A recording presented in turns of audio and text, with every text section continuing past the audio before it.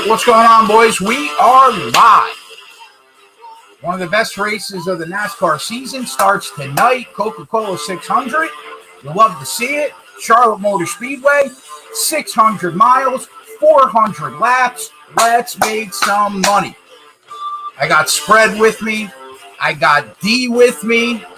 Joey Work's going to come and hang out. Jeff said he's going to come make an appearance. Maydu, big man on campus. And away we go. What's going on, boys? Not much. Excited to be here and enjoying the Memorial Day weekend. What's up, D? First time we've ever hung out. Yeah, how's it going, Spread? Not much. Excited to do the show today. Absolutely. I'm on both of your guys' plays coming up in the next little bit. All right. All right, so Spread's going to obviously cover the NBA for us all night long. But I guess the race, we got about 20 minutes until the race starts, so let's talk about that first. Hendrick Motorsports, been as dominant as you could be this year. All four cars qualified in the top 7. Kyle Larson's been the best driver on the track all year. Byron and Bowman have been absolutely fantastic this year. Chase Elliott still, not having the year that he wants to, but he's clearly in the best equipment this year. And Hendrick Motorsports should win this race. I think if Hendrick wasn't going to win the race tonight, I would say probably Joe Gibbs Racing. Historically, Denny Hamlin, Martin Truex, and Kyle Busch have been good here. So I think it's probably going to be one of those 7 cars.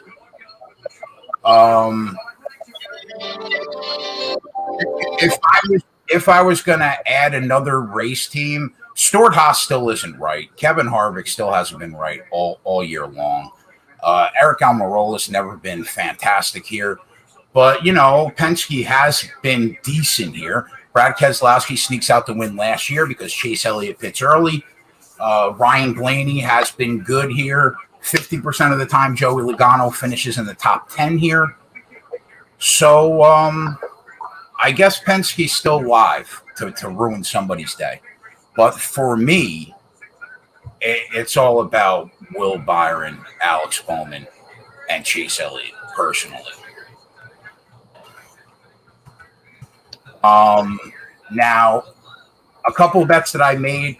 We're on Hendrick Motorsports plus 180, gave that out on Monday, and it's down to like plus 120, so that's kind of unbettable. We're also on Joe Gibbs plus 180 to scrape out almost a unit's profit because I think one of those 2 race teams wins the race tonight. And I haven't made any pre-race outright bets. If I was going to make one, actually I did make one, that's not true. I bet on Will Byron at plus 1,300 because I think there's value in that number. I think there's value in Alex Bowman at plus 1,300 tonight. And then, as far as the favorites go, listen, Kyle Larson's consecutive lap average speed was abysmal in practice. He was the fastest car for a lap. His 5-lap consecutive average time was great, but he had severe fall off once he started getting into 15-lap consecutive average, 20-lap consecutive average. So he's probably my least favorite Hendrick Motorsports car today, even though he's your odds-on favorite, and he's about 4-1 right now. I do think that Chase Elliott has been phenomenal here, and I think he's due to finally get a win on an oval. Now, he gets the win last week. It was Fugazi. Number 1, he owns road courses. Number 2, there were still 25% of the race left when they called the race due to rain. So we really haven't seen him been dominant on a 1.5-mile track all year. Do I think that it's possible that tonight's the night? Yes. 6-1 is still a little light. I hate to bet on cars pre-race at 6-1. If we see somebody dominating and we have to hop in live, we'll do it. But pre-race at 6-1, I'm hesitant on those short numbers. I'll give out one play that I actually did throw on the spreadsheet. It's Group 3 on FanDuel or Group B, I believe, at Bet365. Will Byron plus 225, Alex Bowman plus 225, Joey Logano plus 260, Austin Dillon plus 350. I feel pretty good in saying that either Will Byron or Alex Bowman win this group. I know Austin Dillon was fast in qualifying. I don't buy it, so I'm not really worried about him. The only person you got to worry about, Joey Logano, who only finishes in the top 10 50% of the time. He's hit and miss here. So, give me that Hendrick Motorsports horsepower at plus 225 for Byron, plus 225 for Bowman. I think you take both and you try to scrape 1.2 units of profit. So if you can't get that on Bet365, FanDuel has the same, except it's Byron, Bowman, Joey Logano, and Chris Bell. Now, Chris Bell has been fantastic this year. He got us the chicken at 50-1. Big part of the reason why we're up 100 units on this Sunday show. But I don't trust him here.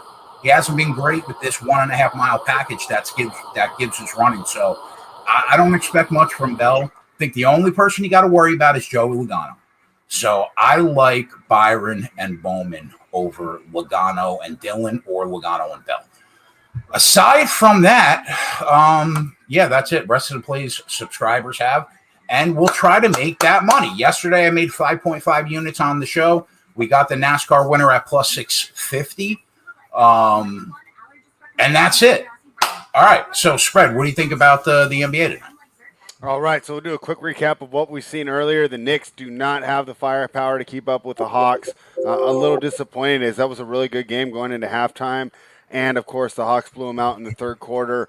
Be interested to see right now. Tyler and I are kind of going back and forth between Hawks and 5, Hawks and 6. I think the Knicks will probably get it done the next game with a little bit of home cooking. But it's been disappointing. For 3 games, I've been saying this is the game that Randall breaks out. We're going to see the Randall we've seen all regular season, and he just hasn't shown up yet. Started to think that might not be the case. Then we had a Phoenix game where I did like the Los Angeles Lakers here tonight, and it felt like the right play until Anthony Davis got injured, which is going to be a big deal as we handicap this series moving forward. Did not return today. Phoenix looked like they were on the way for a nice big blowout here, but could not make a 3 in the whole second half. Lakers kept it close while you're running down. I was watching. I said, boy, they've got a chance here, but it looks like Phoenix has finally slammed the door on them here.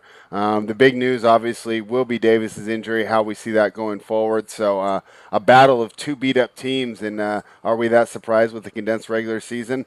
For people who are members of Run Pure Bets, you know that my play is what my play is for the next game, and that should be a lot of fun. And then, of course, in the evening time, we will have the Clippers taking on the Mavericks, and that one I think is really tough to call. Definitely a good game to live bet because I'm not sure the status of Luka's shoulder here.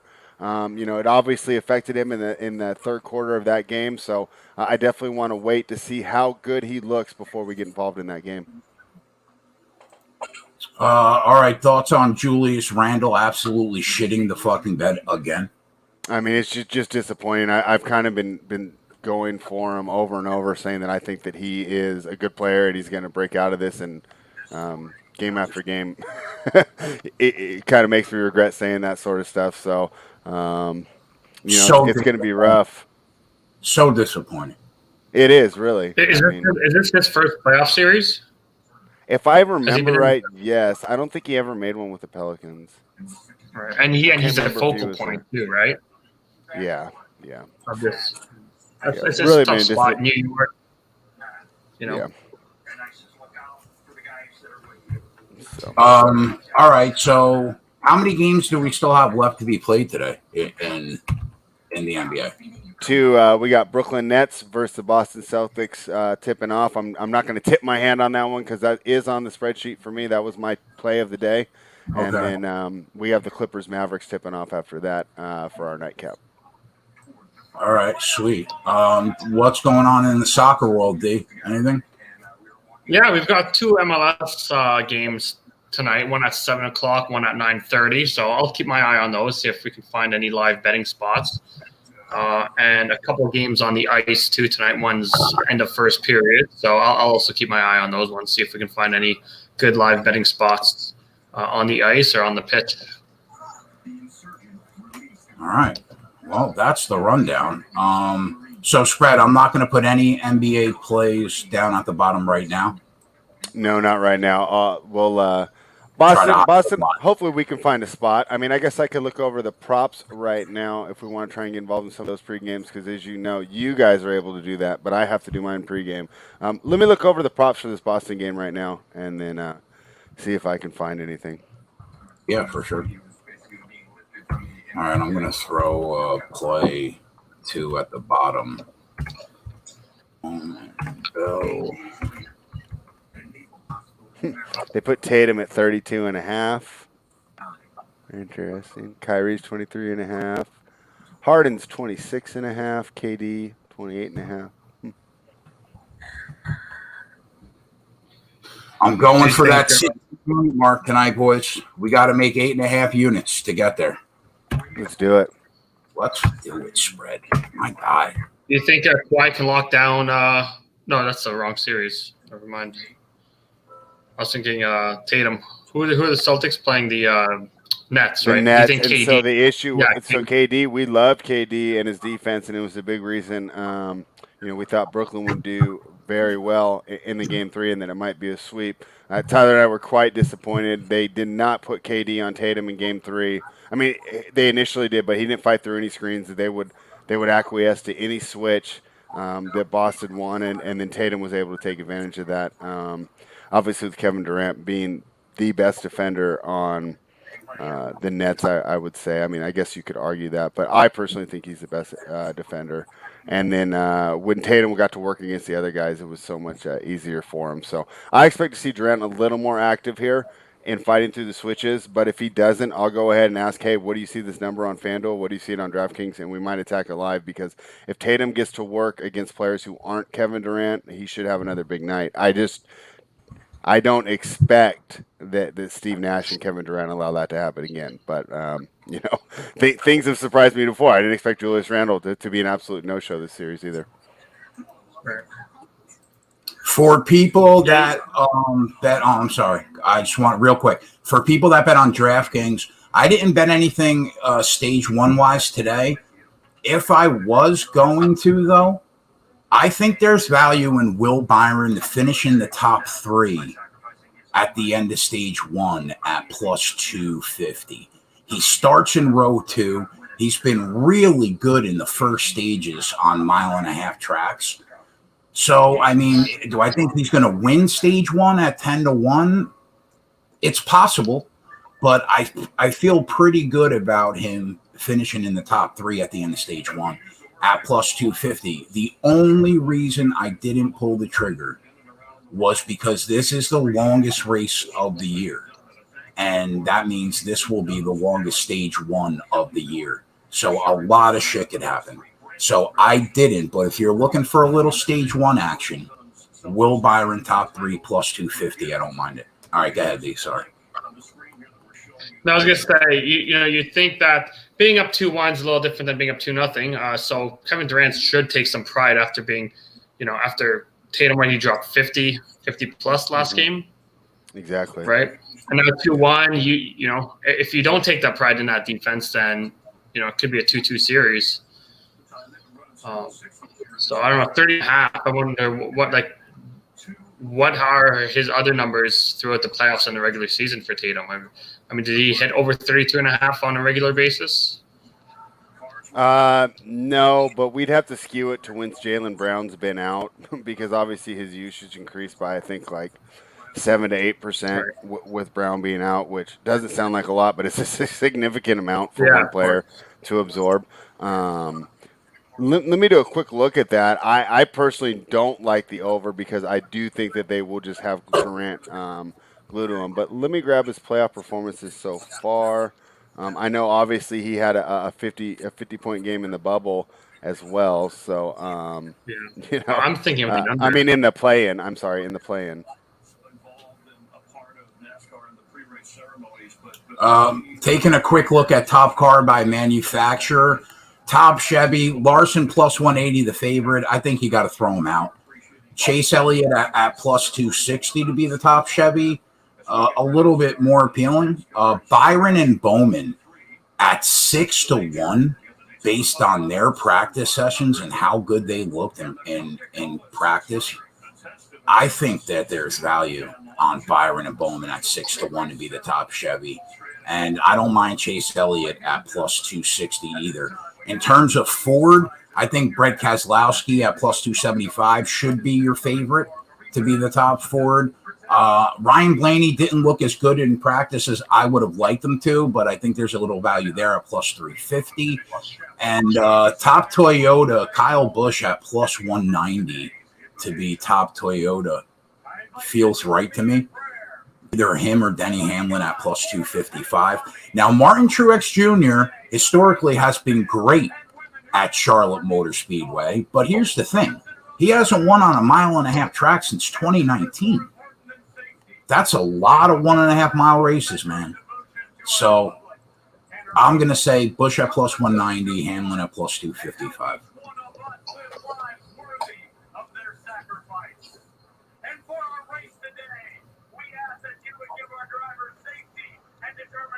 Let's have a day. Who won the Indy 500? I don't even know.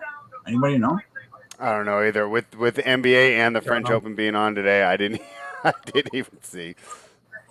Oh, how's the French Open going? Spread making that money or what?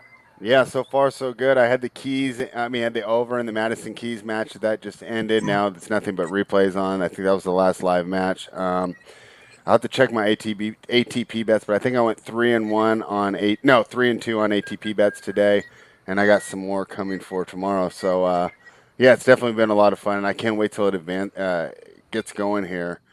And because of the NBA, I haven't done as much, so I'm not as good with like the players that are ranked like below 50 as I was, say, the last couple of years. So I just can't wait for some of them to get eliminated, and then for the ones that are still around that are ranked 88, I can watch the matches in the first 2 or 3 rounds that they've won in, and I'll get a real accurate idea of how they're playing. So it should be a lot of fun. I really enjoy this tournament. Did you bet on anybody to actually win outright pre-tournament?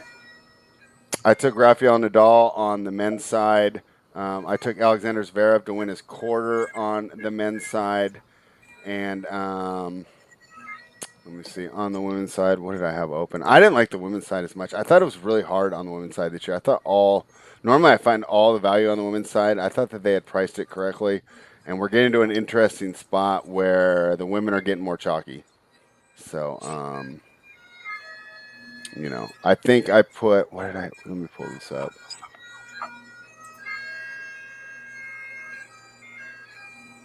I had a small amount on Swiatek, but I didn't really like that bet. I didn't make a lot. Actually, this is weird. This is one of the few tournaments I have more liability on the men's side than the women's. But the women's, it's not as wide open this year, and like the value's gone. It's almost like with the NASCAR, right? When you were hammering those ones that were like 11-1, and then all of a sudden they're like 3-1. I kind of felt that like with the women's players, like all the ones I wanted to bet weren't giving me enough return on the pricing to make it worth my investment. Look at this guy.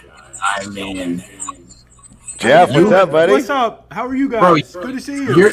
You're literally like half the person the last time than the last time I saw you. The last time I was on here was before the pandemic. You guys remember? I think it was a Sunday. Matter of fact. Yeah. Thank you. You look good, bro. That. Thank you. Yeah, it's been a long year for me, but I feel great. I'm a lot different person. It's made me a lot nicer too, a lot more passion and zeal, just different person, I guess. Good for you, man. It's good to see you. I haven't seen you in a while. I see Spread occasionally, but I don't see you much. So. It's good to see you too. I know you're a NASCAR guy. Do you have the sound on? We can hear you, the echo. Let me put some headphones in. Hold on. I don't have the sound on, but yeah, that might. Issues with this lately. All right, you good? Yeah. Yep, that's better. I don't have the sound on. That's someone else. I know you're a NASCAR guy. So how have you been doing betting on NASCAR this year? I haven't been betting it too much this year, Jay, to be honest. I bet today. I took Blaney today. I'm thinking about maybe Truex as well, but I haven't betting it recently. I've been doing just a lot of NBA. I was telling Spread, a lot of my, life now, I'm just trying to do other things, try to broaden my horizons a little bit and do other things. So I haven't been betting it as much, to be real with you, Jay. What are your thoughts on how bad Julius Randle has looked in the playoffs? Oh my God! Yikes! I can't get off. I can't get off of it. No, he really has been bad. He really has been. Picked the worst time to be bad too. But that's look. I said to Spread earlier, like Nate McMillan's done a great job against them. He's really taken him out of the game, and Capella's done a good job. Capella's been a good signing for them. That was a really nice ad for them. They're deep. Yeah, the Knicks have been hard to watch on offense. I hate watching that team play. Did you bet any futures on who would win, like before the playoffs started? Yeah, I got the Suns. I got the Sixers. I bet them twice. I actually was telling Spread today, I kind of like the Jazz a little bit as we can still kind of bet them. I think they're kind of quietly maybe the best team in the West, that we're not really talking about. I know you're a hometown guy who is historically really tough on Philly teams. Are you happy? Are you happy with how the 76ers have looked? Yeah, I have. Look, I think a lot of the hate I had for them was Brett Brown. Now that he's gone, but the Simmons and the Embiid train has worked really well as far as them two just kind of feeding off each other. They've gotten a lot of great minutes out of Green, which Danny Green's always kind of one of those guys either on or off. Curry's been great. Tobias, yeah, I think they're if they're gonna win it, it's this year for sure. It has to be. Let me retweet this for you guys. I haven't did that, but Spread and I were talking about how bad Milwaukee normally is in the playoffs. Like they're a big regular season. Yeah. What do you think this year, though? Do you think that they look a little different in the playoffs? They do. Eric Bledsoe or Drew Holiday? Who would you rather have? Yeah. Drew Holiday's a much better player. He's a much better defender. Giannis seems to be kind of enjoying himself. Middleton's been great. Yeah, they dispatched the Heat. That was the worst performance I've seen in a long time in the playoffs. I don't know what the hell that was. Defensively, they look on point. I would love to see them knock off the Nets because I'd much rather face them over Brooklyn. But it's going to be a tough game either way if the Sixers can get through the Hawks, who we're likely to play. So, yeah, all three, the Bucks, Sixers, and Nets look really formidable. It's just too bad for you, Jay, because I think you're a Knicks fan. But I am. It sounds like they're just going to be a fifth or sixth seed for a lot of years in a row. Yeah. Do you think the Lakers are a paper tiger, or you think like they got a shot? No. Look, I guess it all depends on Anthony Davis. It's pretty typical with this fuck. I back him today in the props market. I backed him in game 1 in the props market. Didn't back him in game 2 or 3. And of course, in games 1 and 4, he has just. Spread. He'd have better if not playing today. What on God's green earth was that? Disgusting. Yeah, I hate that. I just don't play at all, for God's sakes. I'm really going to be curious to see how this Lakers team looks when LeBron leaves and AD's their lead guy, because this guy disappears quite often, and we see the talent, we see the fantastic performances, and then we kind of gloss over a lot of times he shows up and he does this, and maybe he wasn't 100%, but when was the last time he was at 100%? Like at Kentucky? Like he lives on the injury report, so. Yeah, he really does. That's so true. It's so hard to handicap because you have no idea, right? When we did the show this morning, we're handicapping this as a fully healthy Lakers team going against a hobbled Suns team, right? By the end of the day, Chris Paul looks pretty good, and we have no idea if AD is going to even play Game 5. I'm telling you, he had a huge game, and I remember there was the guy in the chat talking about the Lakers and how no one's really on their level, but I wasn't really willing to just count the Suns out. For as bad as Chris Paul had looked, they really got nothing from him in the first 3 games. He comes out today, has a huge game, and this is a different series now.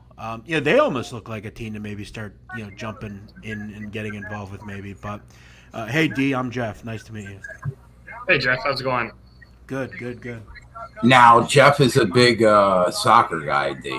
So, Jeff, what were your thoughts on Chelsea winning Champions League yesterday.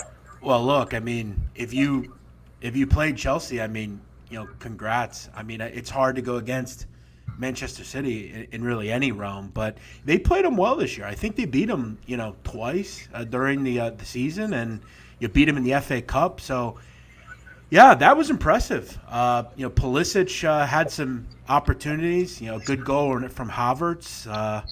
Yeah, high-level stuff. I mean, really good. I didn't think Man City could be beaten, but they only had, I think, one shot on target, which is pretty incredible. Shout out to Chelsea. They've kind of moved on from certain managers. They won the Premier League a couple years ago, and now they win Europe. Definitely impressive. I'll tell you this. And maybe Dio agree. I don't know, but Champions League didn't have the same juice for me this year. I think it really is a sport that must have fans, particularly. There's just something about European nights with fans that make it just better. I think soccer really is hurt without fans. NBA, certain sports, the NFL, you can get past it, but I'll still watch it. But I thought it was definitely hurt without fans at times. Yeah, I agree. It was nice to see a few thousand at the Champions League final. They were making a lot of noise, but it's definitely hurts. Probably one of the sports that hurts the most without the fans. I mean, Jeff, you watch all the time. I don't know if you've ever been to over in Europe to a game, but it's just wild scenes. It's singing all match long, and in the Champions this year they still had the home and away aggregate, which was kind of foolish, but they're doing away with that next year apparently. So there'll be no more aggregate. It was, but this get rid of it. Yeah, it was an interesting year. I mean, I bet a lot of Italian league. That's kind of my go-to. But England, I know for a fact, England's really struggled. Some of the lower leagues and that kind of stuff. So, yeah, I mean, Premier League was interesting, but it'll be nice next year to hopefully get back to some normal and you get fans. And soccer's just a totally different sport when there are fans involved. Absolutely. So Jay, what have you been up to? All right, I haven't seen you in a while. Just doing everything behind the scenes for Run Pure, trying to get my dad better, spending a lot of time with my daughter. I got roped into co-coaching her softball team, who went 0-10 in the regular season. Wow, you couldn't even get him a win, for God's sakes? Come on, Jay. Jeff, listen to this. Now she moved up, so now she's the oldest kid in on the team that she was, and she played really well, bro. Really well. But the team, there was a stipulation in the rule book: if you play 10 games, you automatically make the playoffs, right? So they go 0-10. They make the playoffs. They play the number 1 seed in the playoffs. They beat them. Wow, really? Somehow they beat them, and then the second game was a couple days ago, and they got mercy ruled by the top of the third inning. They lost 10-0. And that was that. That's a good point by the person in the chat. What were they against the spread? Yeah. they would have been plus 8 runs in that. That would have been an impressive upset bid in that first game. I mean, they'd have been huge underdogs. They would have been Bad News Bears or something. They would have been 50-1 to win that game. But yeah, so at least they got one win, and then they got crushed. Yeah, it happens. Who really keeps score and that kind of stuff, right? Yeah, especially now, bro. I mean, 0-10, you make the playoffs. It's that participation trophy thought process. You know what I mean? Yeah, that's true. I guess it should be a little bit more competitive. Seriously. I feel like once you get past a certain, maybe 10 years old, you start keeping score. When you play T-ball, who really cares? But yeah, I agree. Spread's girlfriend's got a ringer. Her son's playing ball. Hey, but it was funny. I was using the gambling terminology on yesterday because remember they're all excited on Thursday night because they won. So they came out and they just got smoked on Saturday. And I said, yeah, off that big win, this is a prime letdown spot today, so not too surprised they didn't do too well. Happens. happens. But yeah, man, I mean, you know how it is. Same shit, different day. Yeah, just get through each day, man. You know, it's nice that I still remember that day, Jay, when it was like March of 2020. It was like a Sunday night. You, me, and Spread were doing one of these. Yep. And I remember we were laughing because remember the girl got coronavirus in New York City? She was the first person. Yeah. And you and I were laughing about it. And I remember the next day I went to New York City. And I remember, like, if you look back on that, would you have ever thought it would have happened the way it did? Never, bro. In a matter of weeks, right after that show, the whole sports world stopped. Yeah. Yeah, it was crazy. It was crazy. What really was. Yeah, no, I remember at the time I was talking to a guy, and he's like, yeah, my wife's making some masks, you know? And in my head, I'm thinking, like, why is she doing that? Like, we're only going to be wearing them for, like, 2 weeks. You know, like, there's no money in that. And then it's like it turned out to be one of the biggest sellers of 2020. Man. Was that if you sold masks, you know, you were doing pretty well for yourself. Yeah, I remember when you couldn't get them anywhere. Like, yeah. It was, like, impossible.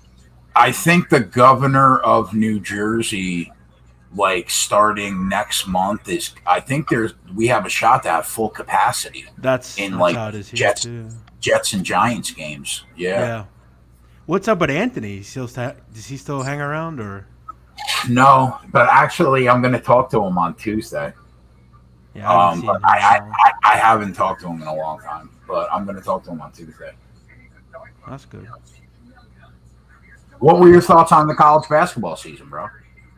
It was interesting. Obviously, I mean every season was interesting. I mean another sport that, not having crowds definitely sucked, but it was interesting, especially the tournament with like the different scheduling, and I'll just be happy to have it normal again. It was so hard to kind of tiptoe around whether someone actually had coronavirus or where they were where they were going to be in. You know how hard it is with teams where they don't report to begin with, let alone this. So. It was tough. I mean, I kind of said to myself, if I could be positive by the end of the year, I would have been happy with that. So, it took growing pains. It took a lot to, I was with Barstool obviously the entire time. So it was, I did the show that I had, and I had a great time with that. And it was a fascinating year. It was definitely the year that I went there was definitely the wrong year to go there. So. We'll see about maybe in the fall what happens, but I had a good season. All things considered. So. Did you think that Baylor was going to beat them like that in the final? No, absolutely not. No, I thought Gonzaga was a wagon really since the beginning of the season when they just dispatched Kansas and Iowa. I guess I never thought Scott Drew had that in him to do that, but. It's just elusive for Mark Few, man. He can't seem to get it. He gets there. He's been to the title game twice, and he's gotten blown out in both of them. So, this year they're coming back the favorite again. I mean, they'll be the favorite for sure heading into the season with, Timmy coming back. They got the number one recruit in the country. They got 3 top 20 recruits. It's as the world turns with them. But I was very surprised that Baylor was able to do it. But they look like the best team by the end, so it worked out. You got the Whitey Bulger pod coming up? Yeah. That'll be out this week. That's a big show for sure. A lot of information there with that, and I've been pleasantly surprised. I told Spread about it. I was telling you, my goal last year was to lose weight. To this year it was, to start doing things that I've wanted to do, whether it was get out more or just do something different. And I wanted to do this pod for a long time, and I didn't really know who would listen to it. I didn't know if it would be popular or not, but I've been really pleasantly happy with it. I'm getting a lot of views on it, which is helpful. I'm trying to kind of sell it to somebody and get it to somewhere. So I've been pretty happy with it. So it's worked out. I watched the listened. Yeah, the last 2, but I'm looking forward to the Whitey Bulger one.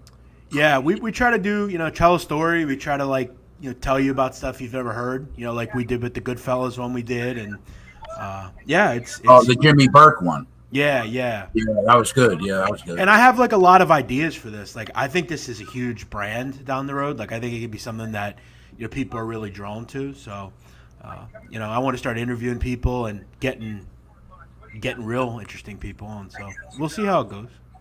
Yeah, that's good shit. How's everything at the website? Good.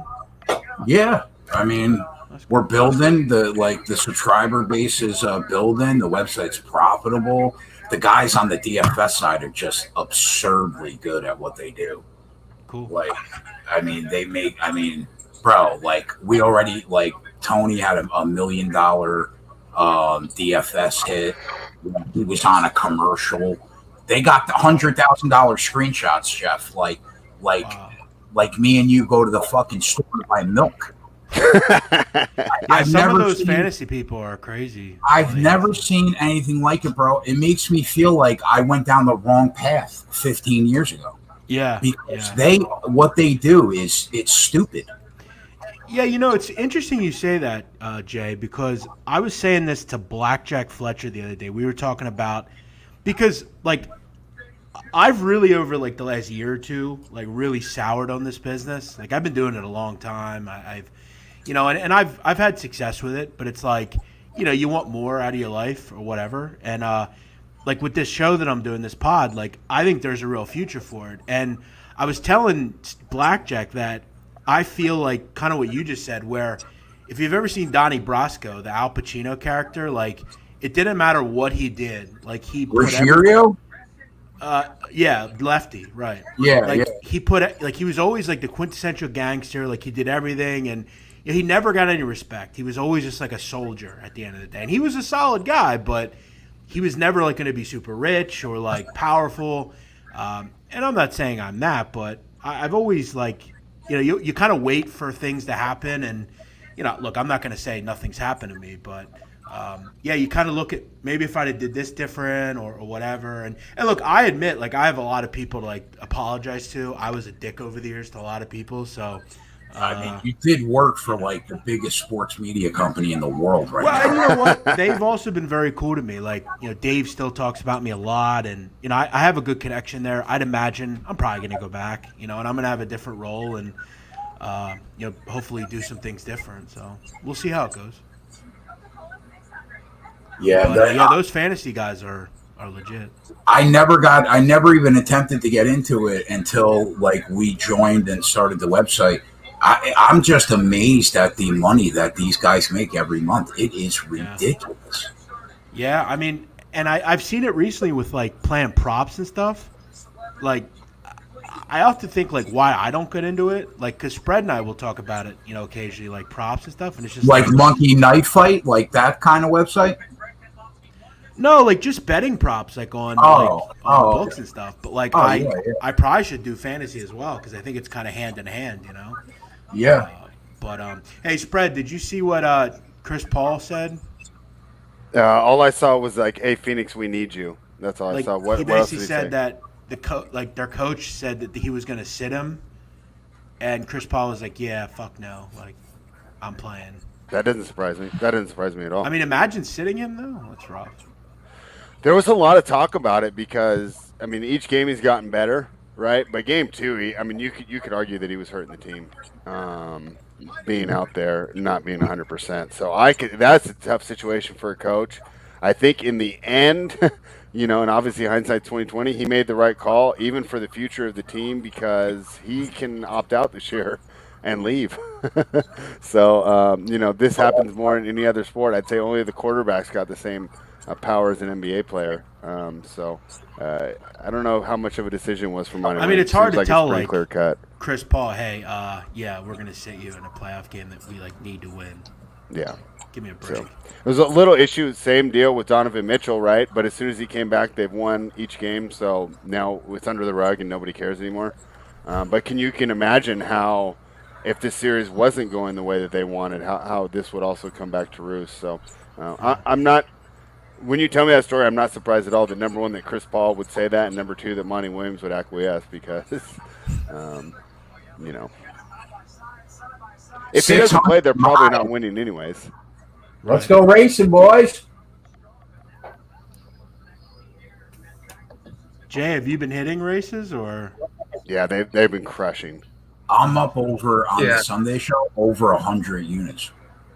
That's good for Like you. we hit like we hit a 50 to 1 shot on the show, a 20 to 1 shot, a few 15 to 1 shots. Yesterday we hit we had Gibbs in the Xfinity series at plus 650. It's been really good, man. Good job, man. One of your chatters saying, Jeff, you should have come to the party in Indy. Well, I mean, I don't work there currently, but I mean, it wasn't really that many employees. It was only like 5 or 6 guys that went out there. So yeah, it looked great. I mean, they had Machine Gun Kelly, right?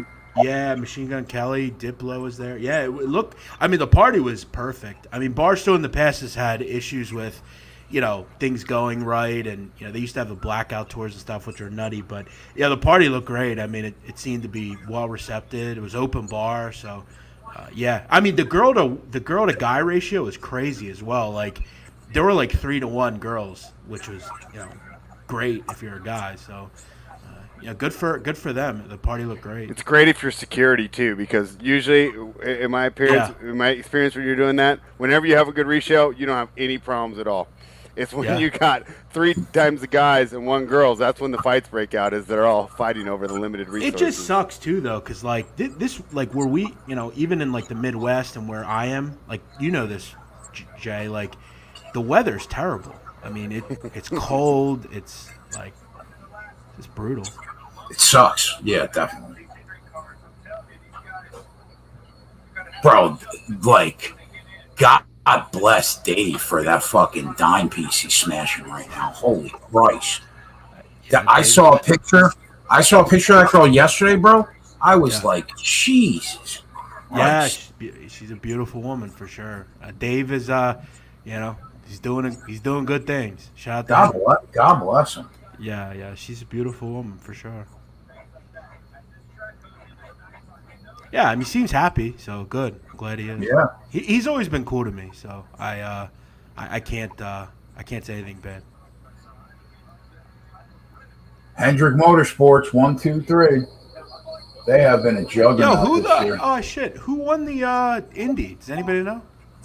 Yeah, Elio Castronovis. 4th time in his career. I feel like that guy always wins. Yeah. I can't get into Indy or Formula One, bro. I just can't do it. I mean, it's cool to watch occasionally, but yeah, I don't know a ton about it. I bet it today, just like a little shot on somebody, but. Spread, do you see Robert Williams and Kemba are surely out? Yeah, I moved the line a point. I think that might not even be enough. I'm feeling Kemba, good about that. I think they can absorb, but we talked earlier on the show this morning how big a deal Robert Williams is to the team. They inexplicably traded Daniel Tice. It's been 3 months, and I still haven't figured out that move. Yeah, I don't either. They just seem like they hate any sort of like bigs. It's weird. Let me ask you, Spread. Like, how does this lose? I mean, I hate doing this because like it always seems to. But like, how does Brooklyn and the Clippers lose? That's a flip minus 100. How does that lose? Money lines. How does that lose? I'm not concerned about Brooklyn at all. I love this bounce back spot, and I explained all the reasons why this morning. So let's go and look at the Clippers game. My concern there, obviously. I don't think they're gonna. I think it's gonna be tied. I just do.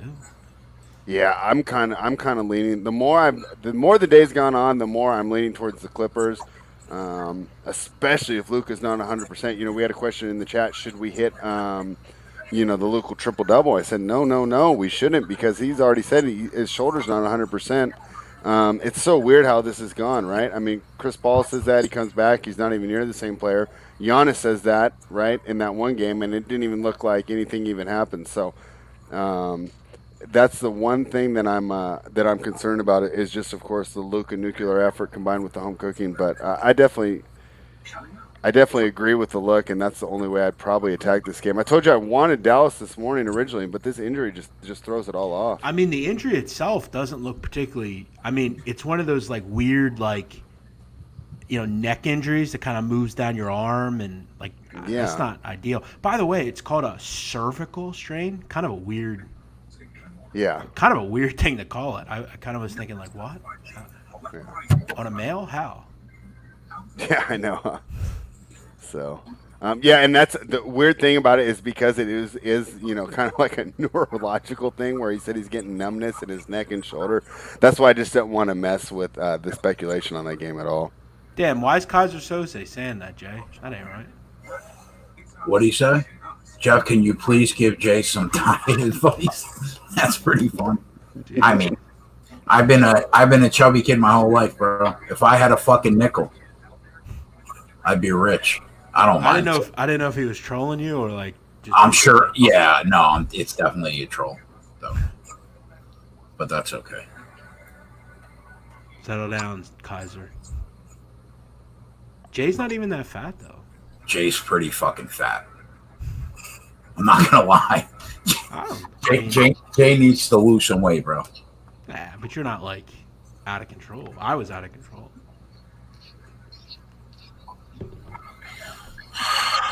D, did you bet any MLS anything tonight? No, the game starts at 7 o'clock, so I'm gonna wait to see if we can find something in game. I'm just watching the last hole with the Spieth and Coca right now. Oh yeah, what happened? Who's They're on the green on the 18th, and Kokrak is up by 1, minus 14. Spieth is minus 13. Wow. Yeah, Kokrak is about a 40-footer for birdie, and I think Spieth is going to be about I don't know exactly where he is, so I'll check in a second. But good thing you made that bet on the end of third round leader yesterday and not the tournament. Yo, D, how do you not just play the Sounders? At the 7 o'clock game? Yeah, like how are they gonna lose? Yeah, Austin blows. I don't know, man. I definitely lean Sounders. I'd want to see. I didn't do any much prep going into the game. I just did a little bit. So I might play Windmill there, or like maybe. Or is that Sounders. is that the? I can do Sounders and under 3.5 plus 105. So yeah, that's the 9 o'clock like game. that. Sorry, I'm thinking of the Philadelphia Portland game. Yeah, I meant at the other one. Sorry. Yeah, sorry. I'm actually thinking about playing that Sounders and under 3.5. I don't think that loses. If you bet it, let me know. I'll throw it at the bottom of the screen. Yeah, I'm gonna look into that. I mean, the Sounders have been scoring a ton of goals, though. It's a little concerning.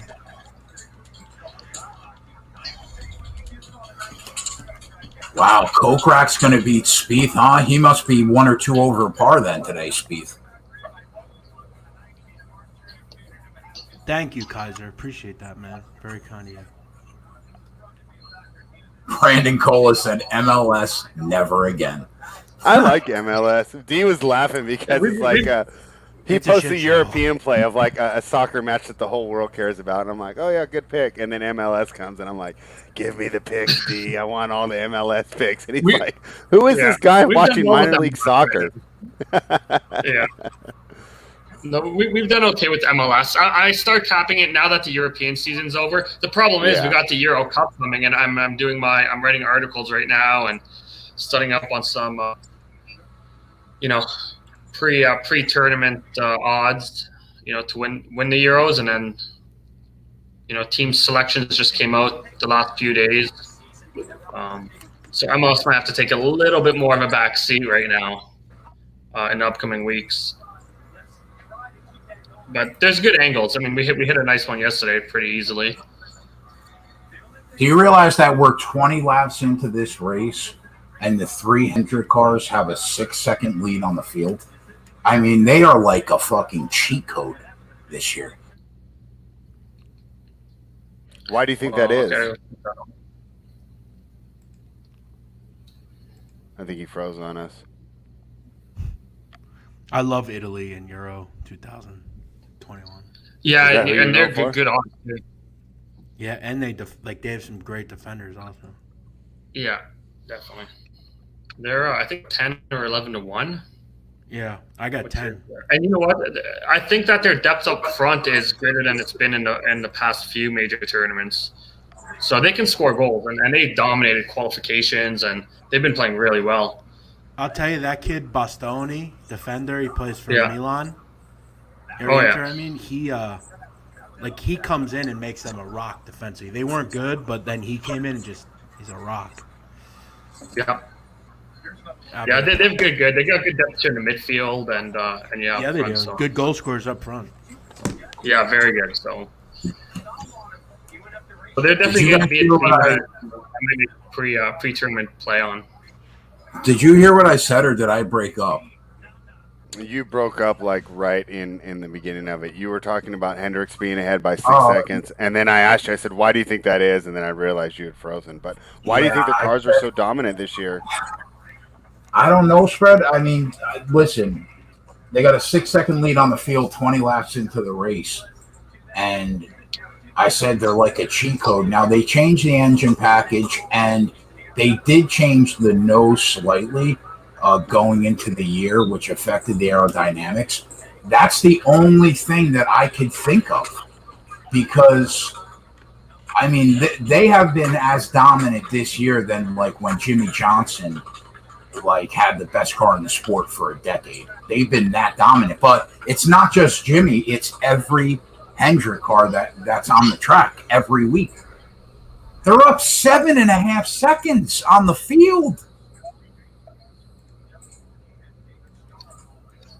Nice. All the guys I bet on are at the top. This race team's stupid, man, this year.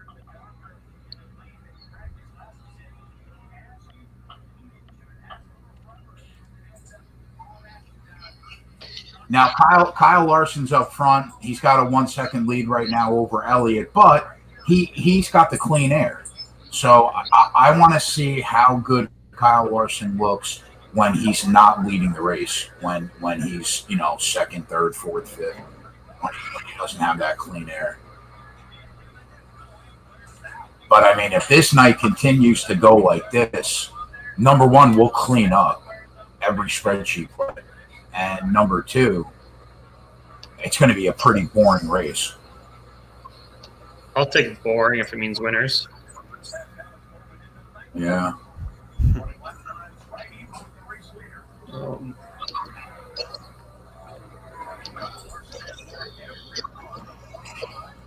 Yo, does anyone know if you can bet on senior PGA? Yeah, you can. Bet365 had it yesterday. Dude, last couple of nights when I was over at I have a gym in my building, and they have a TV, and they only have one channel, and the last 2 days golf's been on, and it's been that senior PGA. Bro, those fucking guys are horrible. They're pure shit.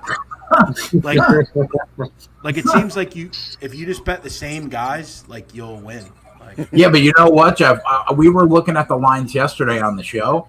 And the favorite was Steve Stricker, and he was just on the tour, wasn't he? Steve Stricker? Yeah, he's got to be young, one of the young guys, yeah. But the guys, it seems like the same guys will win. It seems pretty bad.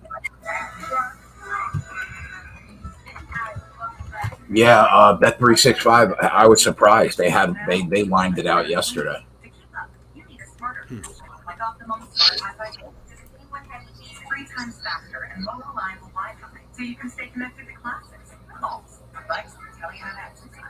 What about how you been doing in baseball this year? I've been good. I've been selective, but I've been kind of keying in on certain pitchers and just kind of staying with them. Fading certain guys, betting certain guys. I've been on John Means literally every game. I think I've only lost once. It's pretty crazy. I actually didn't bet it last night. I forgot. I saw it was a doubleheader, and I just forgot about it, and I didn't play it, and it lost. So I've been happy with John Means, but I don't play it every day. I don't. But it's just finding certain matchups that I like and running with it.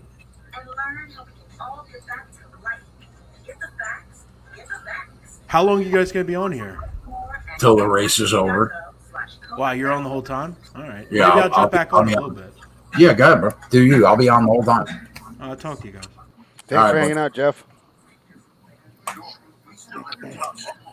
Brandon Cola's wondering why Kyle Busch is the favorite.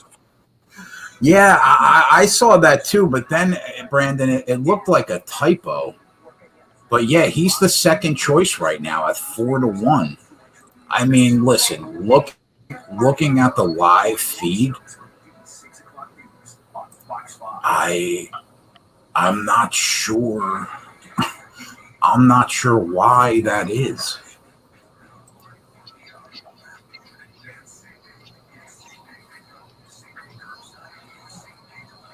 Hold on. Let me go.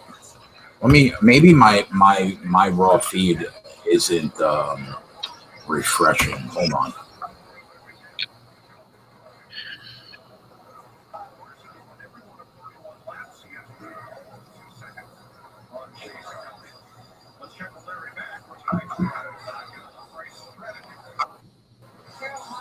D, what area of the world do you live in?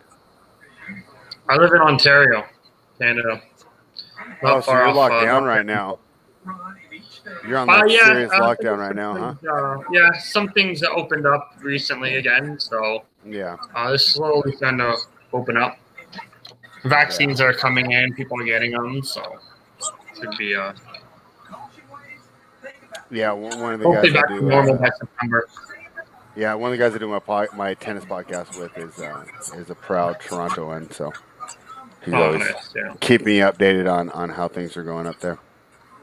Yeah, Toronto's worse than like some other parts of Ontario. Toronto's been in lockdown for a long time. Yeah, but I think it's slowly starting to get better right now. Cool. It's been a crazy year and a half. So are you a big Leafs fan? Because I know he is. Yes, I am. Yeah, I'm big the day after the games, we don't hear from him till like 3 p.m. because he's just up late. He either celebrates or he just drowns his sorrows when they win or lose. Yeah, I was pretty heated yesterday. Yeah, it was a rough one, huh? Yeah, should have won. But yeah, I'm a big Leafs fan, big Raptors fan, big Blue Jays fan, and big Toronto FC fan. So Blue Jays are looking up, right? They got Springer, they got Vladdy Jr., right? I mean. Yeah, if Springer can play, if he can get into the lineup, it'd be nice. But yeah, our young kids are. I mean, they're looking like they're going to be studs in a few years' time. I mean, they're already Bichette, Vlad Jr., Teoscar, Biggio, all sons of good ball players. Yeah, it's pretty cool what they got going on up there. And then, of course, I'm wearing the A's hat, and they're probably going to leave Northern California next. As all my teams leave, they don't want to be near me. Yeah, weren't they going to go to, like, San Jose or somewhere? Yeah, that got blocked so many times. It's over. Oh, has it? Okay, I haven't read up on that in quite some time. But yeah, because the Giants have territorial rights, and they tried to negotiate for years, and they're just not going to give them up. Are you from the Oakland area? I live in Sacramento. The live leaderboard's not working on NASCAR.com. Why? I have no idea. I went to Fox Sports to get the raw feed where you could see the time that they're actually ahead of people. If anybody has a better feed that shows the live leaderboard and the differentials, let me know. So yeah, Kyle Busch is moving up through the field, but he's not making any time up on Larson, Elliott, or Byron. Now, I said in our Discord that nobody was talking about Kyle Busch. I thought he was sneaky live to win the race based on his consecutive lap average times in practice and historically how good he's been here. Me and Y2J were talking about it, but like he's moving up through the field. But you know what? He's starting to tick time off on the leader now. He's starting to now, yeah. So I mean, Kyle Busch looks good. He looks good. He was the car that I would have picked other than the Hendrick cars. So I like where he's at.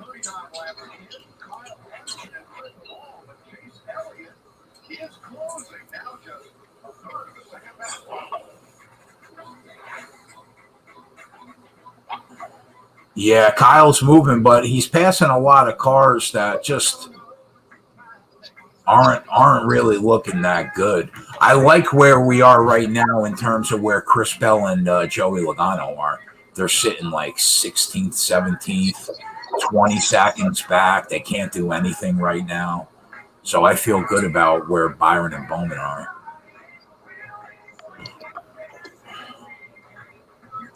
I'm really annoyed that I can't get the live feed on NASCAR.com. That's a big part of my live betting.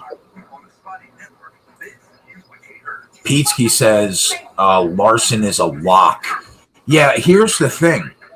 I can't say that until I see him running not in the lead. I need to know, is it all clean air that's making him that good? Or is he still gonna look that good when he's sitting fourth or fifth? That's the only reason why I'm not totally sold yet on Kyle Larson. But I mean, let's be honest, boys. He's finished second, like what, 3 of the last 4 races, and he's led a shit ton of laps, and everybody thought he was going to crush. Come the end of the race, though, he doesn't win. I mean, how many times have we seen that this year? Fucking NASCAR.com, man. I think I got Larson to win his Group C. Did you get that ever? I think I saw you liked it in the play video. Yeah. I went down the groups. Yeah, you're right. But I gave out Byron plus 225, Bowman plus 225 against Bell and Joey Logano. Yeah, I did Byron outright.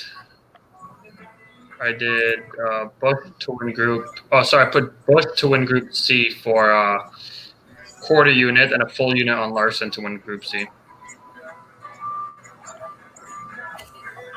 And then I put Byron to win his group, or match race against Bowman. Byron to beat Bowman. Yeah, I like that too. Of yours. Okay, so Larson's losing about 46 laps into the run. He started slowing down, huh? Now, I don't know if it's because of pits or if he just started to lose speed because they all cut it. Yeah.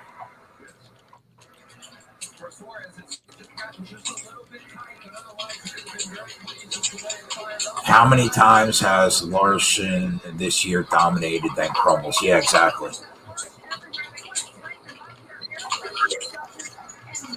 Yeah, Brandon, it's 600 miles, bro.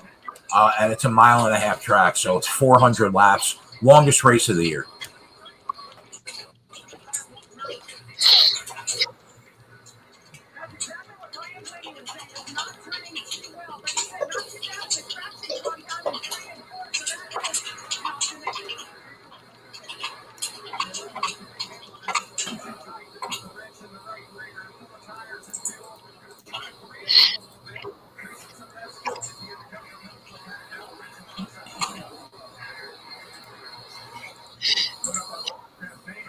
Kyle Busch is now your odds-on favorite to win this race. Wow.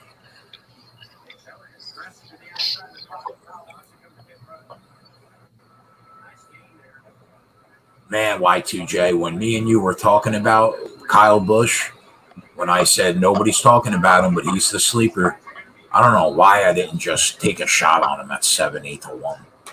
Fuck me. D, have you had any eyes on this French Open at all? And how do you feel about the pride of Canada, Bianca Andreescu? Yeah, no, I haven't yet. It was today, day 1. Yeah, it just started today. It's been What's that? Yeah, it just started. Like none of the real exciting matchups, but of course it was nice to see some of these players out here that we maybe had some concerns about, and BB's definitely one of them. But how is the attitude towards there? Of course, because I only talked to a tennis fan, they all love her. But just as a casual guy that is mainly soccer, baseball, I mean, and stuff. it really. it really hurt her, the momentum when she got hurt. She was gaining a lot of traction with just the casual viewers, which was cool to see. Tennis female, Canadian tennis female, doing what she was doing. I watched her win against Serena. Actually, I think withdrew that match when I went to watch. But I've seen her play a couple times. So she's great. She's a pretty good ambassador to the sport here. She does a lot of good work in promoting herself in Canada and abroad, because she's getting a lot of fans. I really like her. I root for her a lot, and she became one of my favorites really quickly. Not only with her style of play, which I think that she's got a great all-court game, and she can do it all. She can hit winners. She can play defensively. She uses a little bit of variety. But off the court, she seems really fun, too. A really fun family, it seems like. Like her mom kind of got notoriety with tennis Twitter, kind of looking like, an old, like, mob mom or something, Yeah. And, So. Yeah, it's really too bad that injury set her back. I'm talking about Bianca Andreescu, who won she's so hot, bro. Yeah, she's definitely good looking. Yeah, smoking hot. No, I'm interested to see how she does this season. Yeah, I mean, it really comes down to almost like we're talking about this in the chat right now with Jonathan Nelson. It all comes down to the health, right? Just like if AD's healthy, the Lakers are the rightful favorite, and will most likely, make the NBA Finals. Bianca Andreescu is the same way. If she's healthy, we can start penciling her into finals once we come back to America. Now, of course, over in Europe right now, grass and clay, not her specialties, but just like AD, if she's healthy, she's got to be penciled into the finals once we get to this U.S. swing. Yeah. Ronnie Lofton, come on. What did Ronnie say? Ronnie and Brandon Cola don't agree with us. So, I mean. That she's hot? Ronnie says not that hot. And then Brandon Cola says, I must have high standards. I mean, you know what? Ronnie, God bless his heart, is on the wrong side of 60. And his vision's probably really bad. I can't hate on Ronnie. But Brandon Cola, you settle the fuck over there.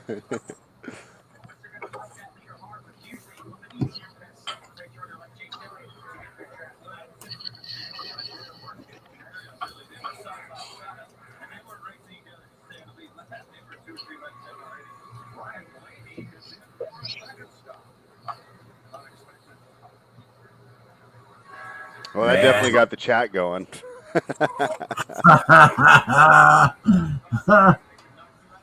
Kaiser Sose says the guy wearing glasses. Yeah, I was no joke. I had bifocals when I was 9 years old. Like my vision is horrific, but I'm still right. She's super hot.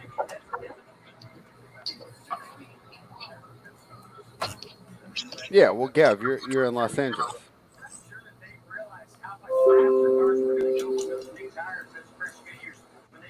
Oh, my guy Gavin. Gab, you want the invite, bro? Are you coming on to hang out or what?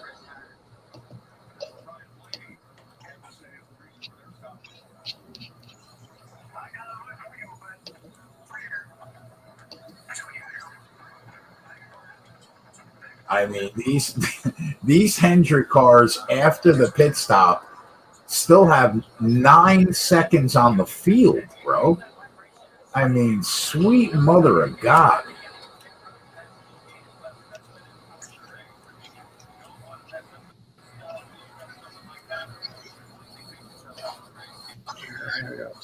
NBA starting soon. MLS. Let's go. Let's have a day.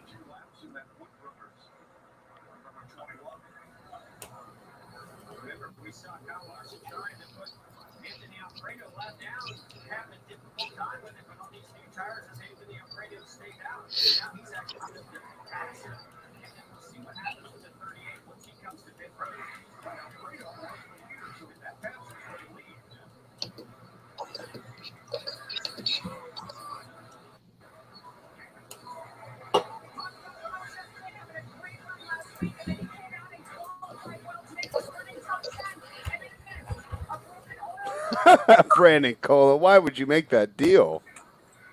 What do You you better say? have got something good. Arawado.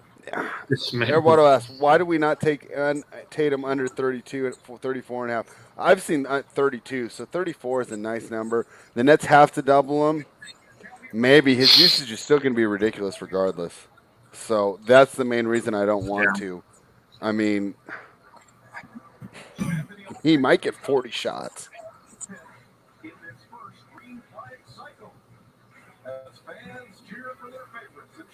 I like Ronnie Lotzon's looks better, Arawado. I like the Nets first half -4 and the team total over 118. I like both those.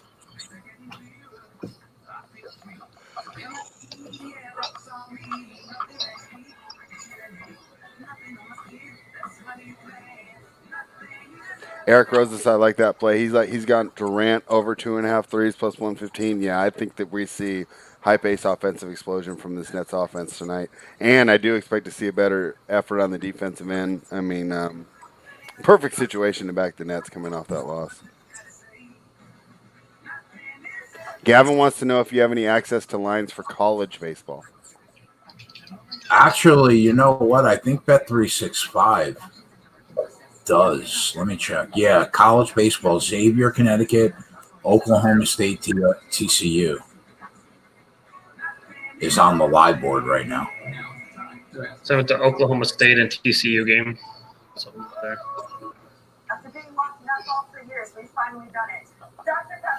Anybody that bet that Will Byron stage 1 top 3 at plus 250, I think you're sitting in a good spot, barring serious fall off from Harvick, or I guess cautions could screw it up.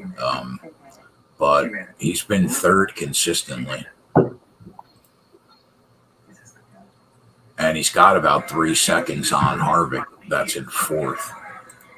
So I think you're in a good spot if anybody actually bet it.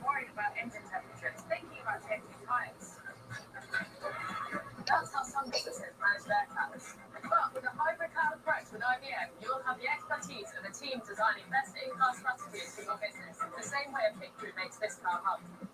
So you can focus on, Kyle Busch up to sixth, 10 seconds back right now. Innovation is this team's secret sauce. Isn't our secret sauce kind of like Thousand Island? Say it out loud. Hurry up to Lindy's and try the new bourbon bacon cheeseburger. This is going to be a disappointment for Chevy if they don't win this race today. They look to be so much better.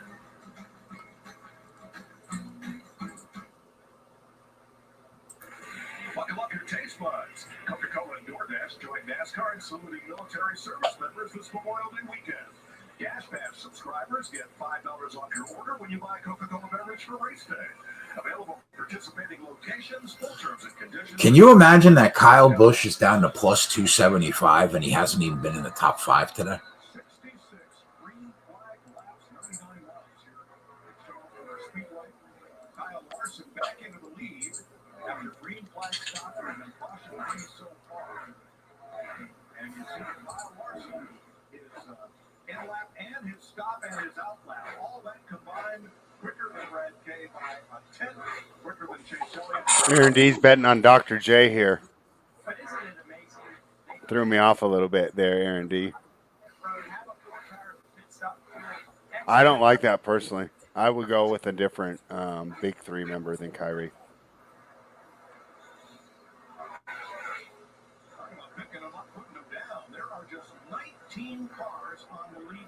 19 cars on the lead lap right now. That's how good Hendrick is today. Holy Christ.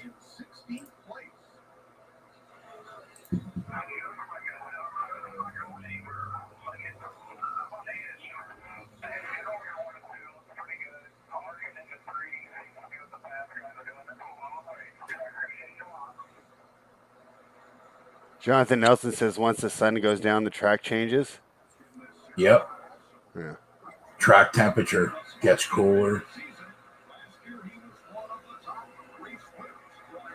It'll be the cars will handle better at night.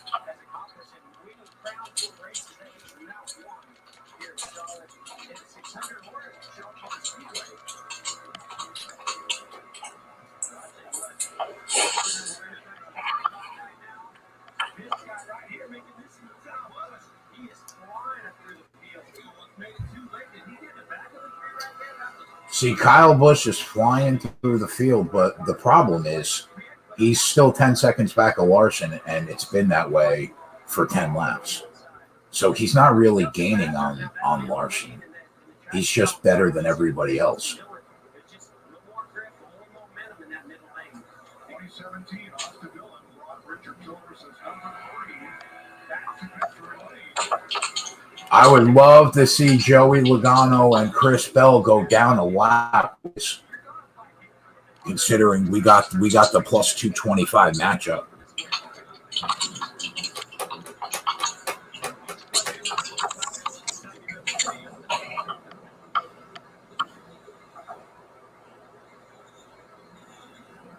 Larson just a couple of hundredths quicker than Elliott right now. Those two Hendrick converted. Last of the field, another teammate William Byron. Kevin Harvick in 4th, and Kyle Busch in 6th. We certainly see that in the cup this year.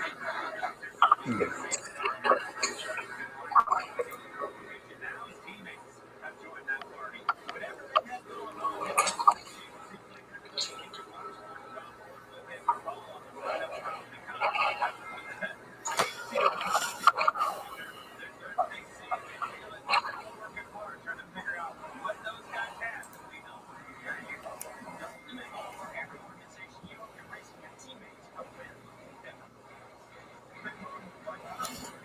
I mean, it is Busch coming, though.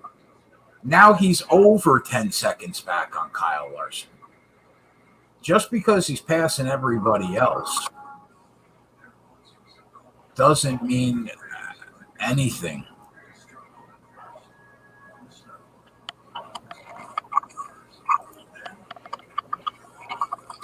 Now he's 11 seconds back. Larson is still driving away from him.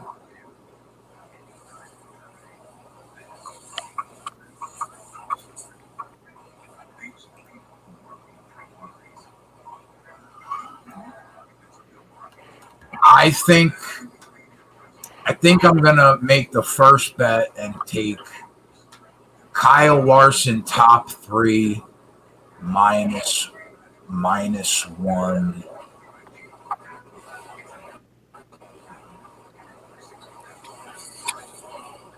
Kyle Larson. You know what? I think I'm definitely going to take Kyle Larson top 3 minus 130, boys. That's the first trigger that's getting pulled. Let's do it.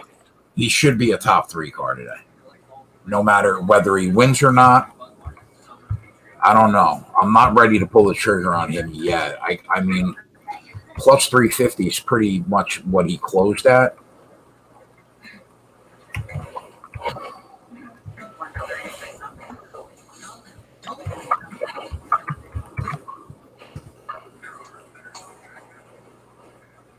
I'll tell you, I'm getting close. I really want to see how he is when he's not in the lead. That's the only thing that stopped me.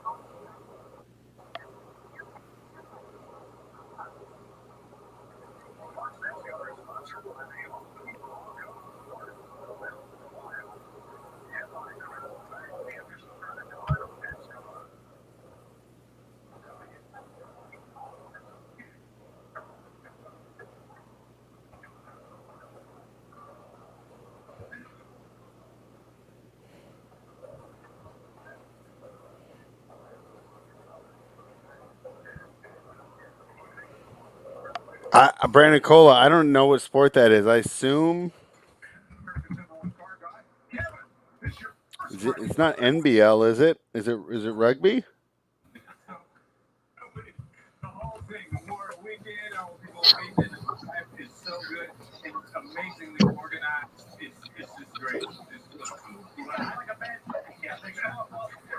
Every time we turn around, it's like a suit's falling around. And Kylie, she sang, she was beautiful. Kylie twice. She did a beautiful job of that. Well, you guys did a great job of that command too. That's a lot of fun. And Jay, Looking right now, Keg. What? How are we looking in the race? Nothing's really changed. Larson's still dominating right now. I really do, because I am not an athlete. I'm the kind of guy, you guys are going, oh, I need another pound of tire and another pound of air pressure in the left front. And I'm going, what the fuck? Now he's 12 and a half seconds ahead. I'm pulling the trigger on Larson. I mean, I like cars, I like to work on them, I like to know Yes, I already have him on the plus 190, but what is he right now live? I'm trying to find the best. Yeah, I see 225, I see 300. I see 350 at FanDuel. I'm pulling the trigger. Yeah. That's basically what he closed at. Well, NBA game started, all right. And obviously, if we have to get on somebody else, you guys know the drill. We will.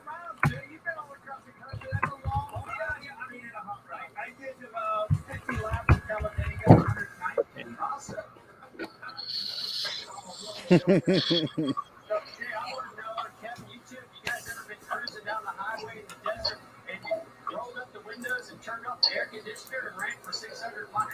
It's 130 degrees inside these cars some days. That's pretty smart.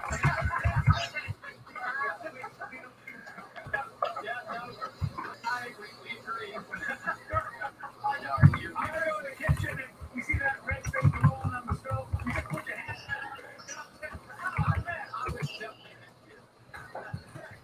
Wow. Good defense there by Harden. They just forget to get the rebound. If the Nets do lose, and I do have Milwaukee, that's my one ticket that I placed beforehand, and that was the reason why right there, rebounding. If the Nets don't win the title this year, it's going to be the lack of rebounding that does them in. And the fact that they're getting out-rebounded by the Boston Celtics is a sign that this definitely could be an issue for this team going forward. So maybe something to keep an eye on in this game, whereas even if Brooklyn advances in this series, if they don't address that issue on the glass, that could be something that will be exploitable next round. Now, Airwato says is so early, though. That's the problem. Well, that's the adjustment that we've had to make. The tighter these odds are getting when you live at NASCAR now in 2021. But we combat that with taking, if we have to take 2 more drivers or 3 more drivers to hit a price today, that's what we'll do. And instead of hitting one guy at 7-1, now we're either going to hit somebody at 3.5-1, or we're going to hit 2 other guys at 10-1, and it all ends up washing out in the end. That's why we've been so successful this year. I mean, the year we're having is stupid in NASCAR. So that's the approach now. You gotta hit the button a little earlier, but you bet more people than you would have in 2018. That's the adjustment.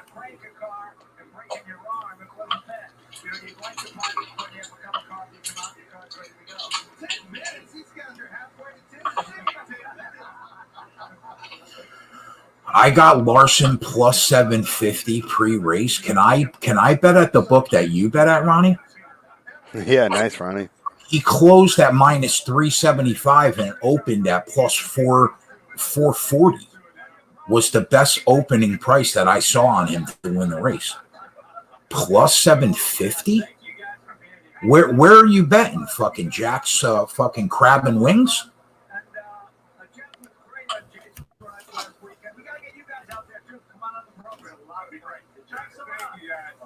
Thank you. You bet your life this fall on Fox Station. What's the live price right now, Ron? I'll send you a nickel. How about that? After 89 lives. We are thrilled. We finally found our dream home in the mountains. Views are great. The air's fresh. It is bear country, though. BetMGM had plus 500. Yeah, when I saw BetMGM, it was already at plus 450. Brandon Goa.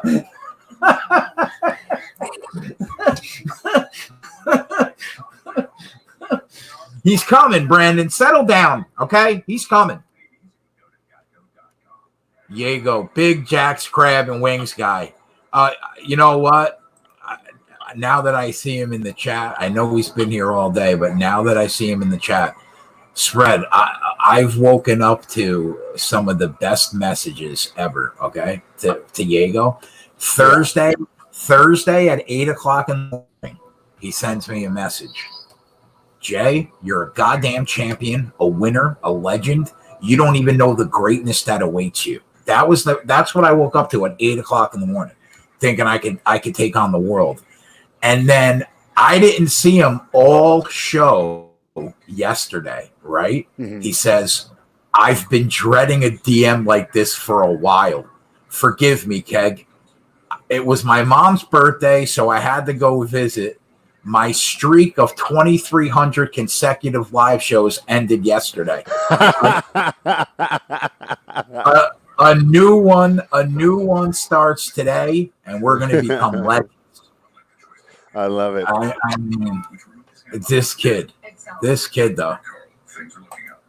Yeah, go driving around listening to some Tony Robbins. I like it. Hey, I had to do that too, man. During the pandemic, I started following. Normally, I'd be like, these are so cheesy. I started following some of those accounts just to get a dose of positivity in my life, you know? Because all we do on Twitter is run everyone down, right? When the Hawks win, we don't go, Trae Young's great, right? We all run on there to talk about Julius Randle and RJ Barrett and how bad they are, right? I mean, so Diego, I think you're doing some great work there. I think you should keep it up. Can you imagine Diego missing a live show though? Man, I mean, Jesus. Like, what's this world coming to? I love the start of the message. I've been dreading a DM like this for a while.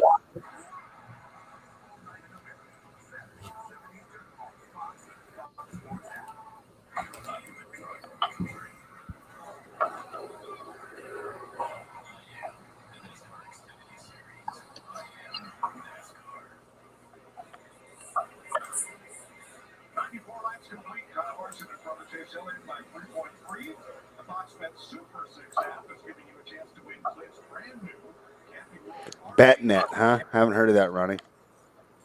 BetNet? Oh, no live lines. Still, I mean, with lines like that, you take a couple shots pre-race.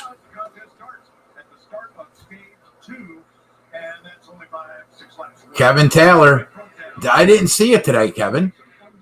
Jamie Little has nice cans, bro. Where was that message today? He put it in there earlier. Did he?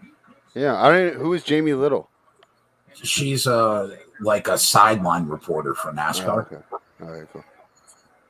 But every time that he comes in here and says that every Sunday, and then we just crush the race. Yeah, well, he already jumped in there. He was late because he was actually at the Indy. So that's nice. Pretty cool Sunday for our guy Kevin Taylor. Yeah, that must have been fun.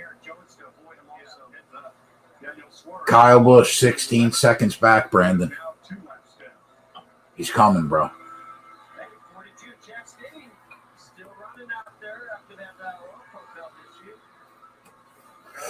We're 2 laps away from cashing that Byron top 3 stage 1 plus 250. I didn't bet it, but I hope somebody listened to me in the chat and bet it. Because Brandon Cola wants just for you to refresh him on the restart rules.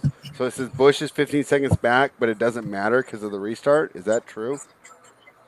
Yeah, because it's after stage 1 ends in 2 laps, they're going to go to the pits, get new tires, gas up, and then they'll it'll be a restart. So he's going to restart in row 3, and it'll be just like any other caution. So the time doesn't matter; the position does. Right? Yeah, because he'll start in row 3 now, but since that pit stop, Larson still ran away by 5 seconds. So I expect the same exact thing to happen. I don't know what's going to change. Now, the later it gets, track temperature changes, the car handles differently. Maybe Kyle Busch makes a run late. But right now, I don't really see anything different happening. I think he's going to run away from him again.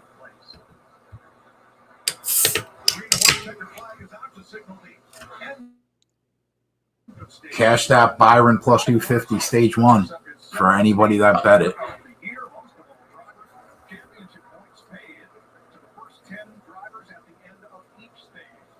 Hendrick Motorsports 1, 2, 3.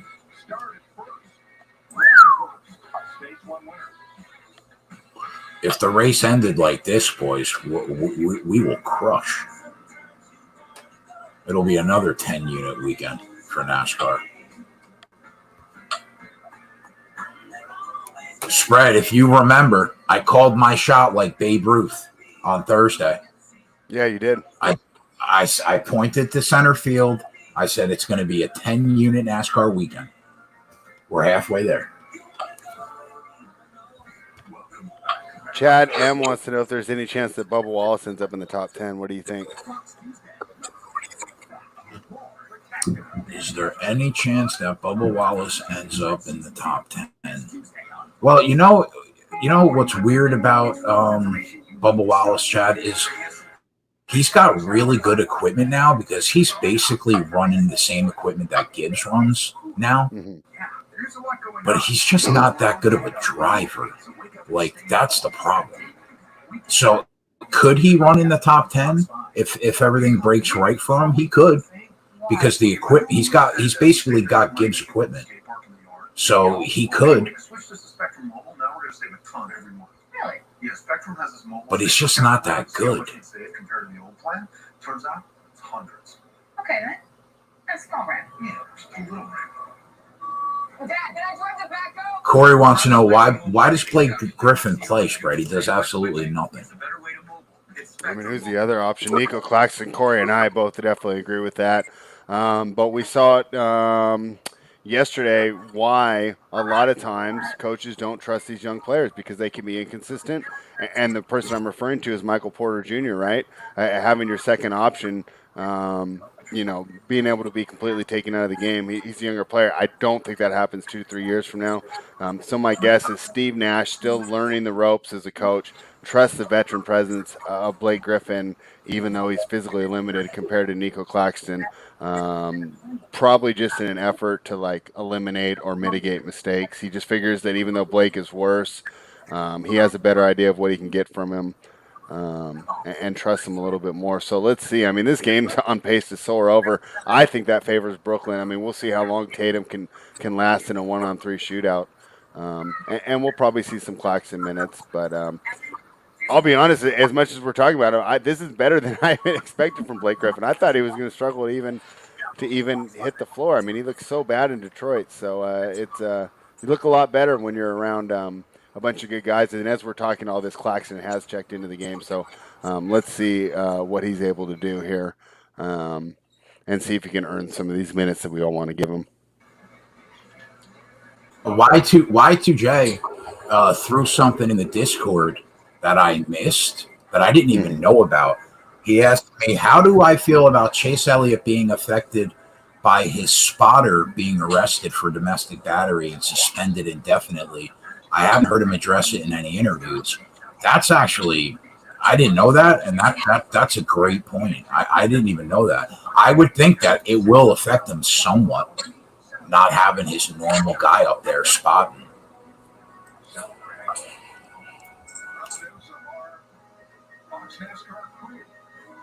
I think he's got the second best car in the race right now by a mile. Maybe you want to throw Kyle Busch in there.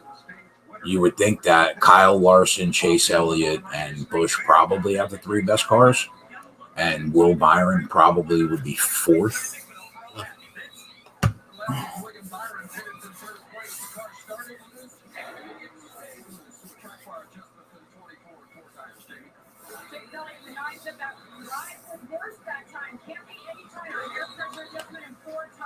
Kyle Larson, who's been class in the field, said he just needs a little bit more what they did last time, which was air pressure to drag race off pit road.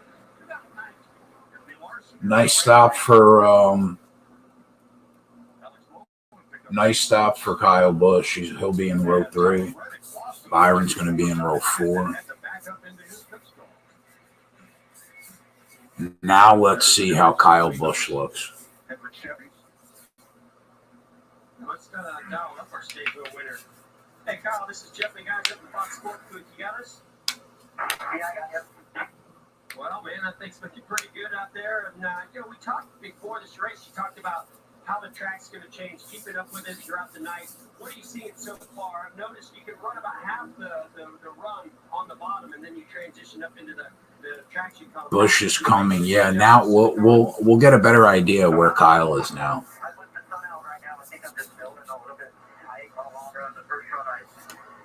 I thought he was going to be a factor today. So, I mean, I don't think we're seeing anything we didn't really expect. He's great at Charlotte. And we'll get on him if we need to.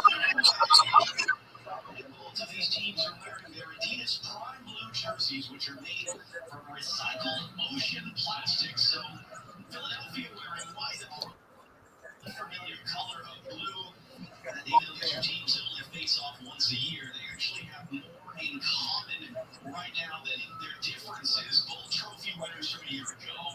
Both of the Coca Champions League, in fact, this might have been the Champions League semifinal match.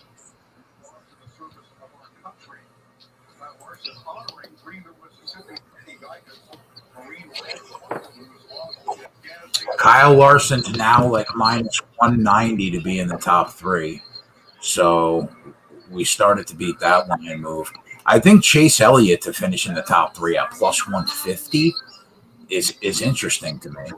I think his number at 6.5 to 1 to win this race is also interesting to me.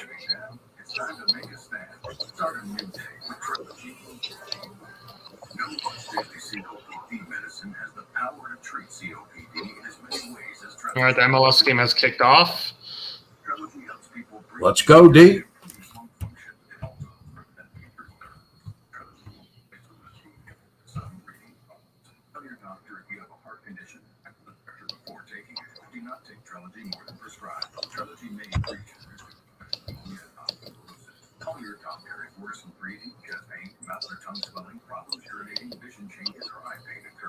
Take a stand and start a new day with Trilogy. Ask your doctor about once-daily Trilogy and save your Trilogy. Man, that Elliott top 3 plus 150 is just burning a hole in my eyes.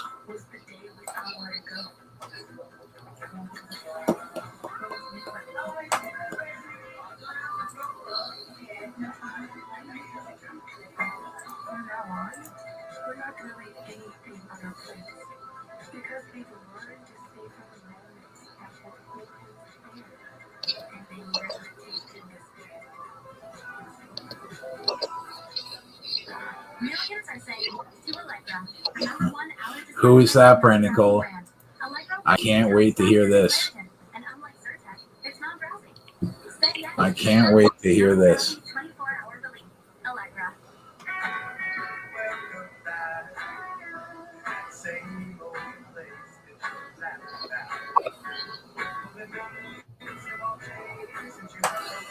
Yeah, Terlansky, I agree. And if we're being honest, Chase Elliott should have won the Coca-Cola 600. I don't know why he pitted late. I think it was a stupid move. I expect him to get better as the night goes on. So that plus 150 top 3 and that plus 650 plus 700 is interesting to me. It's interesting to me. Now, Kyle Busch will be like a last resort bet. If we have to bet him, we'll hop on him. probably won't get a great price, but by that time, we'll know pretty clearly whether he looks like he's going to win the race or not. But I think there's value in these Chase Elliott numbers right now. Donovan McNabb. D, what do you think about that? You think I resemble Donovan McNabb? Donovan McNabb? Not if we're thinking of the same Donovan McNabb. I think we are thinking of the same.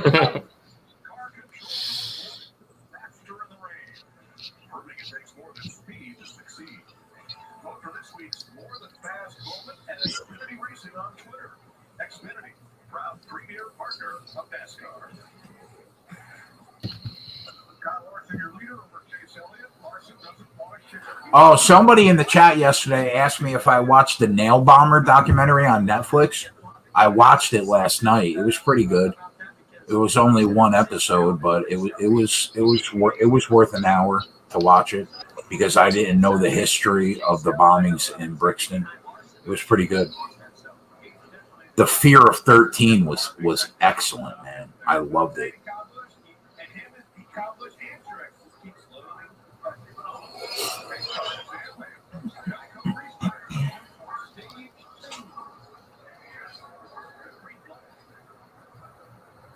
Great restart for Kyle.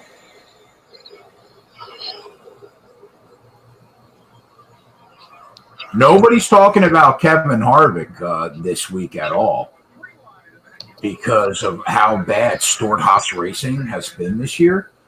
But he did look solid in practice, and it shows right now. I mean, he looks pretty good. He looks pretty good.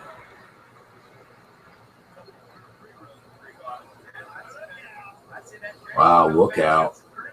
Denny Hamlin's just trying to go 3 wide on people.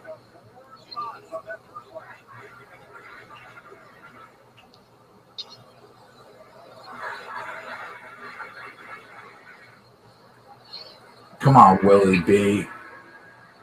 Let's go, Willie B. Let's get past Harvick here.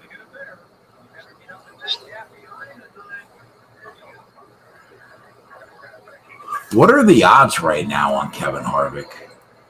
He is 12-1 right now, huh?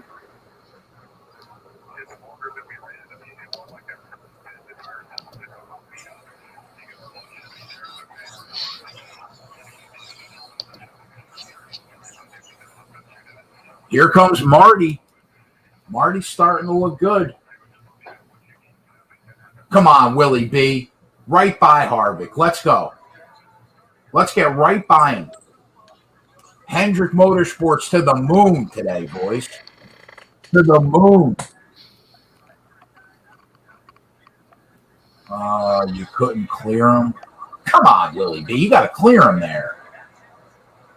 What are we doing?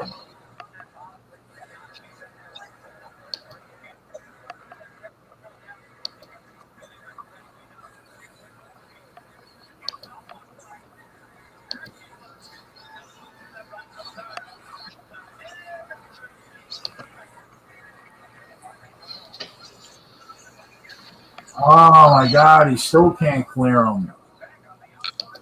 Fucking A.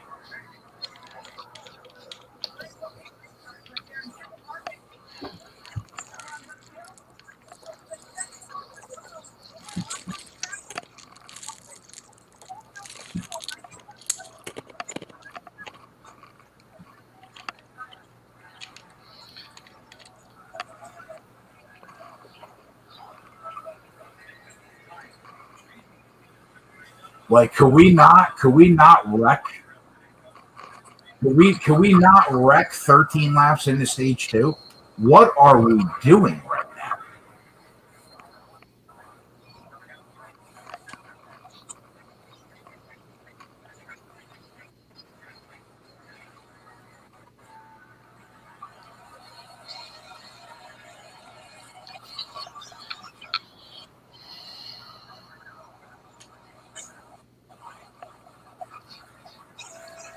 I hope so, Corey. I hope so.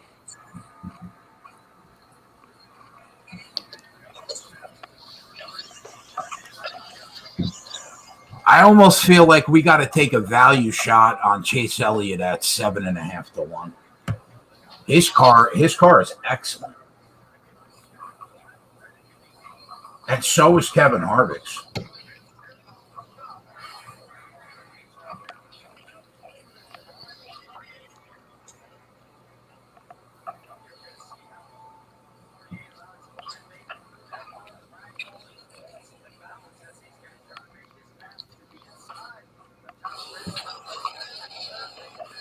Jacqueline Martin thinks that Kevin Harvick's going to win. I think Gavin James likes the TCU Live in college baseball as a play. Gavin James is one sharp dude, bro. Yeah, he is. Even though I've never seen him. Couldn't tell you what he looks like.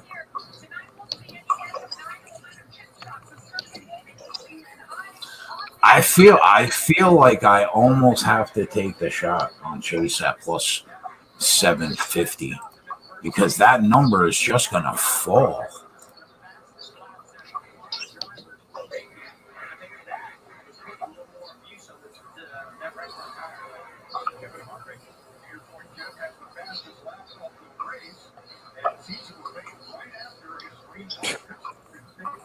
Right now, Chase Elliott is 8 to 1.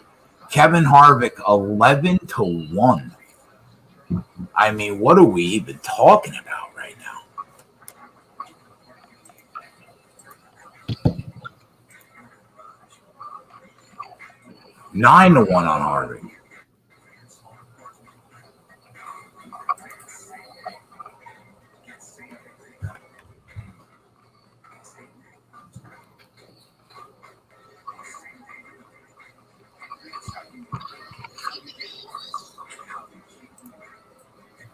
Yeah, I'm gonna pull the. I think I'm gonna pull the trigger on these guys.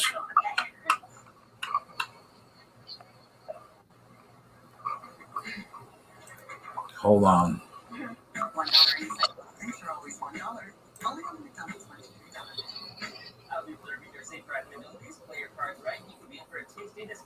All right, so go ahead, Jay. I'm sorry. Let's start here. Elliott at 8 to 1. I'm taking the shot. So that's going to be the first play. I'm going to hold off on Harvick right now, but I got to take the shot on Elliott at 8 to 1. I think there's value there.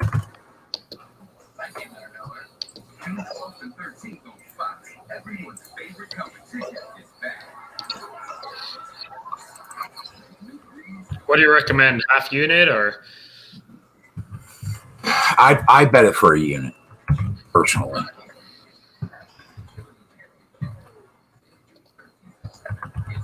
So did I. Let's go, Elliott. Let's go another one of those days. Cheer on a different driver every lap. Yeah, I like Chase. My man. Yeah. We'll start there. If we got to get on Harvick, we'll get on him. But right now, I'll stick with Elliott.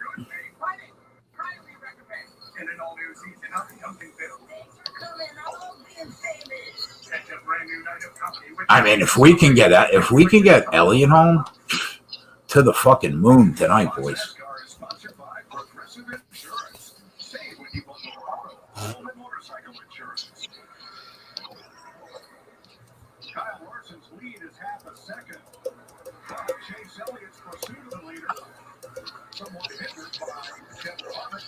What's the NBA game looking like?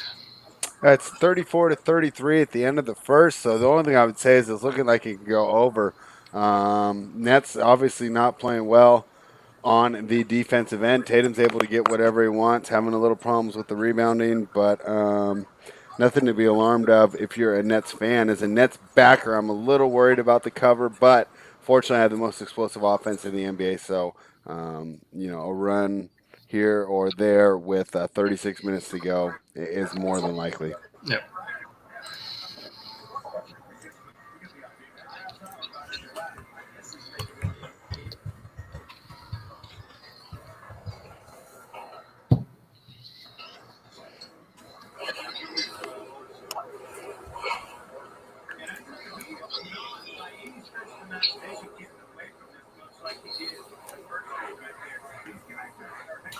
Yeah, Clint Boyer just brought up a very good point. As this track starts to change, look at Larson and Elliott and how close they are to the other cars compared to the 8 to 10 second lead that they had in stage one. This track is changing. Other drivers are going to come into play.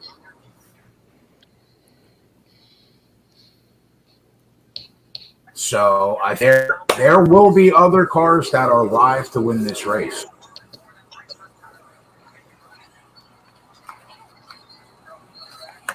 Now, if Chase could go by him right now and drive off, then Chase Elliott's car is getting better as the night goes on. That's bad news for everybody else, boys.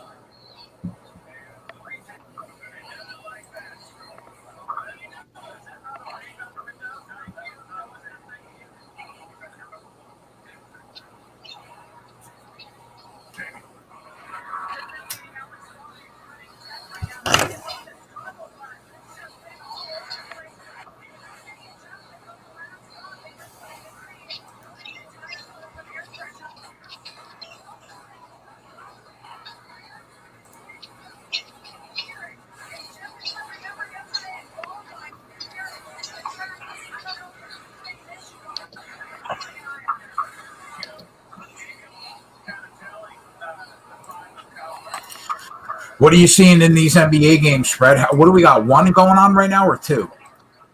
Just one.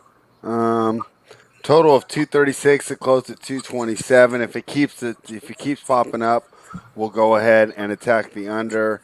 The spread is, even though they're down by one, it's pretty much the same it closed at. Closed at 8.5. It's at -7. So don't really feel like I can get involved with the spread. More looking at trying to grab a live under, but I want the scoring to keep going up so I can just keep pumping that number up.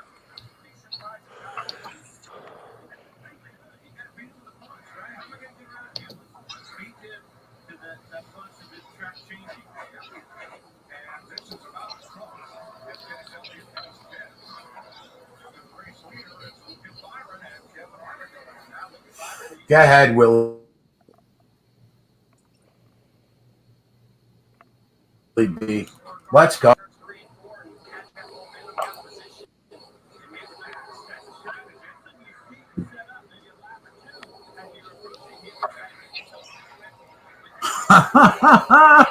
Gavin says, just when I think I could bet NASCAR, and then you tell me the track changes mid-race, I'm not smart enough to cap that sport.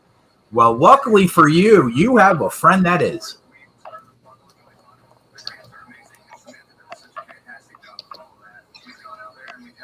Hefe, I'm talking about when these numbers just keeps getting inflated. Well, we're at a pregame under now. Leonard just joined up. What's up, Leonard? What's up, Lenny? That hibachi was legit last night.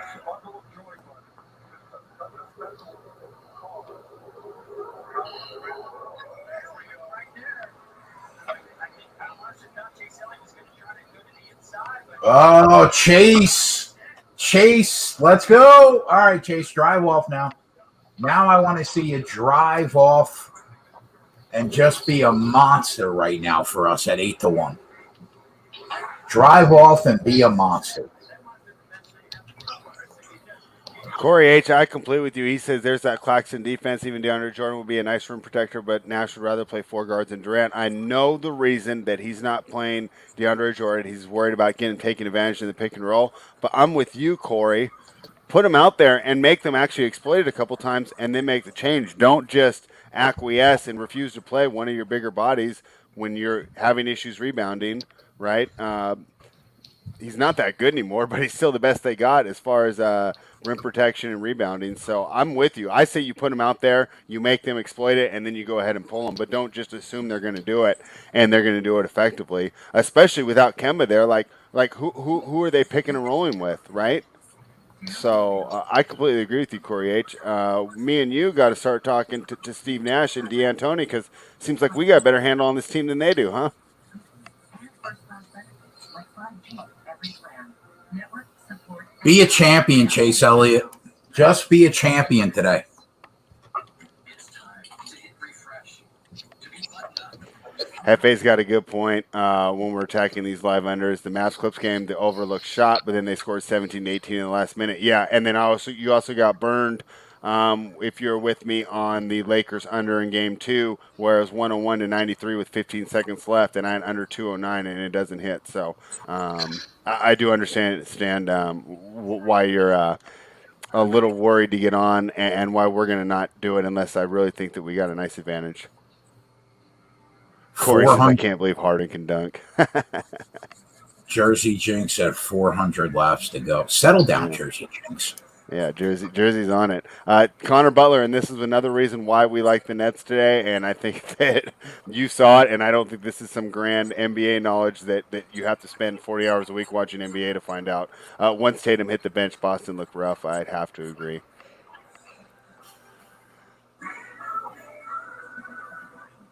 So then I said to him, you never customize your car insurance Liberty Mutual. So you No, the Knicks won that night, so I have normal hair. It's just my normal fade, and I was quite happy about that.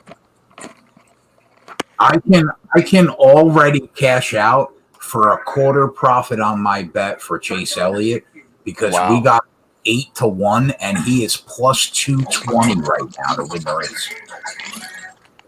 Are you going to do it, or are you just going to let it ride? Oh, what's my name, Spread? All right, Am I let's let it gonna ride. do it? Let's let it ride. Let's go. Let's go. Oh,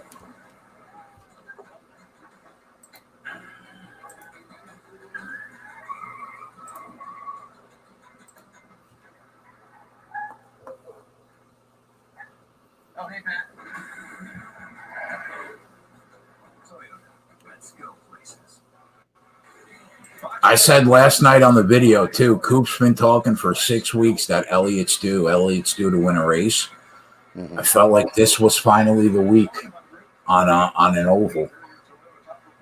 But Larson's right behind him. Both these two cars are so good. They're still within 0.4 of a second of each other. Byron's about 1.5 seconds back, and here we go again. The rest of the field already 4 seconds behind them. Wow. So I think we're sitting in a good spot. We got the 2 best cars in the race. Now we got a lot of race to go, and the track's going to change. But I like where we are right now. Is that 2 weeks in a row he's Nito like that? This time it was because he had to come to pit road. Read it. Well, they see Kurt Busch actually taking the turn to go to the garage right now through pit road. We'll find out what happened there, Mike. Well, it was just something similar to what happened to his teammate. Sandri Malco says these Hendrick cars have ruined NASCAR. Well, I mean, that's what they do. I mean, Jimmy Johnson won like 7 championships in 10 years. I mean, Hendrick's been ruining NASCAR for a while now. But the last few years, Joe Gibbs Racing came on strong. But the change to the engine package and the change to the nose on these Chevys clearly mattered. Clearly mattered. So up comes the hood, and it prepares to be made. Chase Elliott, Larson out by 4 tenths. I got on Will Byron pre-race. I think he's the only other car that I would consider backing right now if you haven't already backed him. I took him pre-race because I got a really good number on him. Mm-hmm. But you could still get him at 10-1. He's the only other car within a second of Chase Elliott. And he's a Hendrick car, to the surprise of absolutely nobody on earth. Gavin's out here crushing college basketball while we watch some NASCAR and some basketball. That's what Gavin does.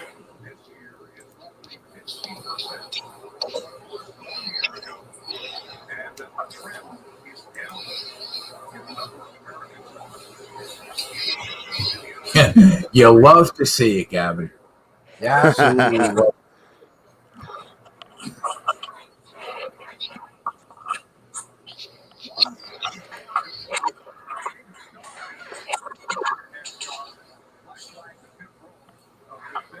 Yeah, you're right, Airwato. That is the only problem when you got Chase Elliott. His picker is fucking cheeks. Isn't this the exact same race where we had him and then he pitted with like 2 laps to go and we were all throwing our hands in the Yes, air? Yeah, it was last like a year. year Yeah, ago. Yeah, yeah. 100%. In the next 5 to 8 laps, you'll start to see these guys hit pit road. That was a wild story, huh, Brandon? Top 3 right now. Did you see that the star player on the Braves is having domestic violence charges, 1 to 20 years if he's Really? convicted? Yeah, looks pretty serious.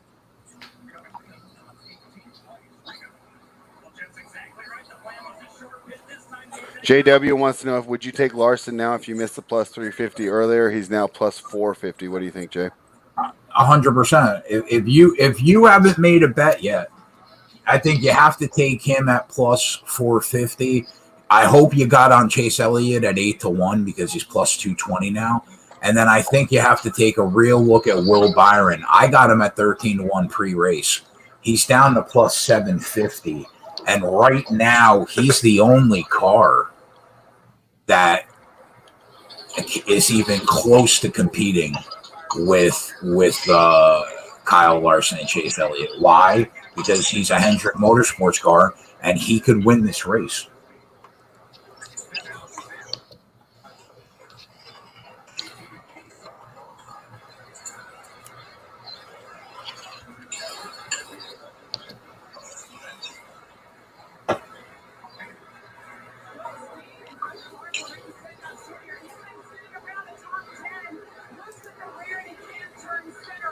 Will he be top 3 plus 200? Yeah, I like that. I like that. Because if it's not him, I don't know who it would be. I guess Kyle Busch and Kevin Harvick.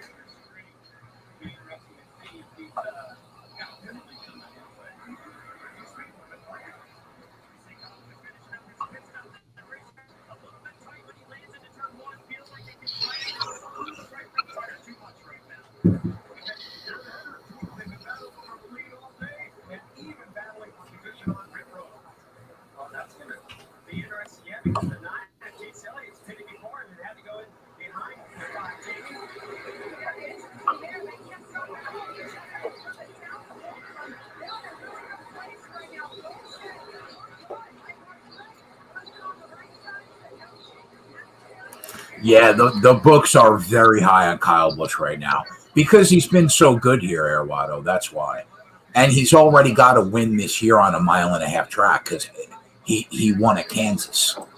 So that's why he's getting love right now.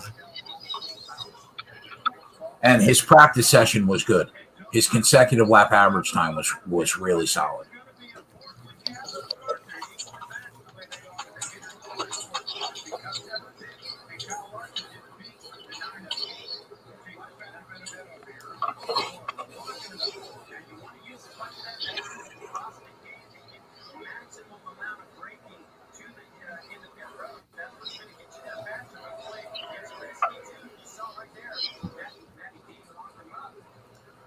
Over under 500 free throws this game spread. Yeah, I know, huh, Connor?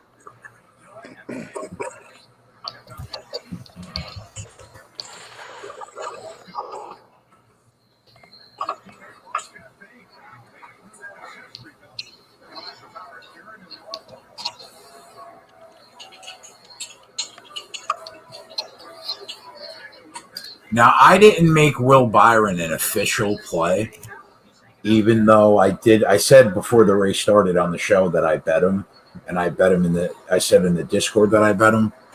I'm wondering if I should actually throw him in the live betting chat.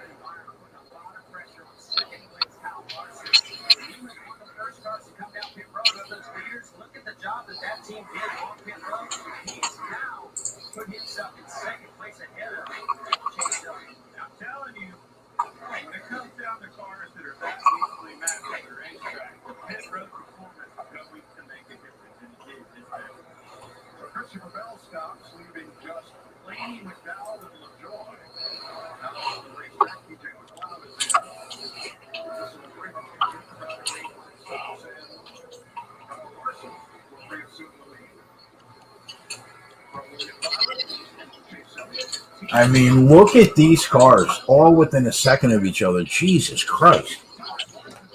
It's really hard to tell who's got the best car right now at Hendrick.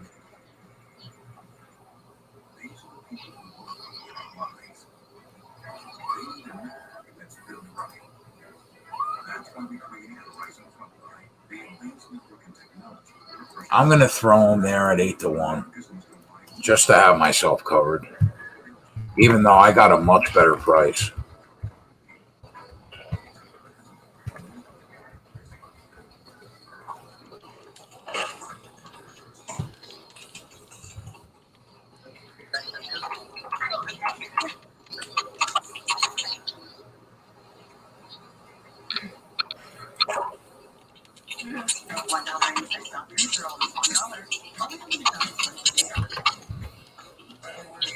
I've been talking about how good that Hendrick was going to be at this track, so I have to at least be covered with the 3 cars that I thought could win the race.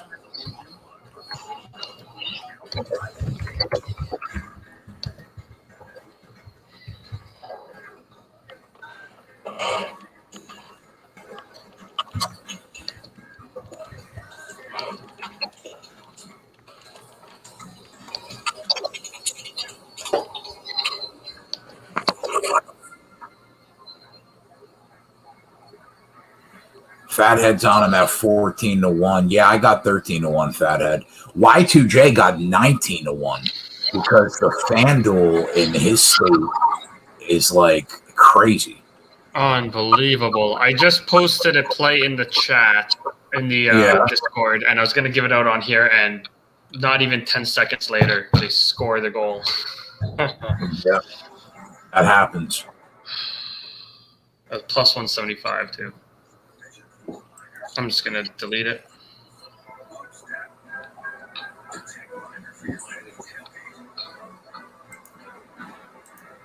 I didn't even get it in myself. Oh, I was going to say, hopefully you got it in. No, usually I do. Usually I just put it in myself, and then, but it's all right. Look at somewhere else.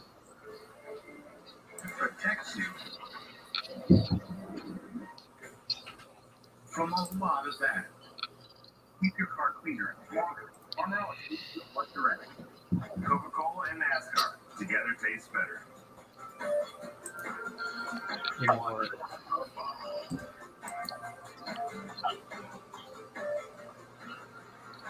Here's how the Coca-Cola Racing family is faring at 159. What station is that on, D? Can I watch that on normal TV, or do I have to go It's on FS1. All right, I'll check that out. But I think I'm going to make the play official. It's just going to be a little different. Okay, well, let me know when we do. 185.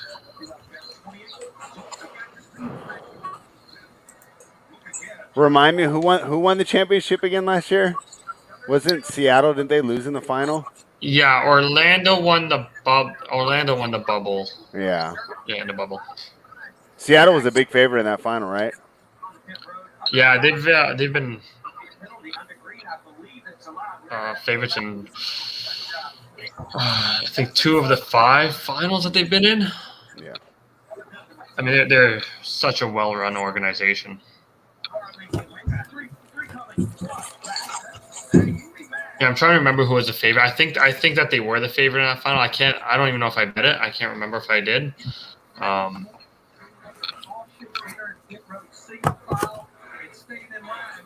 What a fucking call this would be if we can get Will Byron home. Oh, man. Last night I said in the video how high I was. Talked about it in Discord. Said I got him at 13-1. On the show today before it started, said I got him at 13-1. This would be a sick call if Willie B could actually get it done for us. My guy Y2J will be fucking jumping for joy at 19-1.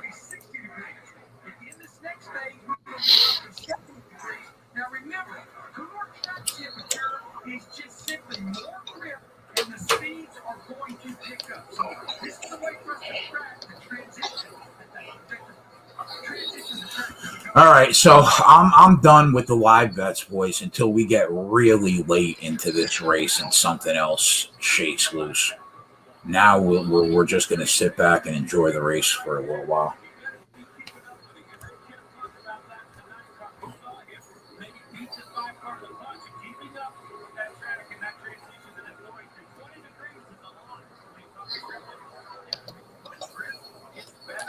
Ronnie, looks like you're going to have a good day. Ronnie, you're also on the Nets first half, right? And the team total over?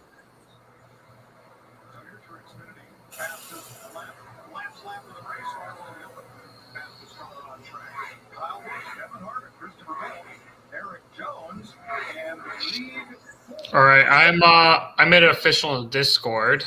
Okay. I'll go on to Philadelphia Union -1 on the Asian handicap. So the score must be 2-0 when you're placing this bet. So as long as it's still it's 2-0 right now. So as long as it's still 2-0, the bet will still hold. So for everyone in the chat. So that means Philadelphia will have to win the game by 4 or more goals for this bet to win. If they win by 3 or more, we get a push.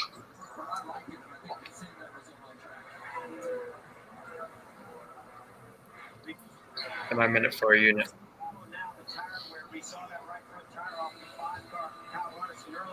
As this track gets faster, they're using that traction talk on that middle lane board.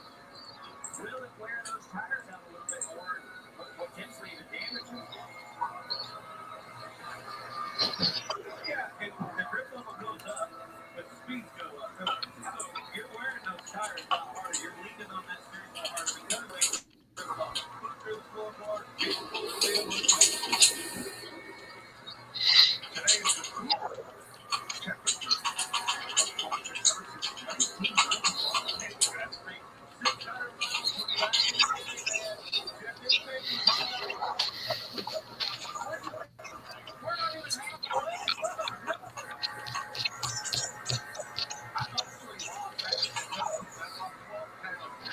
Hey, Otter doesn't. Can you let him know about the Asian handicap because he's not sure what you're talking about. Yeah. So Otter, what book are you using? It should show under Asian lines or spreads totals.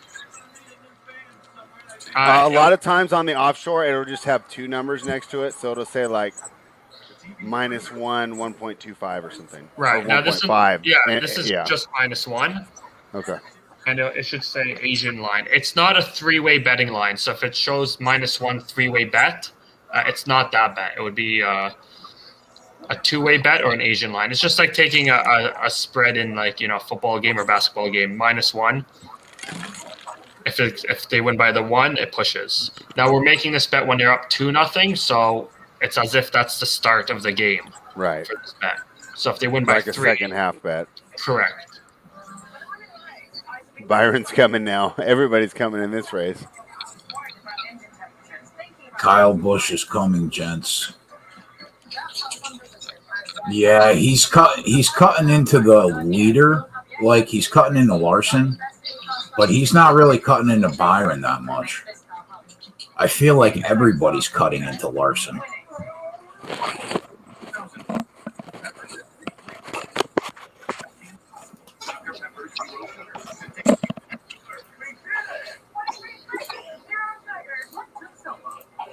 What took so long? You said I haven't seen my family in 16 years. My boy's become a man. Here, son. It's perfect, isn't it? It's worth it. The zero you deserve is finally here.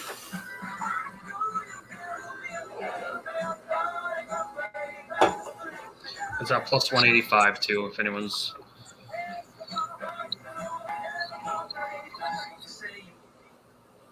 In news, it's a surprise to nobody. Luka Doncic will play tonight, even though he was questionable today. Come on, Light. Will you stay on? Maybe we'll go with this one. Yeah, right.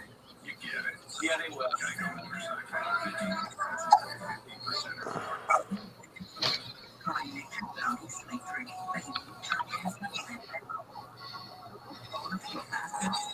Watto thinks that Larson struggles when he has old tires. Yeah, it looks like that. A choice I'll never regret. Unlike using Perm Plus, a shampoo which attracts fats.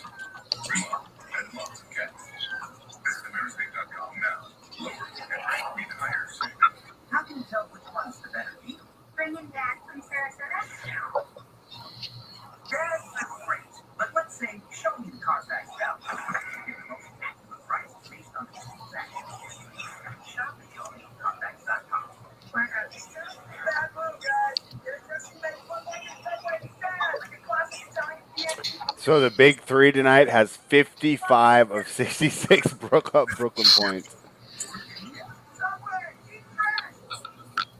Oh, Y2J, he's a local guy. Some of my friends have worked with him before, so I root for him. How come you don't like him? Yeah, Dr. J's going off tonight. Caution out lap 173. Remember the oil pump belt problem that Kurt Busch had? They replaced it. He went on pit road and went back out on the racetrack. Kaboom. And the big up slope.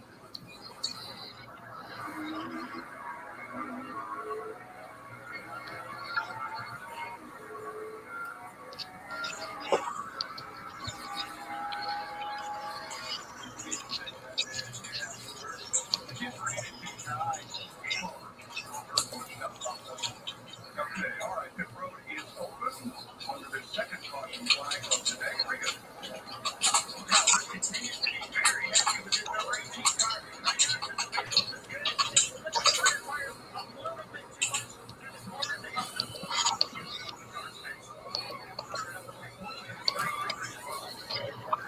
car. Gavin, Stevie Johnson was a good player. As of late, he's been a total fade. Kind of fell off after the pandemic, and he's definitely getting older, and he wasn't that athletic to begin with. But he had a nice little run, and I mean, definitely not a career to be sniffed at all. Tennis, you can make a lot of money, even if your career high is like top 40, top 50. So I like Stevie Johnson. Backed him a lot in 2017, 2018, but probably passed his time without a little bit of a resurgence.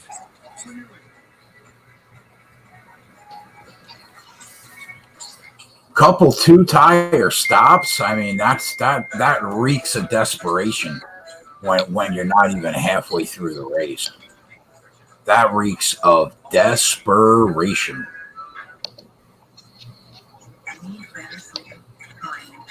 Yeah, Gavin, tennis is a lot like basketball where the quickness matters so much. It's really tough unless you're like a top talent to be good past like 28, 29.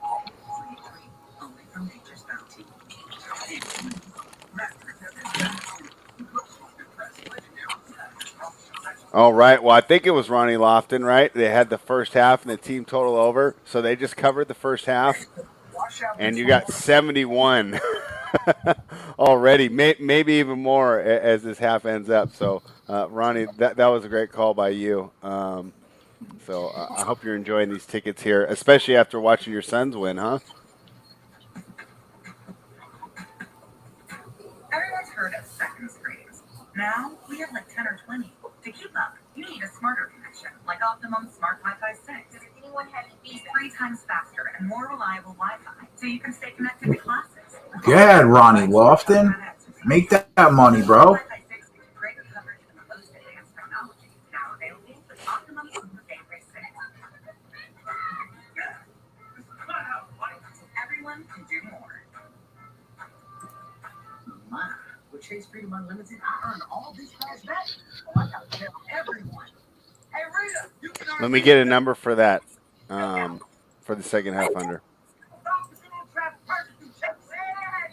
Hey, Neil, you can earn this in the drugstore. Buddy, I'm right here. I'll let you. Bookmaker doesn't have anything up right. Oh, is it starting to come in?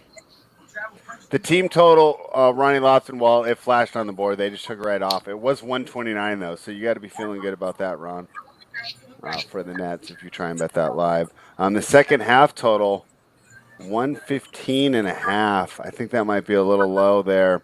It's severely juiced to the under, too, for me, minus 130. That's a stay away for me. And learn how we can all get back to life. Get the facts. Yeah, Jonathan, that I think that's a little too low. What do you think, Jonathan Nelson? I mean, do you think it slows down that much? I just worry that we're on pace for 46 minutes and then we get killed by those fouls. I won like a 121. There we go, 3-0 Philadelphia. Oh, you're a little bit ahead of me. I just saw it right now. That's nice. We're clappers.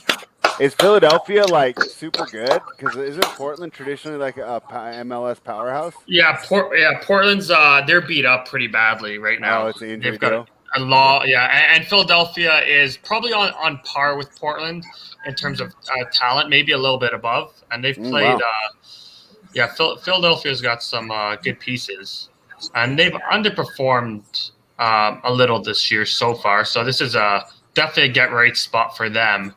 And, I mean, the goalkeeper for Portland, I think this is his first MLS game or second MLS game. He's a backup guy who plays lower leagues. What, like the USL? Yeah, I'm not sure where he was before, but Is that what my he's not team's an in? MLS keeper. I've never seen him play in an MLS game. Oh, okay. For I any think we're team. trying to get MLS here. We're Sacramento. We're in the USL Yeah, right now. yeah. I know Sacramento is a big player to get one of the new franchises. Sacramento, Detroit. Yeah. Those two should come in. I think they would support it well out here. Just with how much the support the Republic gets for being a USL team, and they still do pretty well.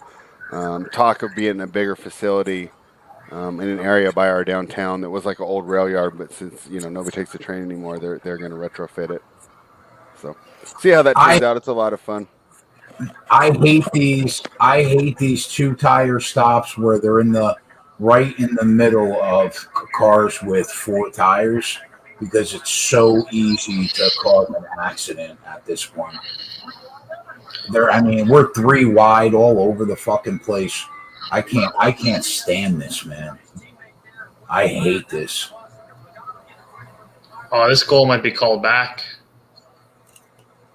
Come on. He's all alone. I think it hits off his body first. Off his knee then hand. They're waving off the goal. No goal for Philadelphia. Still 2-0. Dang. Calling it a handball.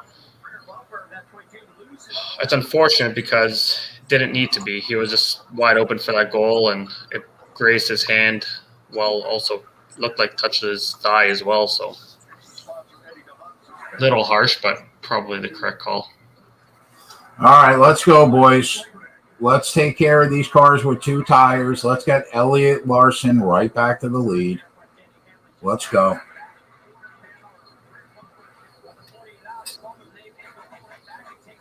Willie B dropped back some spots because of cars taking two tires, which is terrible. I hate that shit. Here comes Chase and Kyle Larson, about to go past these cars like they're standing still.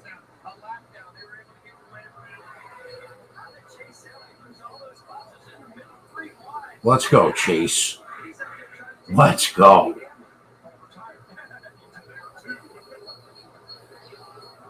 Fucking two tire cars get on. Oh man, that gets under my skin.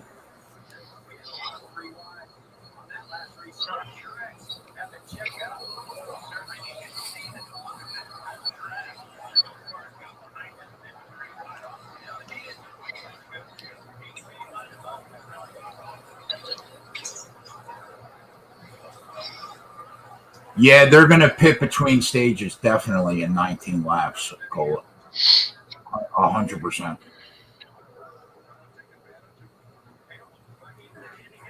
Come on, Chase. Clear him.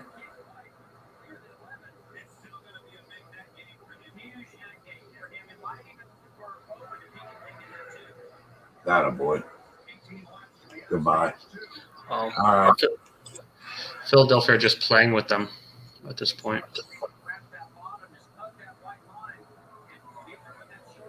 Just be gone. Be gone, Chase. Let's get Kyle ahead of Denny Hamlin. Yeah, it was smart for the guys that only took two tires, because it moved them up in the field, and you only got 17 laps until the end stage 2. So I understand why they did it. I just hate it. Let's go, Willie B. Right by Joey Logano. Let's go. Now let's go by Kyle Busch. Let's go. Let's have a day.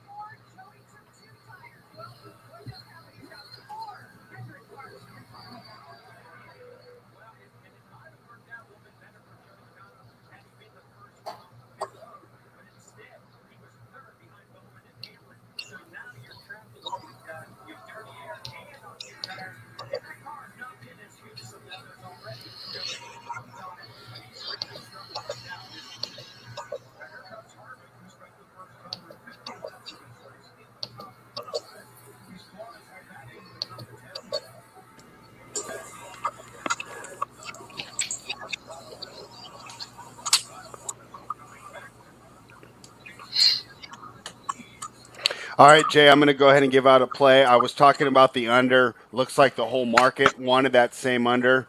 Presenting value for the over here. So let's go over 112.5 minus 102 at bookmakers, what I got right now. So over 112.5 for the second half. In what game? In the Nets, Celtics, over 112.5. I'll go ahead and throw it in the Discord right now. Not Celtics. Second half over at what price? Minus 102 right now at bookmaker. I thought it was Thursday. Sorry, it is. I thought it was last Thursday. All right. Man, that's 245.5 for the game, I think, right? Yeah.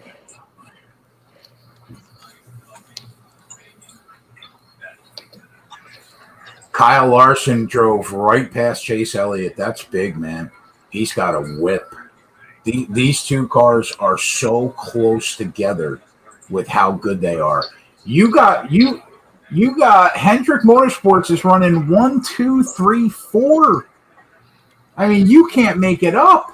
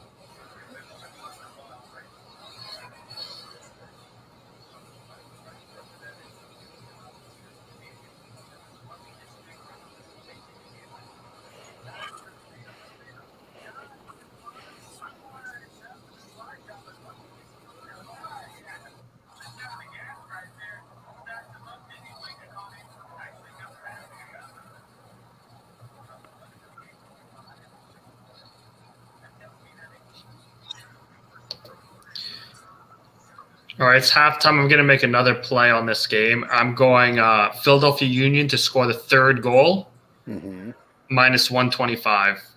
Let's see if I can find that. Well, I don't have any. I used all my characters up. I can't put it on the bottom. Okay, I'll put it in the chat. All right.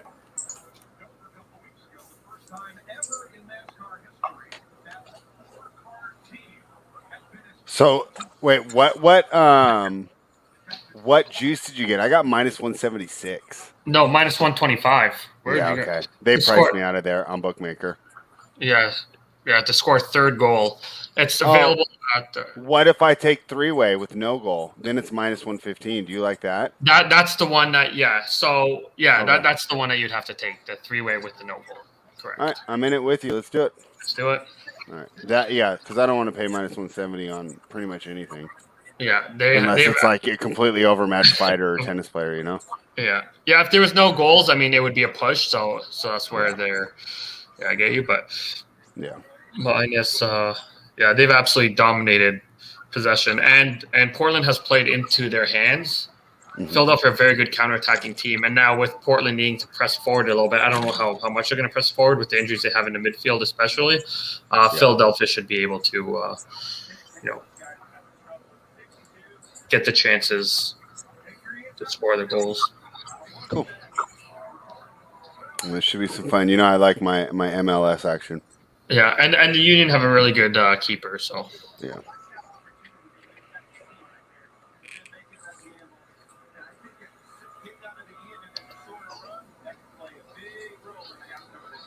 Yeah, I hope we get the MLS here, just because, like I said, I know it's not like, I know it's like watching minor league baseball in comparison to what they do in Europe, but still, I do think it's a lot of fun. It's a good time out, and even in the evening, I like having it on while I'm doing my NBA, and I'm reading, but I just kind of listen, and you can tell by the announcers when you need to look up, and it's just a relaxing sport. I think it's real fun. It is, and honestly, the quality has got a lot better over the last. A lot better. I think that within 20 years, it might be up there with some of the lower leagues in Europe, right? Obviously not Premier League. It honestly, it almost is with some of the lower leagues in Europe, other than the big, 5 leagues, in Spain, Italy, but it's not far off the Scottish Premiership. Yeah, might even be better, to be honest.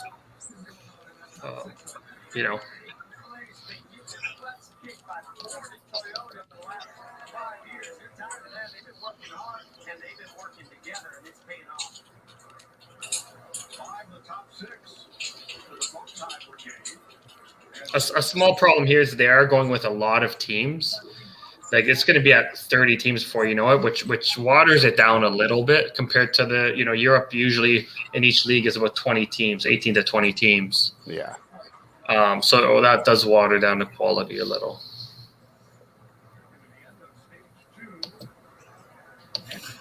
I'm tempted to take the plus 150 that Will Byron finishes in the top 3.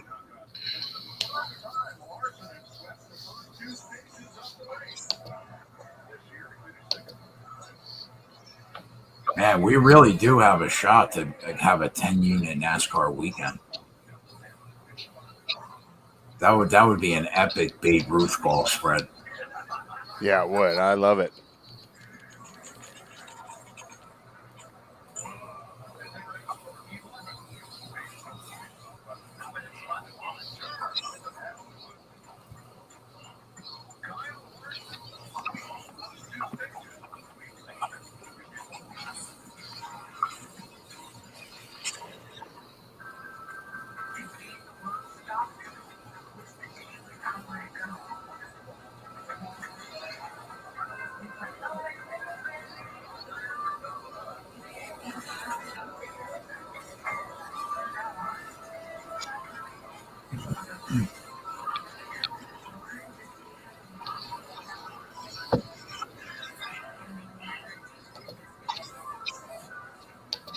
Who do you like to win the MLS this year?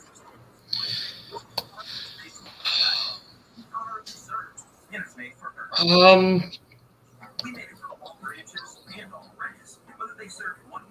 don't know I like LAFC and I like Seattle out west. Okay. LAFC's got the high-powered offense, right? You got over and all. Because I like MLS unders, and then I do a little bit of research though, and they're like, this is not the team to bet under. Yeah, of course, yeah, definitely no. And when they're fully healthy and guns ablazing, they're definitely not a team you want to bet unders with, and their defense is pretty weak too. Yeah. They're looking to shore that up, but those would be the team. When Toronto gets healthy, they haven't been. They're going to be a really good team.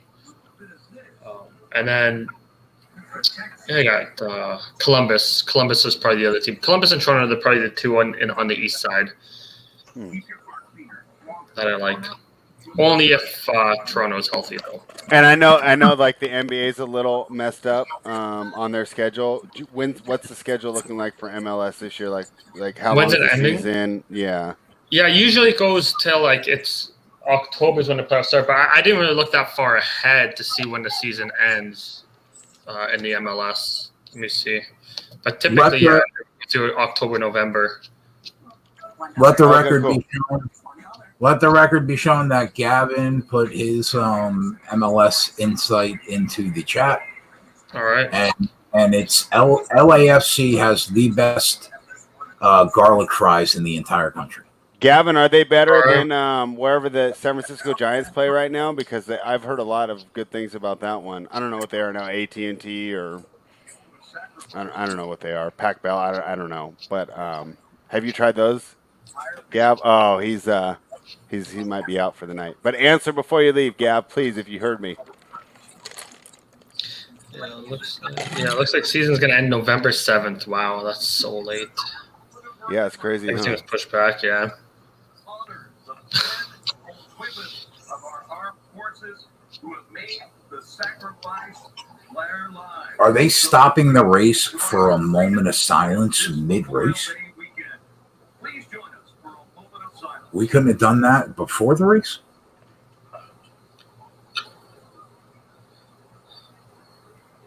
Yeah, I don't know what the reasoning is behind that.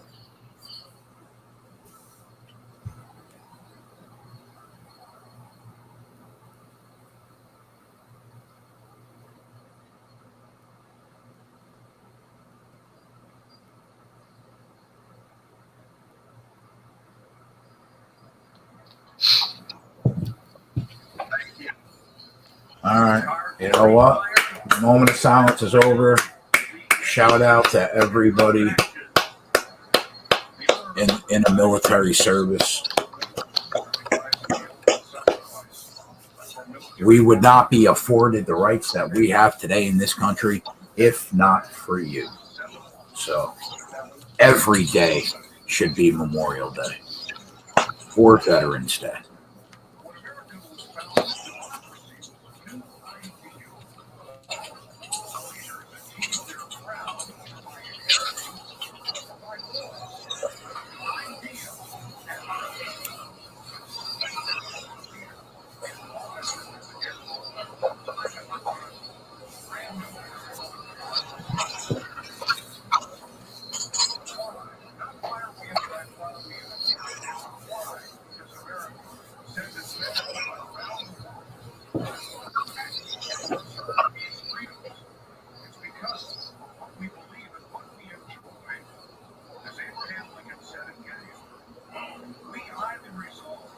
Yeah, Jonathan, I saw that. So I was surprised they announced day to day.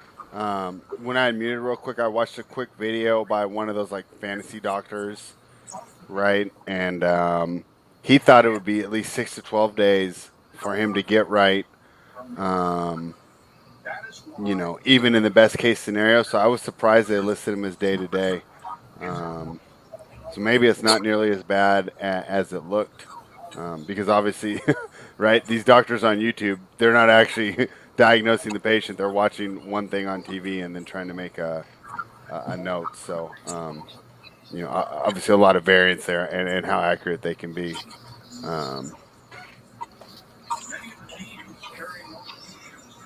So we'll see how it goes, Jonathan Nelson. But obviously, he's a big key to that series. And if he's not able to return, probably Phoenix in 6.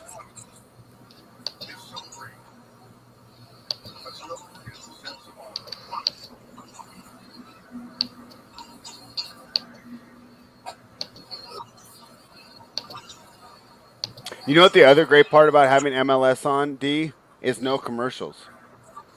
Yeah, that's I mean, a big reason why I like soccer too is there's nothing worse when I just have it on for background noise, and then you know it's like the commercials come on so loud, and I'm basically barely even looking up at the TV, and it's just something so I don't listen to all my neighbors partying and stuff, you know. Yeah.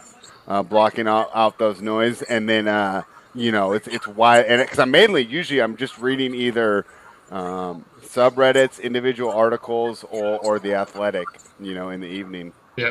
And then you know, it's just so nice to be able to get the 45 minutes of just a nice, calm music. And my girl laughs sometimes on the NBA League Pass too. You know how they play like elevator jazz when the game's over? I'll leave it on. She's like, what are you listening to? It's like, you know, like some elevator remix of like some 40-year-old Michael Jackson song. That was I got into a little debate with Keg last week. Told him that the NFL was my least favorite to watch live, and it's for the exact reason. Going to a game, or even on TV, but going to a game, it's just a commercial break and a timeout break every minute and a half. It seems like. Yeah, I'd say one advantage the NFL has is that when I watch on TV, I can't watch all 22 players at the same time, but in the stadium you can. Right. So sometimes you can see stuff that you don't see on TV, whereas with baseball and basketball, there's very rarely a time when people in the stadium are seeing something that I don't. Yeah.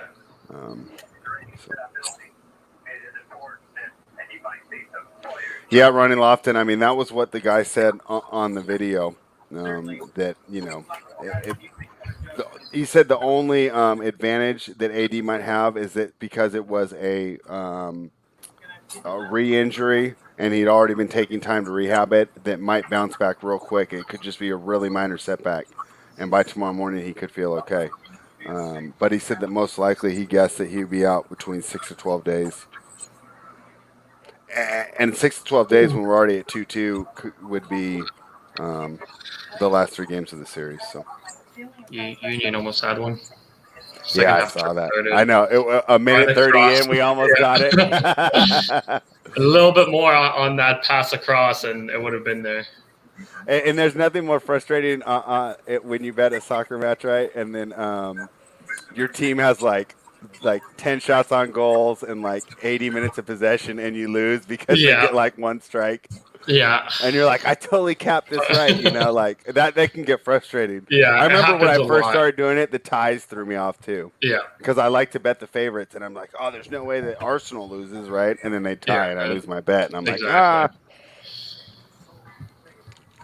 There you go. I'm glad you came back, Gav. Take that victory lap.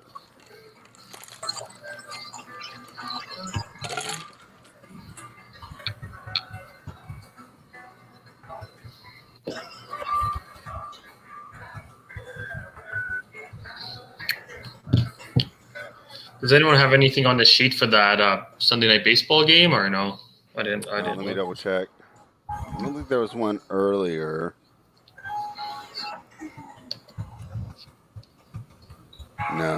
No Sunday night baseball. Let me see. I want to see what JJ put on for tennis. Okay, so we're opposite one play. That's not good. Although I took the games. Second one I completely agree with. Third one I have no opinion.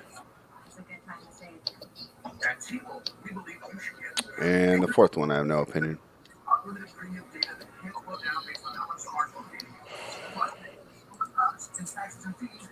Oh, the game got canceled. That's probably why there's nothing on the sheet, D. Oh, did it?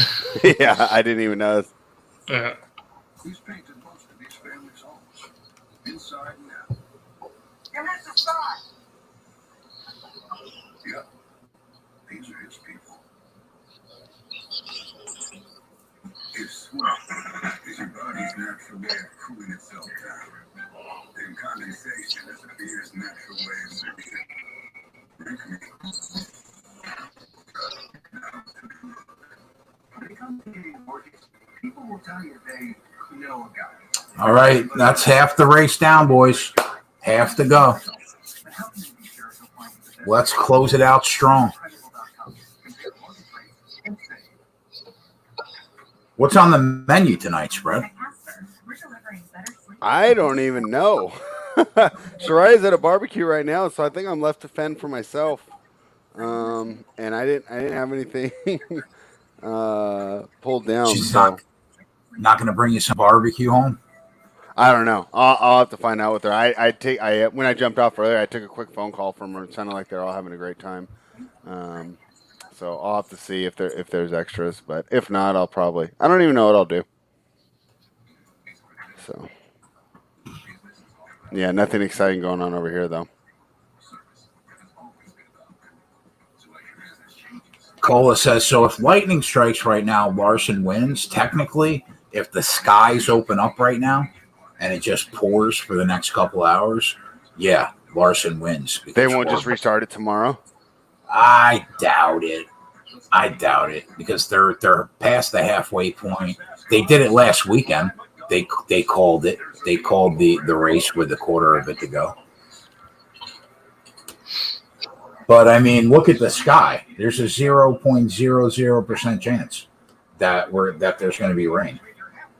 From Charlotte Motor Speedway to Indianapolis Motor Speedway. That's 600 miles if you drive it.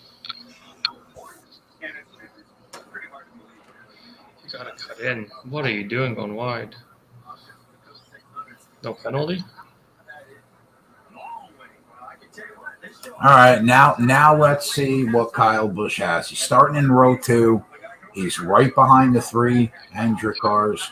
If he's got anything, now's the time to show it.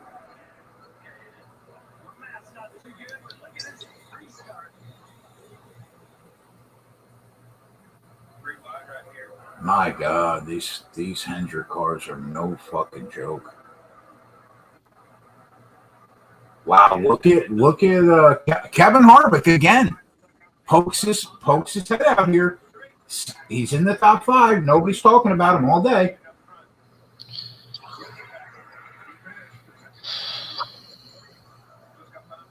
Harvick and Kyle Busch right there. Quite an opportunity we missed there, huh, dude? Yeah, a few chances there. They were just living down there. Yeah. Portland I thought they really were going to get it. Philadelphia seemed pretty complacent to just allow them that great field position. Yeah, Portland. Brandon Cola says stage 3 is 100 laps, not 200. That's not right. I think it's a Coca-Cola 600, right? Well, yeah, I'll tell you. You know why? Oh, it's 4 stages. Yeah, normally there's 3 stages: stage 1, stage 2, and the final stage. Because this is the longest race of the year, I guess they broke it up into 4 stage. Oh, okay. 100 laps a stage. Now the track is really starting to change. If Larson, Byron, and Elliott continue to run away, like if they actually can run away, it's going to be really hard to beat them because now the track temperature's starting to cool. Now we're really going to know where these Hendrick cars are late.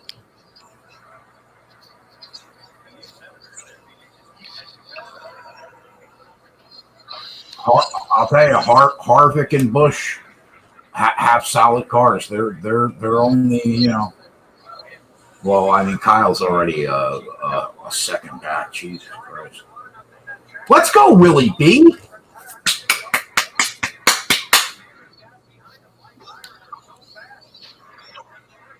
This will be the second call of the year with a pre-race winner. Chris Bell into the wall. You hate to see it. You absolutely hate to see it.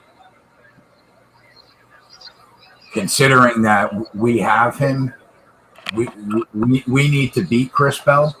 That means the only guy we really need to beat now is Joey Logano, boys.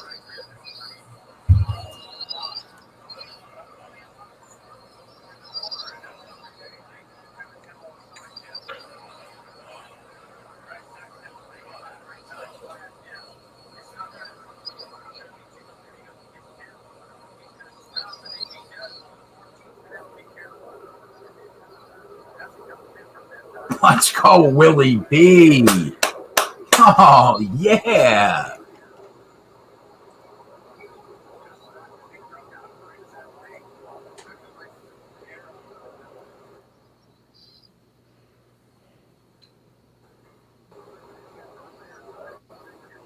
Yeah, Croatia. What's that one meme where the guy's got the noose and he's like, first time?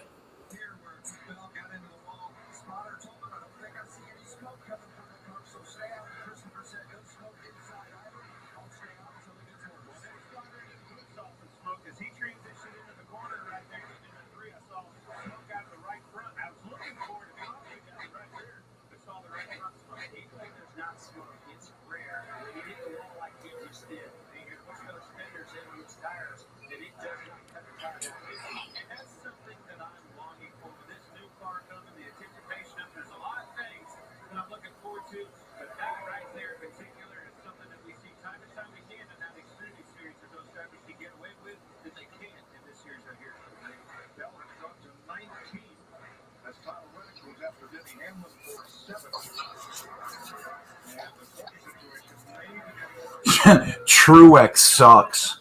That's funny. I mean, you know what? He's struggled on these mile-and-a-half tracks the last 2 years.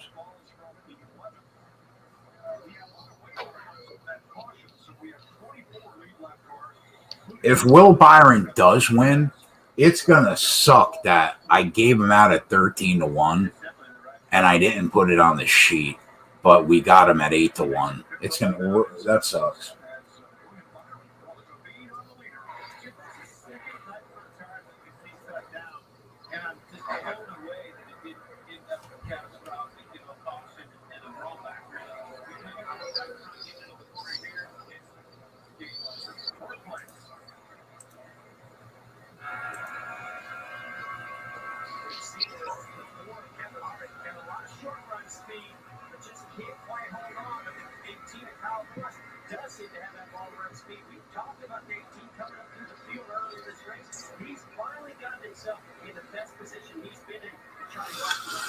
I think the only car that could beat, I don't see anybody beating these three cars except Kyle Busch. I think he's the only one that's got a legitimate chance.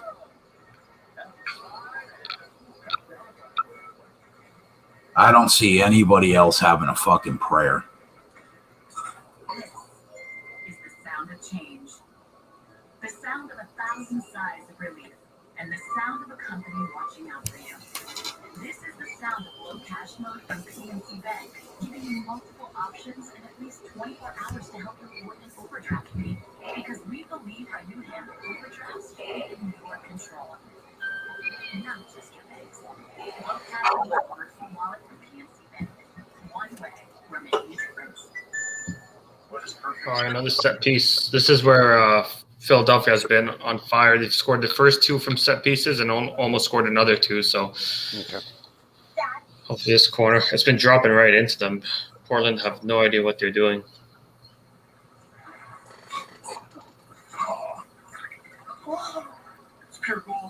Did you see YGJ's question? He says he's on Larson, Byron, and Bush. Should he grab Elliott at plus 600?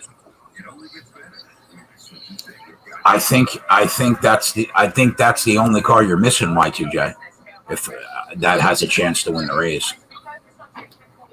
Now, I have not bet Kyle Busch yet. I haven't done it because I believe so strongly in these three Chevys. He'll be my bailout option if I have to get on him to break even and scrape a little profit. He'll be the parachute. But I mean, yeah, Chase is live.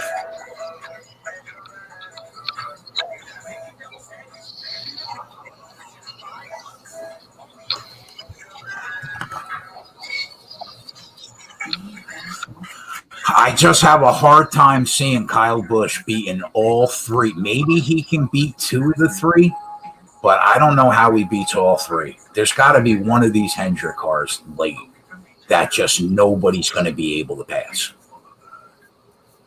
So that's why I have not gotten on him. And his odds are going to get better the later this race goes and he's not in the lead.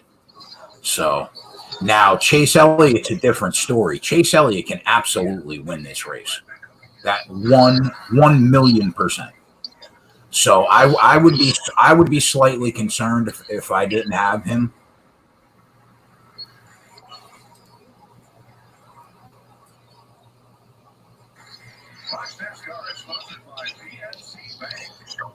If you've done what I've done and you've bet the three people that I've bet, I think you stay away from Kyle Busch right now. Don't bet him.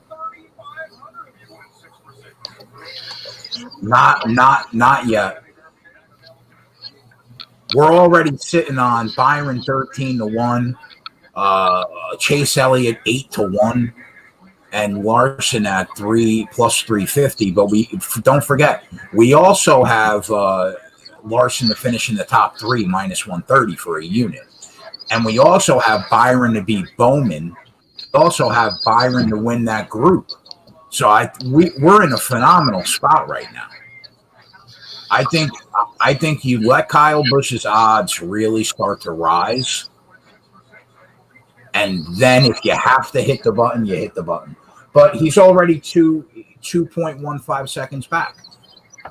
So I just don't think now's the time.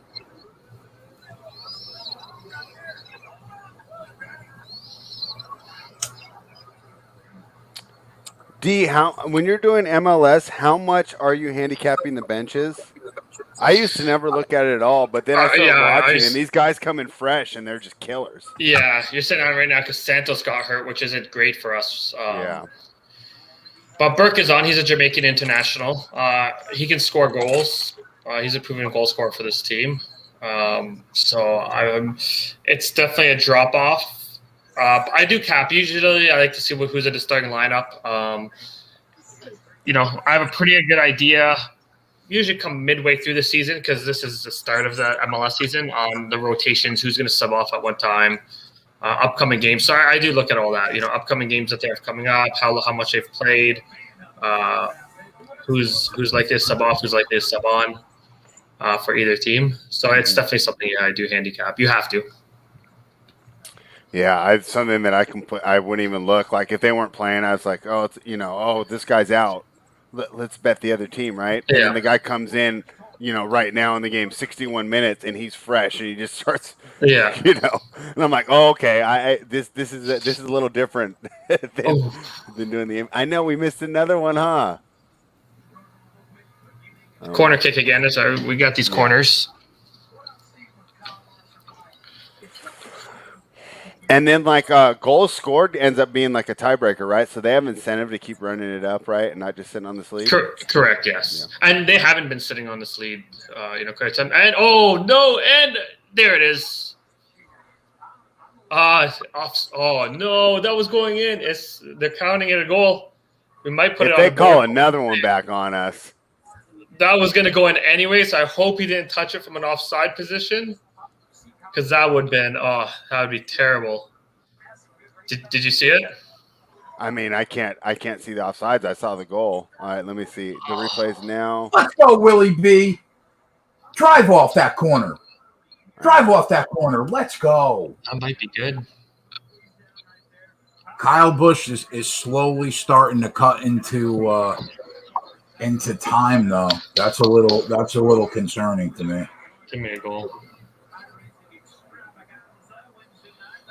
I think 25 saved us. What do you think on the defense by moving forward? If he was behind the ball, which it looks like he was, it looks like it's a good goal. So get in. Let's go. Put it on the board. They kicked off. Goal. Once they kick off, we're good, right? Yeah, they're good. Yeah. We're good.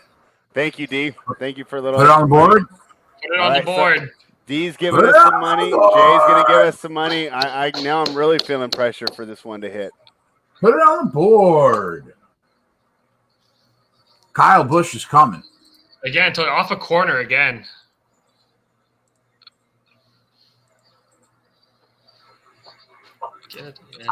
I don't. Here's the thing, though, Brandon. I don't know if it's because of lap traffic. It's so hard to tell.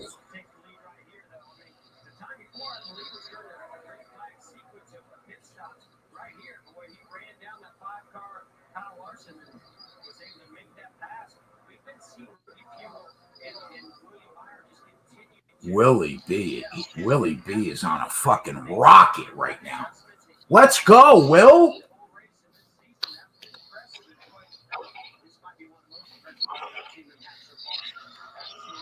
All right, now my -1 is kind of a free bet because I won that unit, and I have it at plus 185, and it's a push right now, but if they can score one more. Yeah, and they got another nice break going on here.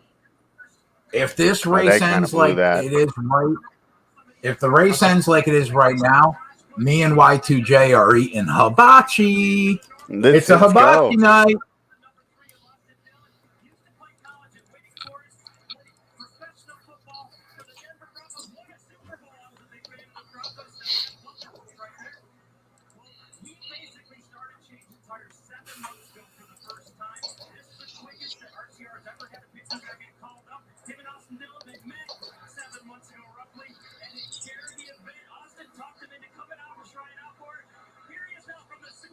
Wow, Will Byron is fucking out. Woo! Let's go, Will.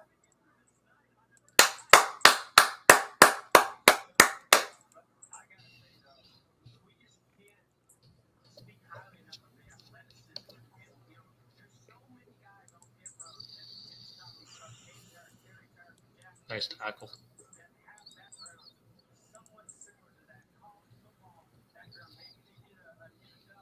Jay, I'm going to jump in and jump back out. I got to reset my computer real quick. All right, bro. He said, fuck yeah, we are. I'll eat a second dinner. Eat that second dinner. Let's go.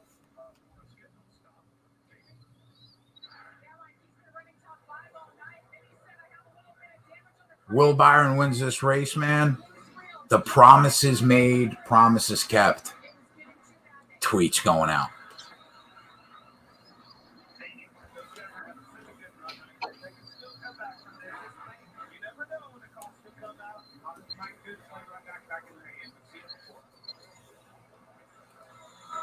Yeah, Cole, it's literally the longest race on the circuit. Listen, all we can do is root, bro. We're rooting. We've been in a great place all race.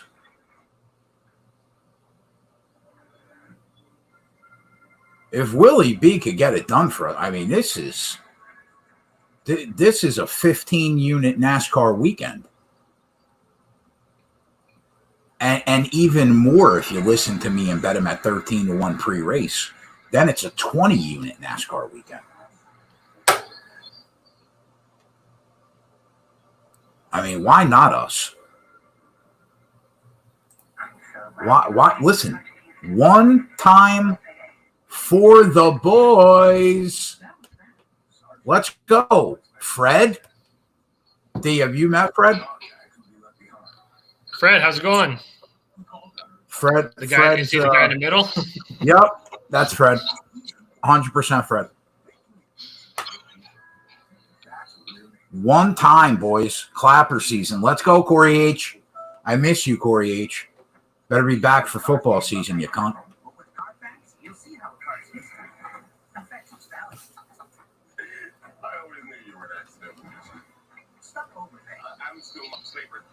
Shop at the all-new Carfax.com. Order some burritos. Oh, burritos? Get a freshly baked footlong from Subway instead, with crisp veggies on freshly baked bread. Just order in the app. Ditch the burgers. Choose better, be better. Subway, eat fresh. Night, night, night, night. That's it.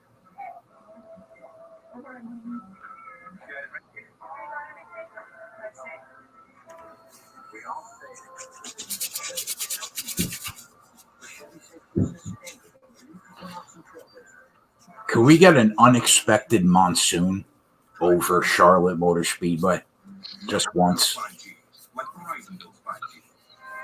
Thousands of engineers taking business to a new level. Employees are empowered. Customers are engaged. New real-time data for fast decision making. This is business at the speed of 5G.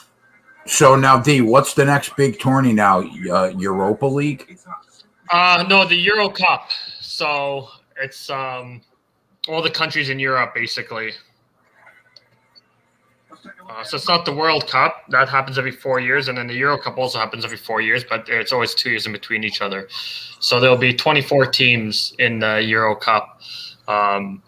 Italy, England, all the big European nations, Spain will be in there. And there's also the Copa America, which is the same thing except the South American Cup.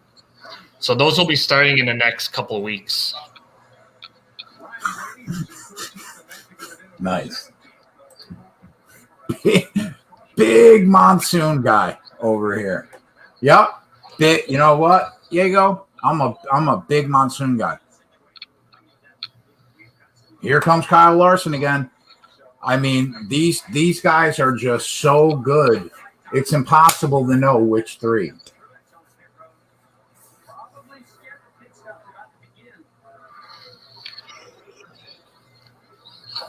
Connor, I haven't looked too much into the Copa yet. I haven't looked into team news, who's going to be there for which teams yet. So I'll probably put an article together pre-tournament for the Copa America. I've been doing a lot of now that this European season just finished, the club season, I'll be doing a European Cup article pre-tournament, and I'll follow that up with the Copa America. which I think starts before. I have to look at the schedule date again. Kyle's close. He's almost 4 seconds back.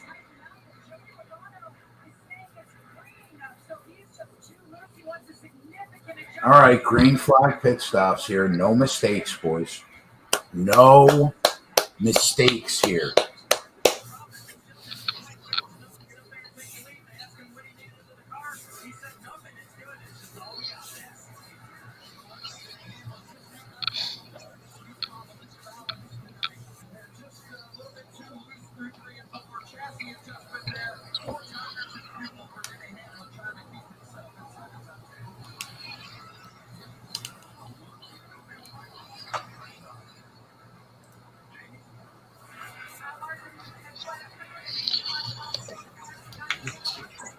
Copa America. Let's see when the scheduled date start is.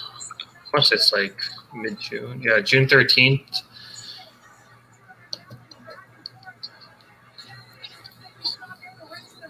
That's always a fun tournament to watch the South American teams. I don't know if there's going to be fans in South America. I don't think that there would be. I mean, they've been hit pretty hard. Oh, Philadelphia just hit the goalpost right off the woodwork. Oh, that would have hit our plus 185, potentially. Off a corner kick again.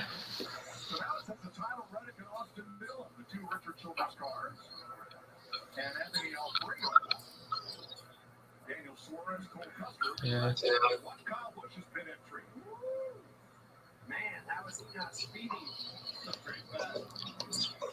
what the Copa America odds are right now, pre-tournament.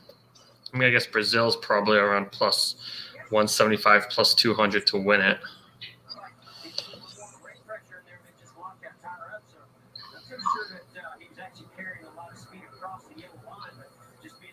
I wouldn't mind to see Kyle Busch get a speeding penalty. I wouldn't mind that at all. Wait, is that a thing? Yeah, on pit road, you can't go over 50 miles an hour. Okay, on pit road. Yeah. He said, wait a minute, is that a thing? I didn't know, maybe you know how to boost your car to go over a certain amount or something. I wasn't sure if that was like a rule I've never heard of, but that's funny. All right, outrights. Copa America. Yeah, Brazil's plus 175. Got that right on. Argentina plus 200. Colombia plus 600. They've been so underwhelming in the last year and a bit pre-COVID. So they're not in my good books, but I'm going to see who's available there. They had some injuries too during qualifying. Wow, so Chase Elliott had a pretty bad pit stop.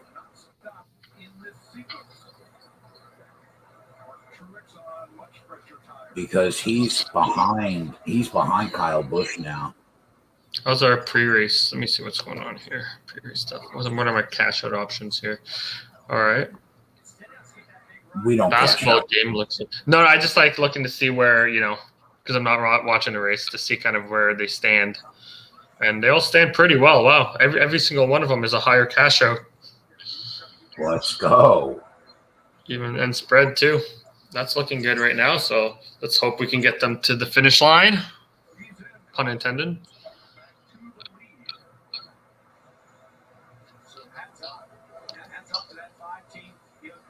Five team got Kyle Larson out. Kyle Larson, your leader. Will Byron about 3/4 of a second behind him. Kyle Busch 3.6, and Elliott. Leave it to Chase Elliott to leave it to that pit crew to fuck him up.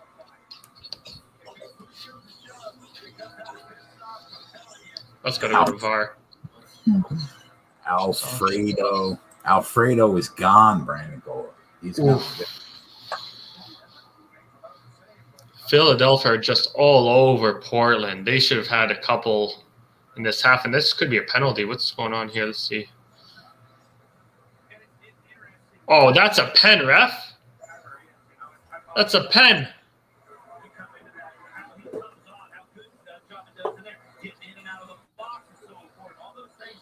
Wow. Reaches his arm out, pulls him down. No pen.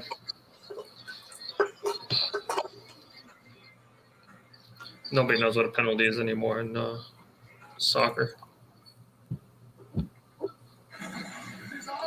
Man, if Chase Elliott had a good pit crew, he would win so many races.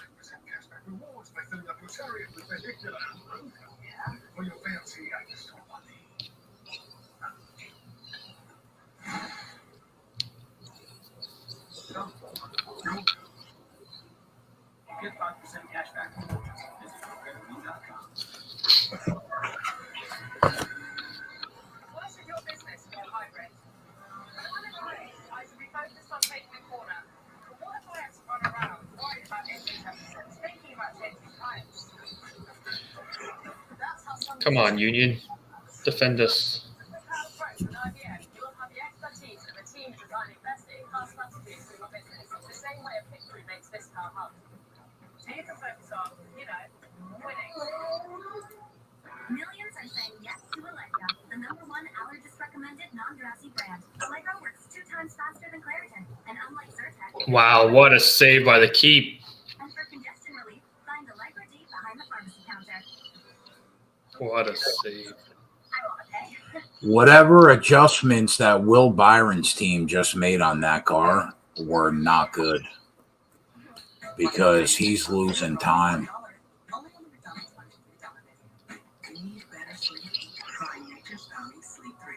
Nice save, Blake. That was never going in. Fall asleep faster and stay asleep longer. Great sleep comes naturally with Sleep 3, only from Nature's Bounty. Wow. First spread, I told him that this keeper for Philadelphia is good, and wow, 2 big saves. T-Mobile, America's largest, fastest, most reliable 5G network. Garcia's Well done, Blake. gonna go grab my prescription now with GoodRx. Prescription. They're good at saving on prescriptions at their pharmacy too. You're good with GoodRx. Could be lap traffic. Yeah, you're right, Airwaddle. Everyone's favorite competition is back. It's the Masters Agility Championship. Best in show. Westminster Kennel Club Dog Show, June 12th and 13th on Fox and Fox Sports app. 140 laps to go in Charlotte. Fastest in the pits, total time stop. Kyle Larson leading that category. Full car stop. I mean, that's a good bit. You look at all those times out the race, they are almost down to Eric Almirola. But that's a pretty good chunk there. I think that picker is the 5 car. So tape going on or maybe coming off. Chase Elliott is the nuts right now, man. He is flying. I mean, Kyle Larson. Guys, I've been watching this 5 car. They have been pulling tape off. They have been adding tape. That's one of the best tools that you Come on, can Union. use as a track comes down. Come on.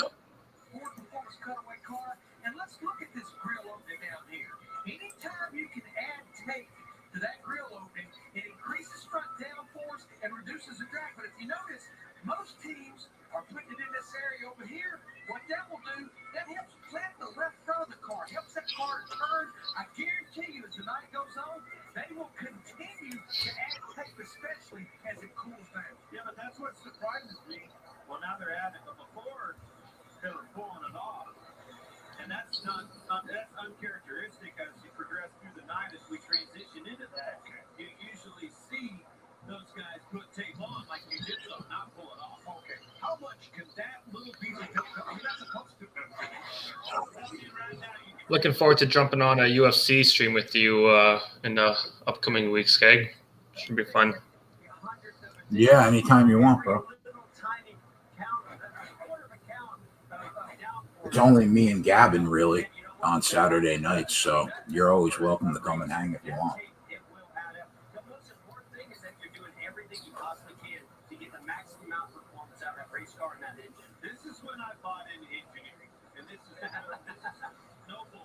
If the race stops like this right now, we'll pick up 5.7 units total on the race.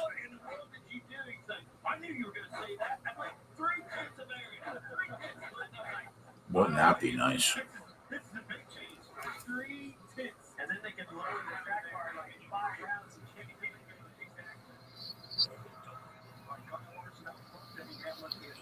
I don't know what Philadelphia is doing right now. Their forwards are so far up the field.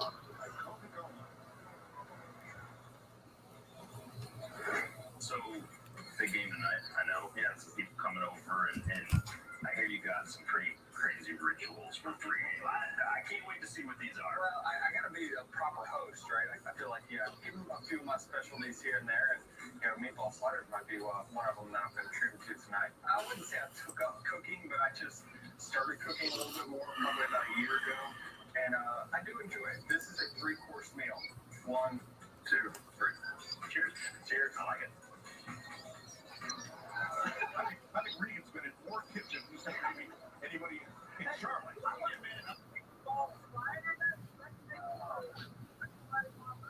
Pretty good there. I'm just wondering, does he just go knock on the door and say, hey, I'm here, let's shoot this, see what they got, and they don't have a choice but to let him in? Maybe. Good job, Reagan. Vince, how about that again? Well, remember, Denny Hamlin was outside the top 10 for most of that early part of the race, and then they made that 2-tire pit stop, and that got them inside the top 10 and back ran toward the front. Eventually lost some positions on those 2 tires, but has been holding steady at 7th. The big issue for Hamlin just can't put the throttle down the way he needs. They still got a lot of laps to go, and they still got some adjustments to make if he's to contend for the win tonight. Been watching it. It looks nervous getting in the corner. And then it looks like he's some real estate on the exit. So, maybe we'll just get it tied off. All right, lineup should be out for the other MLS games. Let me check this out.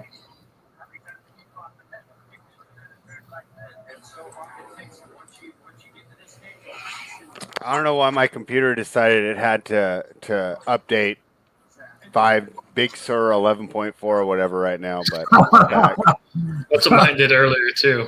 yeah, it was weird. So it was weird. I was trying to click through, so I could look at the numbers, and then it was acting like everything was a right click. So I just reset it, and then it's like, 10 minutes remaining, and I'm like, 10 minutes remaining to reset. Like, what's going on? And then I see that I have a new operating system.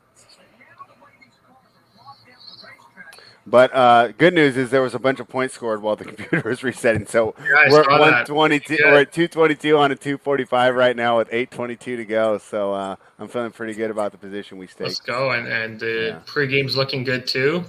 Yeah, pregame's looking great. So I'm pretty happy about that. Very nice, very nice. Glad I hopped on both.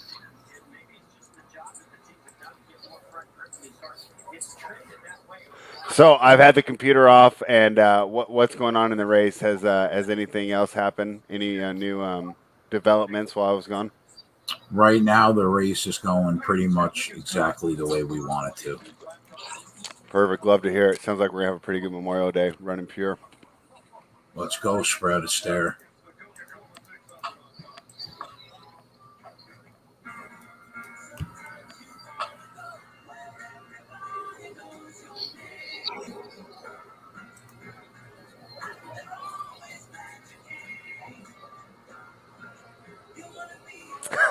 Brandon Cola.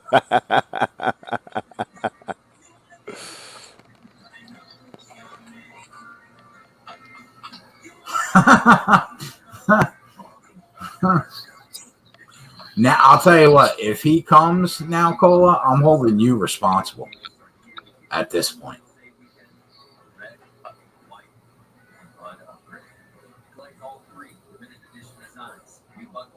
He's our bailout option. Come on, Union, defend.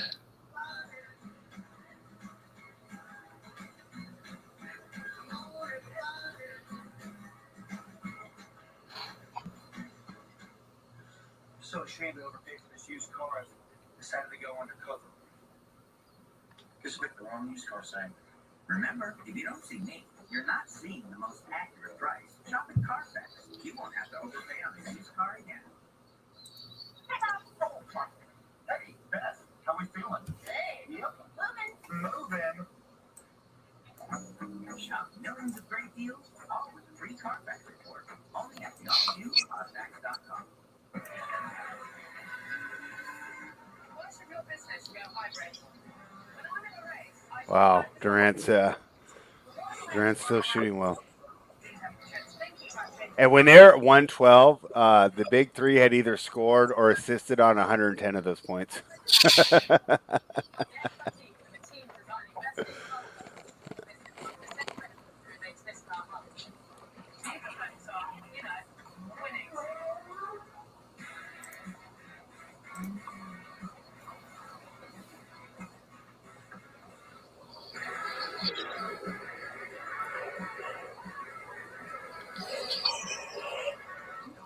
I'm so indifferent on how I want the Nets to do because obviously Kyrie, Harden, and Durant aren't the most likable, athletes out there. Right. Steve Nash is one of the most likable personalities in sports, right? So yeah. And I don't dislike Durant like everybody else does. I don't dislike Of course, Durant, too. he came to Northern California, so it's a little different, right? Yeah. Just like everyone thought that LeBron going to Miami was terrible unless you lived in Florida, in which case it was absolutely fantastic and made perfect sense, So maybe a little bit there, but yeah, Kyrie maybe a little bit more than Durant, I would say. Yeah, Kyrie. So for me, he's the most unlikable with some of the off the court stuff. Yeah. And then Harden, I do like him, but I sometimes think that the foul drawing and the way he's kind of manipulating the game, I don't like his on-court play as much. Yeah. But I do love to bet on him. One of my favorite things when he was with the Rockets was his free throw percentage was like at 92%. So it was like whenever you bet him, they would cover because he would always hit those free throws that you need at the end of the game, when it's right around when the game's hovering right around the number. Harden would always get fouls. He won't blow up for you on the free throw lines. I did like that about him. I don't like some of the foul hunting and then how it's continued with Trae Young. But, I mean, that's a league issue, not a Harden issue. But hard to root for a guy that's just kind of looking for ways to exploit the rules rather than just being better. Durant, I love his game personally. I think that he's one of the ones that really, the social media and everything really detracted from him. If he would have played when Jordan played, when no one knew anything about these guys, I think he would be universally beloved. I think he's one of the they'll probably be 30 for 30s on his social media use and how much it detracted from our overall view of him as a player. Yeah.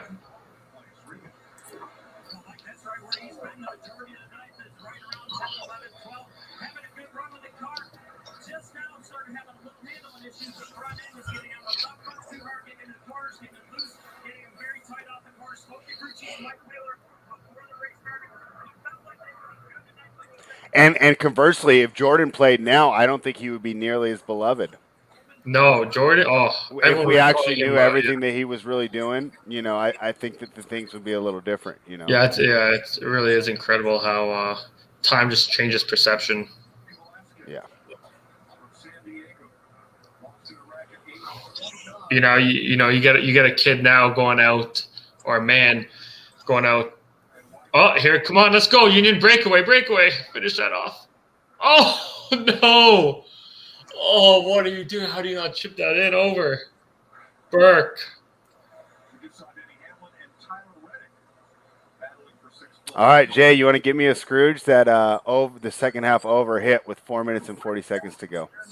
I most certainly will do that, Spread. Let's do it. Cool. I was worried I was going to be the only one that did give out a winner on the show. You guys put a lot of pressure on me. Good. Yeah. So let's go. That one Thank came you through. for that.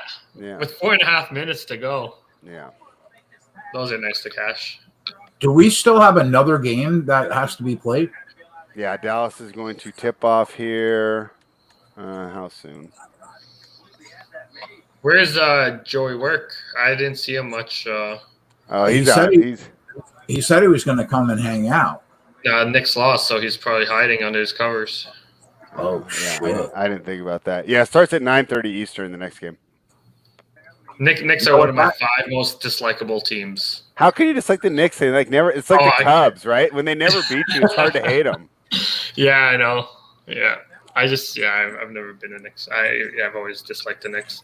They were one of the first teams to beat the Raptors in the playoffs early in my. Oh, there you go! Finish that!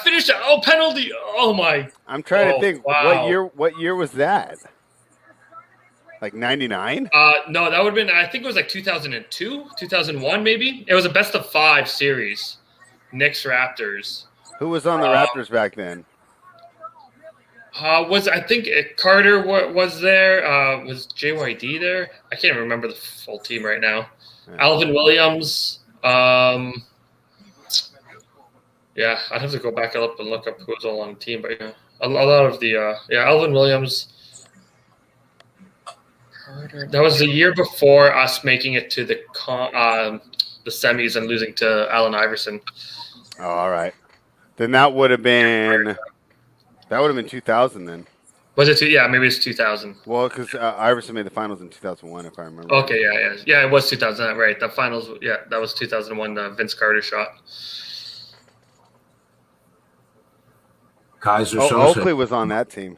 Yeah, and I really don't like James Dolan, so that. Yeah, I mean he's pretty easy to root against, but such a passionate fan base, right? That have had nothing to root for. I feel that, but I'm not. I mean, the Blue Jays have always been in their division, right, with the Yankees, and then the Raptors have been in their division. So just natural kind of teams I've rooted. Yankees to me seem easier to dislike since they take everybody's stars. Yeah, I actually dislike the Red Sox more than the Yankees. Kaiser Sose said, "Well played, Spread." With that, that winner. Thank you, Kaiser. I appreciate it. I'm just, I'm glad to be. You guys both did the winners. I didn't want to be left out here, so I'm glad I get to be part of the group here. I haven't cashed a thing yet, Spread. We still got 100 laps. Yeah, I know. Maybe I'm being a little overconfident. I'm probably going off past results, right? Yeah, probably. Yeah. Well, I should have hit this -1 plus 185, but it looks like it's going to be a push.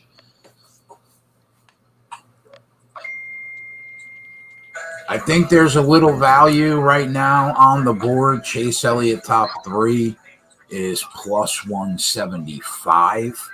I think he could definitely hit the top 3 at +175. Probably a little value there. I think you could take Will Byron -125. I think there's value there in the top 3 if you didn't get him at +150 earlier. I did get him at +150, but I didn't put it on the sheet. All right, match is over. The Philadelphia -1 plus 185 pushes. Do we get to put on the board if we get the money back into our account?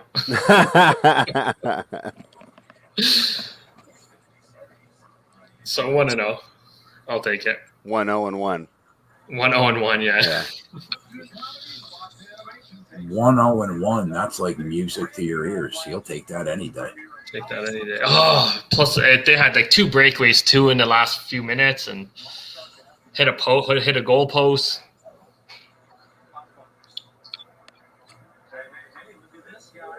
Lap traffic is starting to screw Larson a little bit here. Let's go, Willie B. Don't be denied here. Let's go.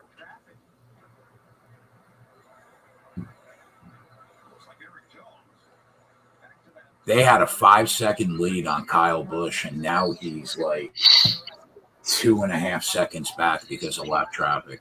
Now it's not going to really matter because they're 10 laps away from another stage, so they're gonna be going on the restarts anyway. We just need a couple more good pit stops, boys. That's what we need.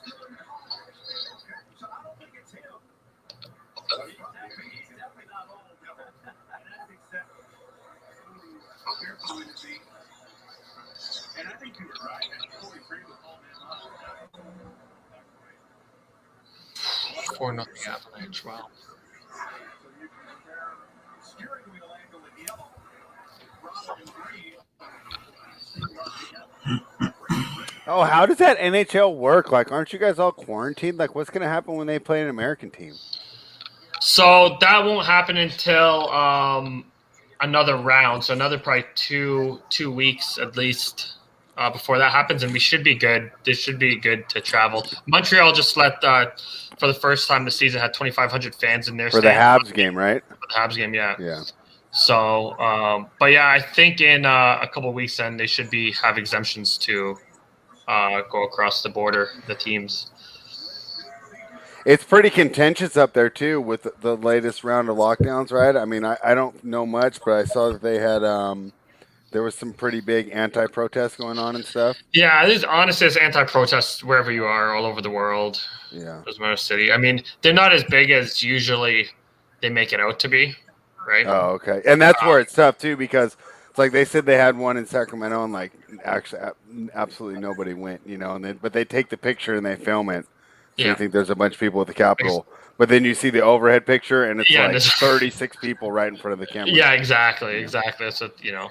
So, yeah, there's some protests that I agree with the lockdown orders, but some that are just kind of over the top. People just, you know, I don't want to get too into it, but.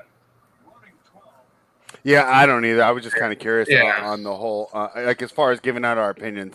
I was just kind of curious on how the overall like mood is there, and how, because I would say like there's nothing divisive going on here. Like, you know what I'm saying? Like, are you guys open? Are you open right now? Yeah, we're open, but I'm saying there's not like a big. I've never seen anyone yelling at each other about masks, you know, like you see those videos and stuff. Yeah. Like it rarely happens here too, but you know, obviously when it does happen, it makes the airwaves. Yeah. So like I've gone out everywhere. Everyone wears a mask. Everyone's been polite. Like for the last year, I've never seen anything, you know, anyone confront anyone really. I mean, it happens for sure, right? But it definitely for the most part, everyone you know is on board with some of the regulations.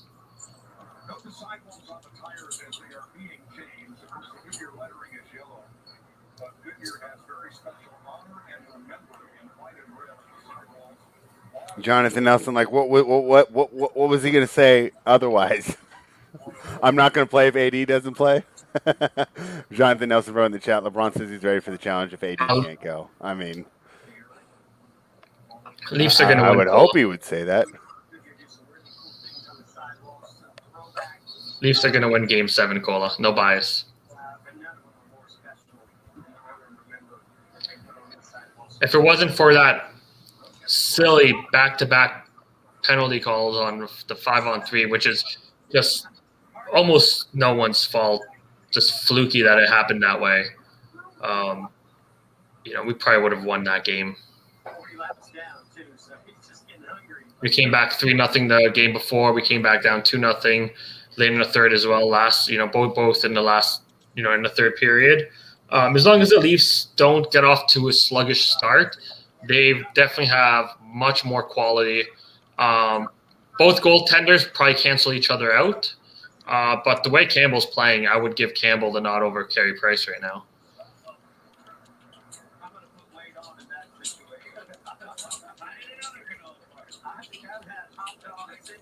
Curious to see what the lineup looks like tomorrow. There's a couple guys that were scratched due to injury with Montreal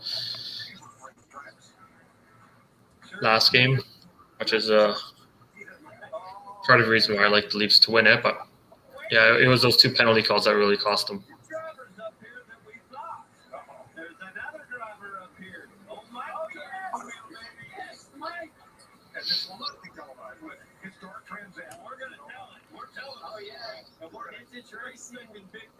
I'm a big numbers guy too when I bet, so I have a lot of numbers. I don't have them in front of me right now, but you know, I dive pretty deep into numbers before placing a bet. It's about 50-50. 50% tactics, things I understand, scheduling, players in and out, and then the other 50 numbers. So if I find both of those on my side, I'll usually hit a bet. Yeah, that's for the NBA, and that's how I do it. Is I run the numbers, but then I need to match the situational spot. You know, exactly. It sucks. When you first make a model, you're excited and you just want to play like every edge that it tells you. And Yeah. you realize pretty quickly that, there's a lot of factors that go into these numbers. And, Of course. it should just be basically like your first step in saying, hey, take a deeper dive into these games. This line might be wrong, And then you start doing it for a little while and you realize that more likely than not, there's some sort of information that they had or something that you didn't look at, why the line is different than yours than simply, them putting up a bad number.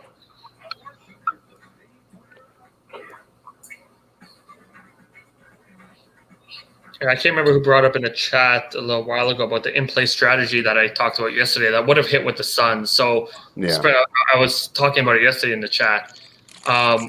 When betting a live game, something that's really worked well for me, and it works better in some sports than others, but across the board it works pretty well, is even if you miss out on a number, I actually kind of did it in the Philadelphia Union game today. They were minus 150 going into the game. To score over 1.5 goals, they were minus 140, and they get up 2-0 early. So you think, okay, I've missed the best of this number, so I'm not going to bet it now. Yeah. But when you're watching game and a team is just absolutely dominating and winning, you have to throw out your pregame lean or your pregame look or the numbers, and you just have to bet what you're seeing right now. So if a team that is an underdog is up, let's say the Suns, what were they today? Plus 6.5. They're plus 6.5, and I don't know what the halftime score was, but they probably won the second half, I'm assuming. I think it was 54 to 51.5. 54, 51.5 for the Suns? If I remember right. I don't know. I could be getting my games mixed up. Yeah, so we'll use that number. If it's 54-51 for the Suns, then you would think that the Lakers, would be a 7.5 point second half favorite, maybe 6.5 points, to win the second half. Yeah. Somewhere in that range. So people are like, okay, well, I'm getting a good number. Now it's -3 on the game. They're the better team. But the strategy I've used a lot, and I was telling Keg I use a lot in more college basketball and women's basketball, is betting that team that is running well in the second half. Now, it doesn't always work, but taking that 6.5 in the second half with the Phoenix Suns, right? Even if they lose the game by 1 or 2, and I'm just putting out generic numbers right now, but whatever that number is, taking it with whatever team, especially if they're blowing them out. If they're blowing them out, 54 to 35. Yeah. Right. And, the halftime line is -9.5, -10.5 for the Lakers. People will be like, oh, well, they should get back into this game, but I tend to always go the other way. Okay, and my comment on that was up until this year, I would say that's a tough strategy. This was the year that everything flipped, and I had the hardest time the first 2 months because we sat here and we cashed 2019, betting the dogs when they get behind in the NBA game, saying it's a game of runs. They'll make a run. They'll come back. They're not going to roll over. They're not going to turn out. This year, they kept putting on the gas, and it was blowout after blowout. And it was so hard for me to adjust because, part of me is saying, okay, this is the new NBA. You need to be flexible. And then part of me saying, you've been doing this for a long time. Don't turn away from what got you here just by following a 1 month trend. It was really a tough balancing act for me this year. A great learning experience, and now that it was over. But I'll tell you what, I'm happy to go back to the regular schedule that I'm used to next year. Because one thing I did this year that I hated was fell into the pitfalls of, first of all, the week from Christmas to New Year's this year was opening week. So it's hard for me to say, hey, we can't wait for NBA season to start. I'm not going to bet the first week.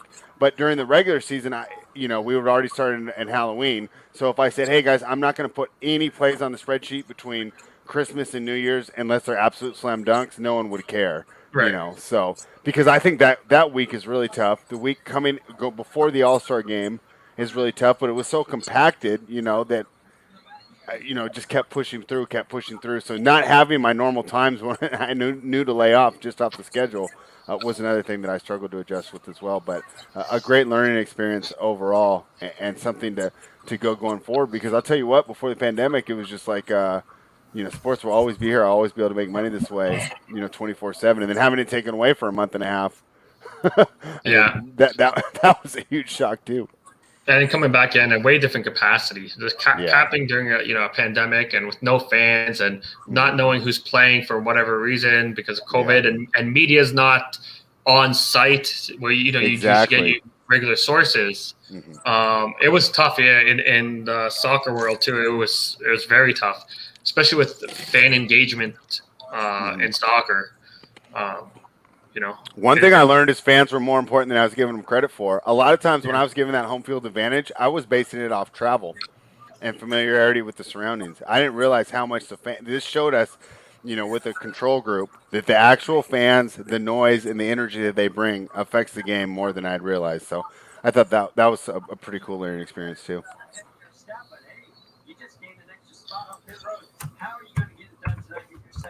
I'm not. I didn't look at the Cruz Azul game, Jonathan. So let me just give it a look right now. All right, and another cash for the Run Pure Bets team as the spreadsheet player. On the 7 cashes at the 7.5. Put that on the board. Yeah, we'll put that on the board too. Like it. Let's see what happens next. So this next game, guys, we might jump in live, but like I said, I'm really hesitant to get involved without knowing Luca's health here. So pretty happy with our results so far today. Not going to push anything. So I see you guys in the chat are saying, is Bush going to win this? He's creeping up.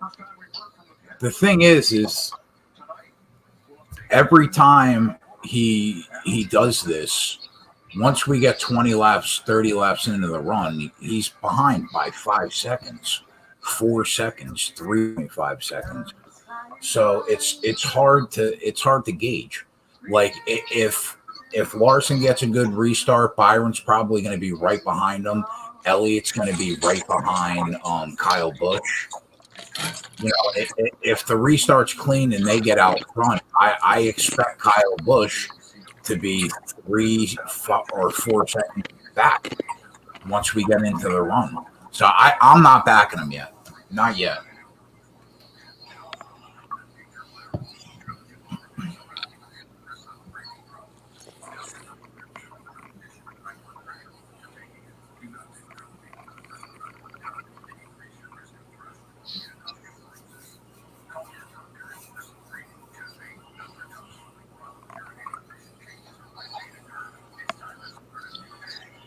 Yeah, I have no thoughts on this game, Jonathan, on the Cruz Azul. Is that Liga MX? Yeah, that's the Liga MX. I like watching that sometimes, but obviously I usually don't have the announcers on for that one. Do you get it with an English feed? I only get it on my telenovela channels. Yeah, I do get it with an English feed. Yes. Okay, cool. I get both, but I sometimes listen to the Mexican feed. It's fun just because they get really excited about almost everything. But, yeah, exactly. It's not as good for my relaxing while I'm trying to read the Athletic and cap tomorrow's games. JW wants to know what you think of the Sounders game. So I'm going to look at that one in play right now. My lean would obviously be to the Sounders. I want to see what a team total was on that one, actually. Hold on. I was going to check it out right now.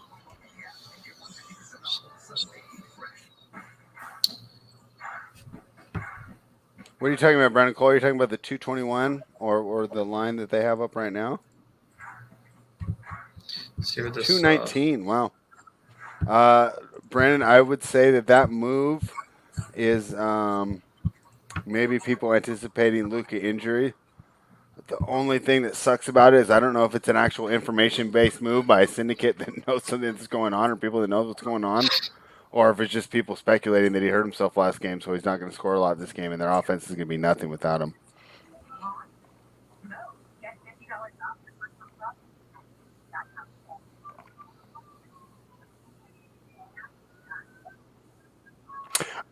Brandon, I'll tell you the reason that I don't think that we need to as much for this situation. And if you feel good, go ahead and fire.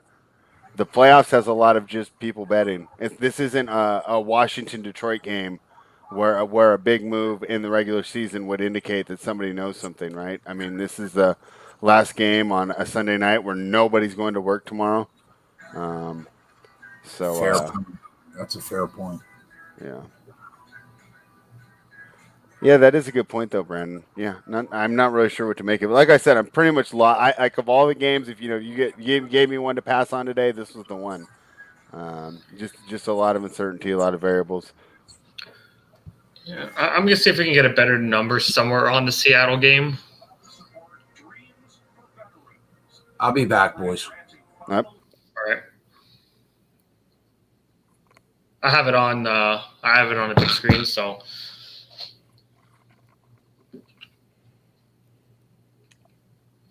Brian Smith wants to know my first half lean. I guess Clippers, because I love the adjustment they made by running 5 out with Zubac not on the floor. That allowed Kawhi and Paul George to attack the rim and not have an easy rim protector coming over. But like I said, this is so tough because I would think that if I'm seeing it, Rick Carlisle saw it, so I don't know if it's going to be happening so much easier next game. I really think this game could go a majority of ways. I guess I lean Clippers here, Brian, but I don't love it, and I'm definitely not betting it.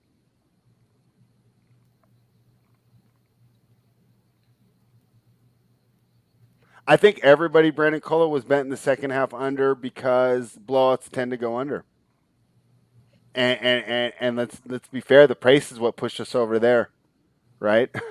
Not it being competitive, right? Usually competitive is over, blowouts under, but pace got us there. So, fortunate there.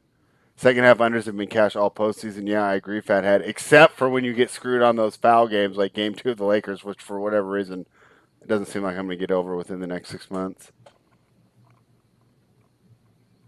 Kaiser Soze likes over in this Clippers game. Yeah, I mean, like I said, I think this was a real easy game for me to lay off tonight. So when you guys are in here with your positions, like I'm not,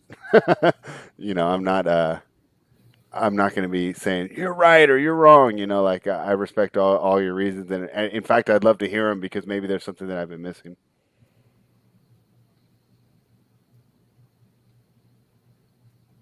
I think everyone was on the over pregame, Brandon, but we're talking about the halftime betting market, which is like a much more mature betting market with much more advanced bettors. So I think that's why. I mean, if you think about it, if you would have just logged on, right, and just hung out and just bet every second half under all postseason, you'd be doing fantastic. So it doesn't surprise me. Yeah, Leonard, I'm kind of feeling the same way as you. I want to see how Luka looks so far.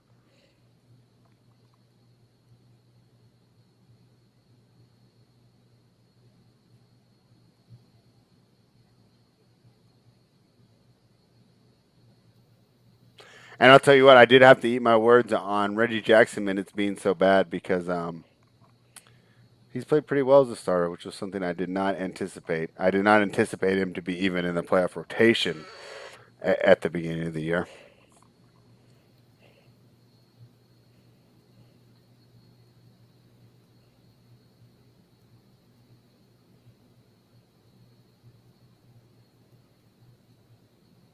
Hey, Brandon, I had to, that's so funny, Brandon. I had to do the same thing, although it was earlier.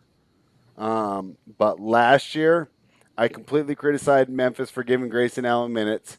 I didn't think that he was going to be a staple of an NBA rotation, and he is a effective role player to get you 10 to 15 minutes off the bench, and I think he can help, a playoff caliber team. So I was completely wrong on Grayson Allen too. So I mean that's just what happens when we're trying to predict everything that's going to happen here and evaluate all these players going forward. We don't know who works hard, who doesn't. And I think that Grayson Allen, I think I definitely underestimated his work ethic because he keeps improving.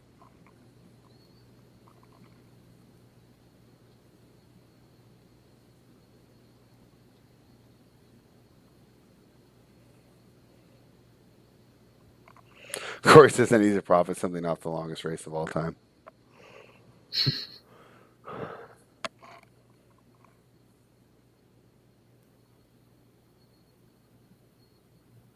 Aaron D's on the over 221. Yeah, I mean I can't hate that.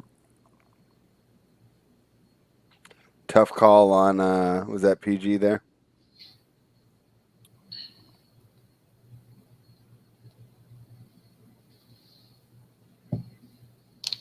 Oh, fathead. Let's give him a break.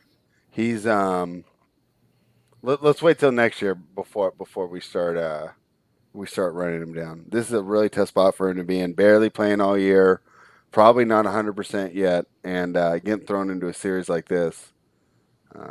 I'm not ready to sell my Triple J stock yet.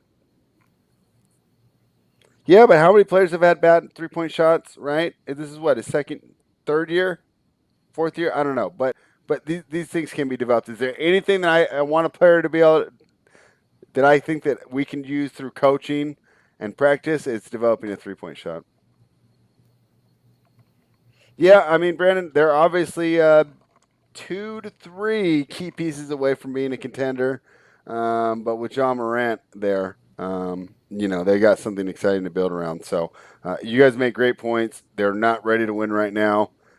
We backed Utah last night. Run Pure subscribers know we were on Utah last night. And just a spoiler alert, right now, that's the one that I'm looking at the most, okay? But these games don't start till 6 tomorrow. I'm not going to be partying or having fun tonight. I'm going to be up early. I'm rewatch some of that game, see what could potentially trip me up before we make that play. But they're really truly a 9 seed. I'm even surprised they beat the Warriors. Corey H got a great question. I have no idea because I'm not on Twitch, but he says, "What's up with these Twitch streamers in blow-up pools all of a sudden? Where did that come from? Do you have any idea, D? And blow-up pools? Twitch streamers and blow-up pools? What channels are you watching, Corey?" Yeah, no, I only follow one Twitch podcast, and they're not in a blow-up pool. Yeah. Brian Smith says Luka looks fine. I would have to agree. So let's just keep an eye on this game and look for some entry points. I think who was our guy? Leonard wanted to go to Arby's with this one. I think we might be able to try that. Eastwood more right now, I would guess yes. But I mean, both are special talents, and I think that's going to end up being a great draft. My thing with Jaws, he seems like he's longer. Seems like the Zion window is closed. I can't see him being that effective with that body past age 28. So I'm thinking Jaws still going to be good for you 31, 32, 33. Where Zion, you got about an 8-year window. I think Jaws gives you a 12-year window. I mean, Corey, it looks like they're marketing to you pretty well, huh?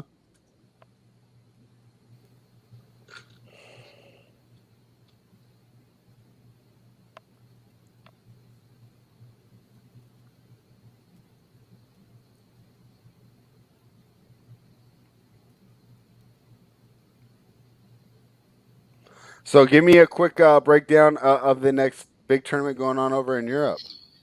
So the Euro Cup starts June 11th. There's 24 nations involved in it that qualified for it.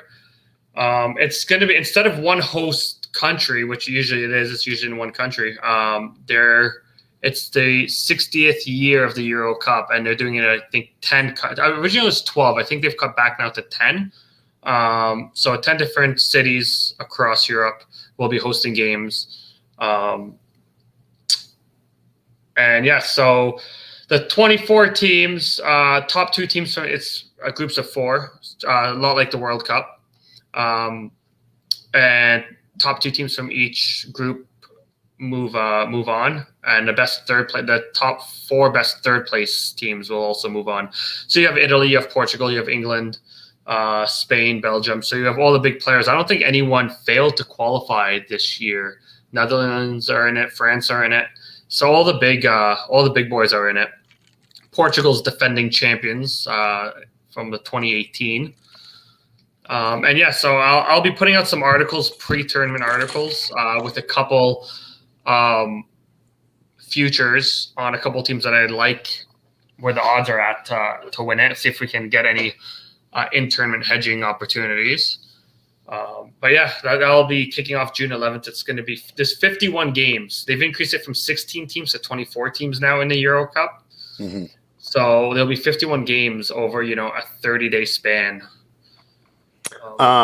Who you like? Don't give me one favorite. Maybe like top 3 or 4 teams that are favorite. Personally, I think roster construction wise, England are the best team. heading wow. into these Euros.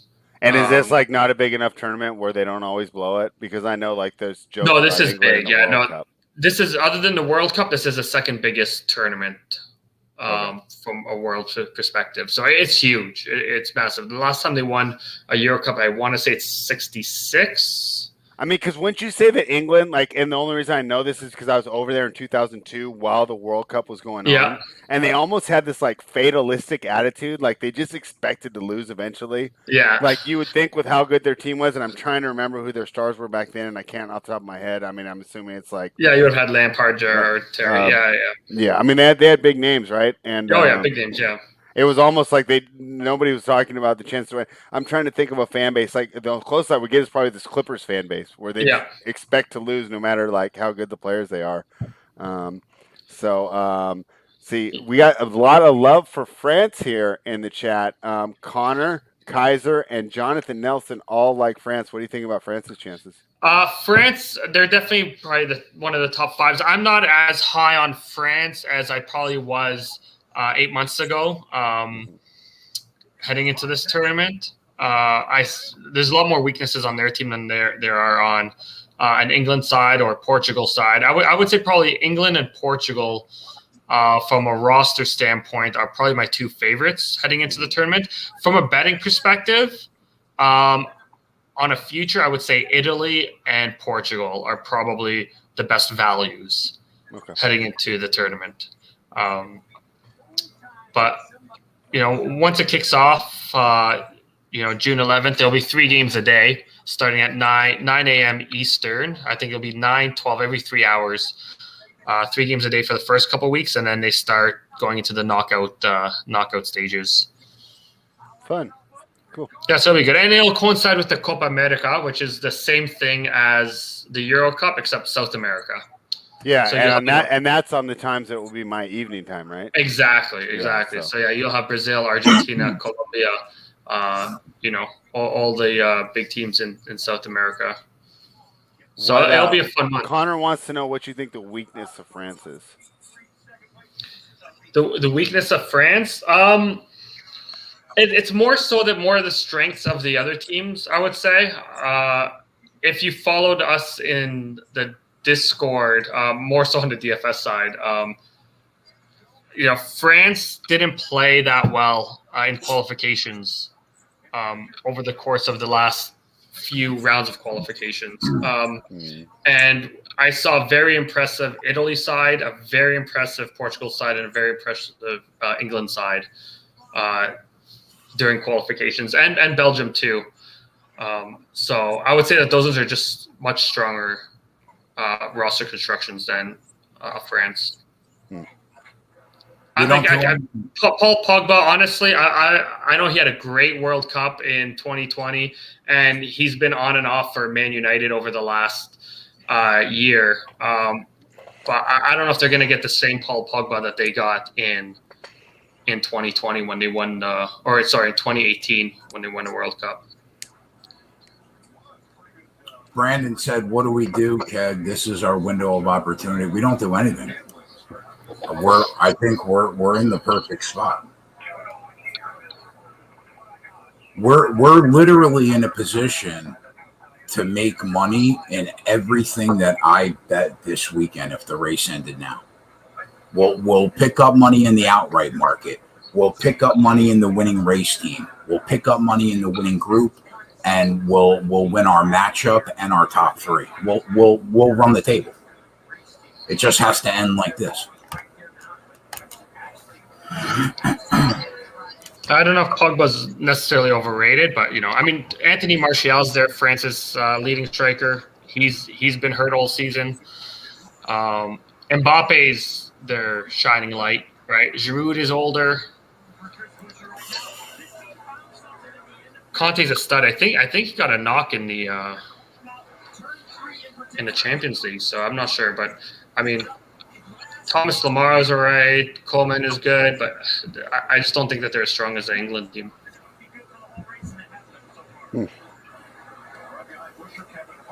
Hugo Lloris has had a poor season. Pavard, I think, is one of the most overrated right backs in football. There we go. Now we're getting the hot takes. Yeah. So, but there's still, I mean, you know, there's still, I think, third favorite probably to win.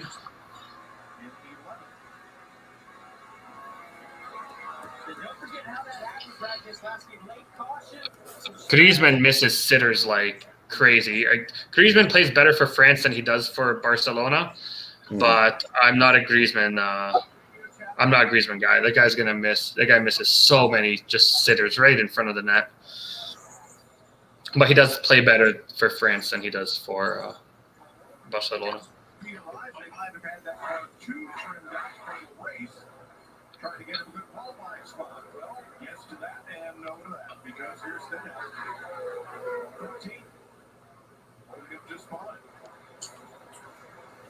Ryan Blaney trying to overcome a speeding penalty on the nice good stop. I mean, when I say a weakness with France, I mean, they've got nothing but world-class players, right? So I don't want to nitpick at right, and I was just asking a question from the chat because they're basically saying, "Why aren't you taking France? What's their weakness?" Yeah, right. So it's more to the other team's strengths. I think that they're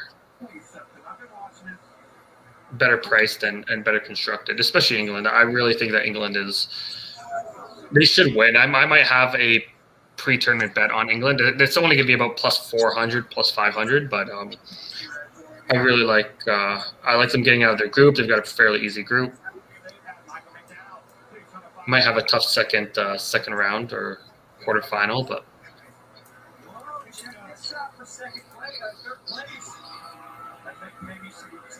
they took France and Italy. Yeah, that's good. I like Italy. Italy is like 10-1 or 11-1, which is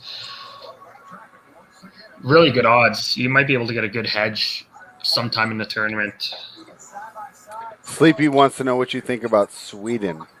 I don't think much about Sweden. They're going to sit back. They're going to absorb a lot. Ibrahimovic will be playing. I think he's making he made his return a little earlier last year to the Swedish national team, which should be fun. He's one of the best players in the world. He was in LA. I think you'd remember him from his LA days. Spread LA. Yeah. Oh no, sorry, LA Galaxy. Yeah, Zlatan. Yeah, he's funny. Yeah. Even my mom thinks he's funny. She saw some of his interviews. Yeah. She just thought he was hilarious because he was real arrogant and he was on American talk shows, right? And he would just say ridiculous stuff and like they should pass it to him every play, and they're a good team. I mean, they've got guys like Isak and Berg, but again, like Isak, he plays for Real Sociedad, but he misses sitters too, man. That guy, he's still young. I just don't like them scoring a lot of goals, But with Zlatan back, it'll be nice to see him in a big tournament again. So maybe they can nick a few. Let's see who the group is. Toyota, let's go places. Nowadays, there are two things you can't live without in your vehicle. Can't trust England defense with Harry Maguire. Jonathan, I think Harry Maguire is one of the most overrated defense in terms of public perception. Underrated defense in terms of public perception. He's not the best center back in the world. He's not a top 5 center back in the world. He is top 10 center back in the world. And that Manchester United team plays a whole different style of game when he's in or out of the lineup, as you could see over the past week. But he is prone to making a few mistakes. However, I think that when you see him with Man United, he's got Victor Lindelof beside him. And they're so similar in the way that they play the game. I don't think that Lindelof's strengths cover for Maguire's weaknesses and vice versa. So I would like to see him beside John Stones, who I think can recover at a much better pace than Lindelof for Team England. So I think Maguire, again, public perception, I think, is a little off when it comes to Maguire.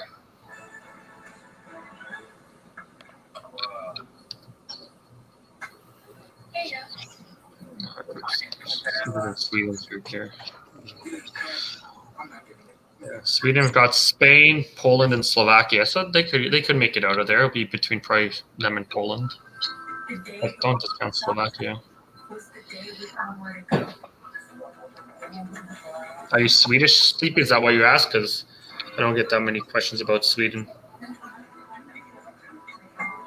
now on, we're not going to leave anything on our plates because we've learned to savor the moments that will always be there and may never taste in this way.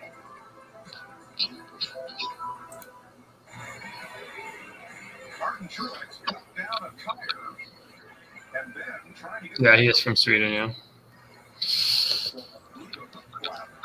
up and off on the left side, which will need to be reinstalled and replaced. But we stay green with Kyle Larson leading Chase Elliott. Truex was 12th when that happened.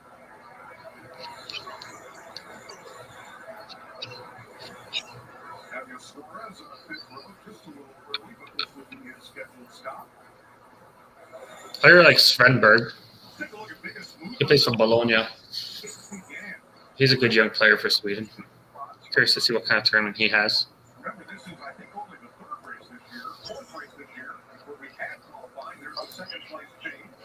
What's going on with the Niners? Chase Elliott here. He's lost second and third.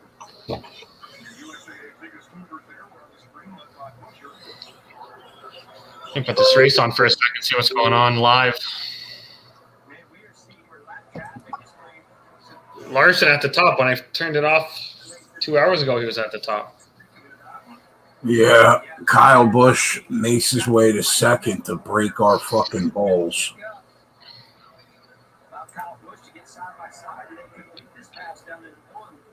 I mean, Josh Bullock doing all he can do, but he is 15 laps down, and I guess all you can ask him is Connor Butler. I don't know if minus 125 for Belgium to win their group. Is that the price? Because that is a very good price. I was looking at group pricing. I think I saw around minus 140 the other day. But we have to see. Kevin De Bruyne just came off the field the other day in the Champions League final, so I haven't seen an update yet on his status. But that would be a big miss for Belgium if he wasn't there. I'll tell you, I'll put some Golden Boot winners there, guys who I think are gonna lead the tournament in scoring. I don't know what the odds are. I haven't looked too deep into that yet, but a guy like Lukaku should be up there. He's going to be Belgium's main guy up front, and with the midfield that they have feeding him the ball and the group that they're in, he should be able to nick some goals early in the tournament.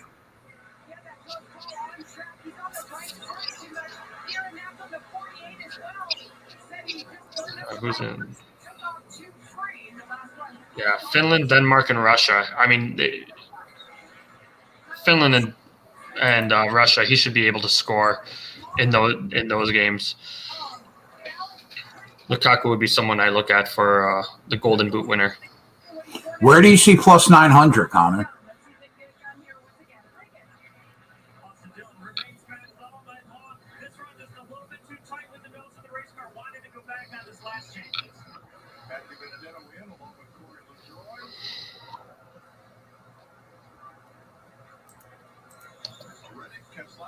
And Blaney staying on the racetrack.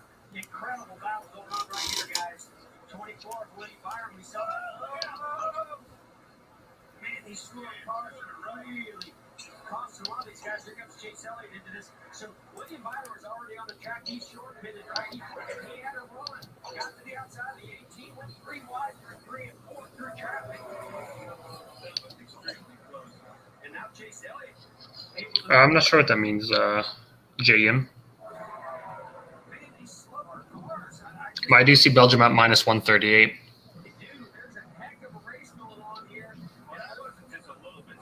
I don't know if I'll get there with that. Denmark's a very good side. Get past this fucking guy. This is it, right? No more stages, Keg? No, this is it. And technically, they can go green on 51 laps. So if there's no caution, this will be the final run.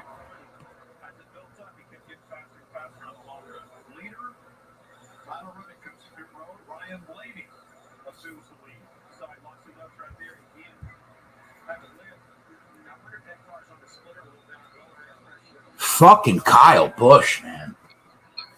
Come on, Chase. I want to see Byron pass him, too.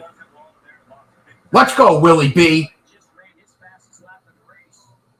Right by him.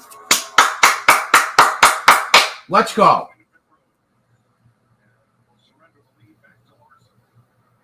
How many seconds do we have right now on Kyle? 3.5. All right. 3.5. We're running 1, 2, 3. Let's go. 50 laps. Let's end this race. 50 laps, just like this, and let's end this race. We'll pick up 5.5 units. If Chase wins? No, if Larson win, if you bet all the plays on the spreadsheet today, you will pick up 5.5 units. Nice. And I think I added another play on Larson too, which is really nice. The only ones is just Chase to win outright for a unit, and William Byron to win outright for a quarter of a unit. So yeah, it would look really good. Yeah, we got Larson. We got Larson top 3. We got Byron over Bowman. We got Byron wins the group. Yeah, nice, beautiful. We I got those. We got Hendrick Motorsports at plus 180 to win the race. I mean, I would have done it. The Babe Ruth ball. That's the only one I didn't do is a Hendrick Motorsport one. I don't think I could find it on my book, but I got all the other ones. We would pick up 10.2 units total on the NASCAR weekend. Let's do it. I really don't want to have to bet Kyle Busch that cost me a fucking unit. I really come on, boys. Just drive away from this guy.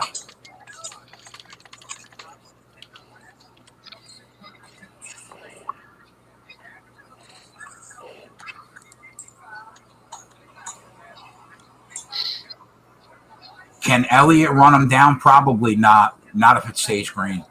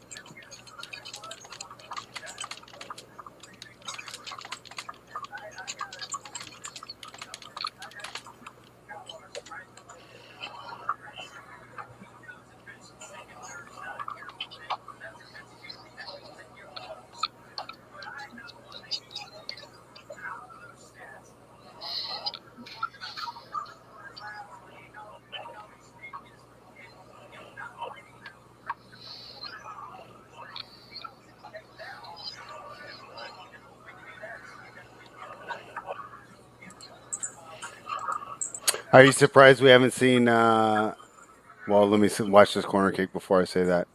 A lot of scoring action here in this Seattle game so far. I haven't been watching the last 5 to 10 minutes. I put on the race for a little bit, so cool. I just put it back on like 30 seconds ago. Okay. Yeah. A little surprised Seattle might not be up right now. Let me see what all the advanced stats look like.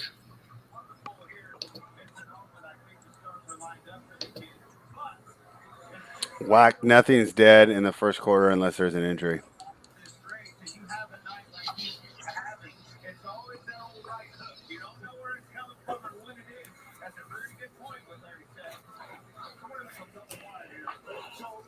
No, Cruz Azul losing, so I hope he did not hit that bet. Whoever put it in chat, Jonathan, I think. Look who just showed up to drop a Nixon 7 comment. Joe, there's my guy. Joe, come on, bro. Oh, Join the show.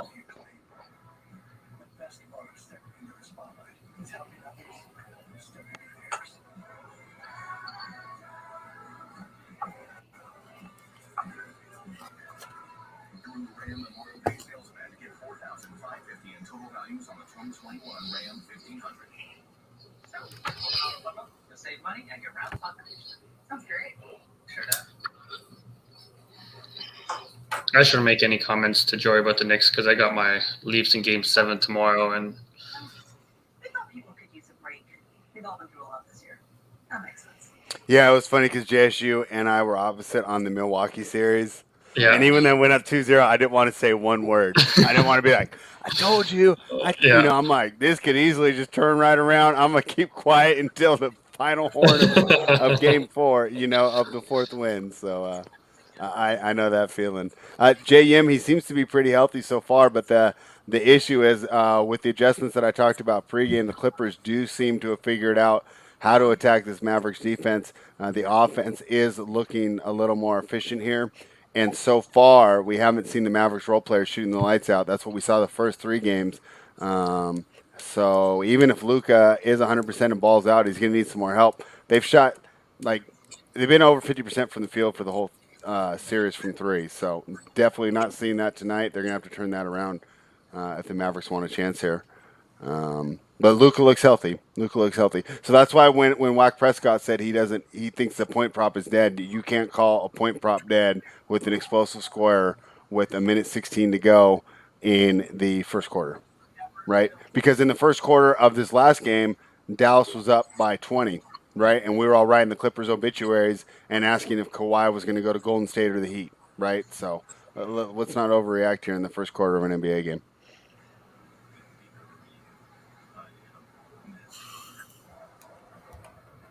Kyle Larson, 38 laps to go. 38 to go. We celebrate first responders who provide life-saving work every day. Former airport captain, current AMR safety chief neurologist Dr. Bert Vargas shares his story, sponsored by Verizon.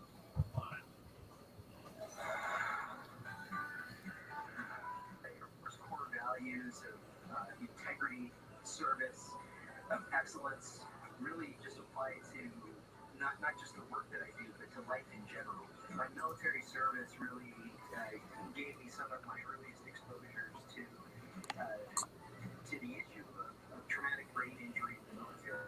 It's that background that has led to my interest in concussion and translated to what has become among the best oversight protocols in professional sports. Next, Dr. Vargas runs the front line of the entire AMR safety team, keeping NASCAR drivers safe.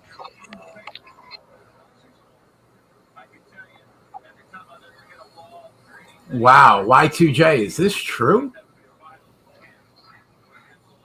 Fucking Y2J.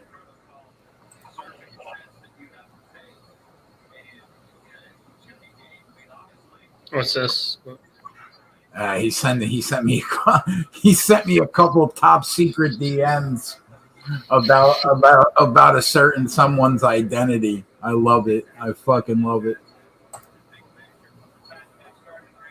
Oh man, that is hysterical.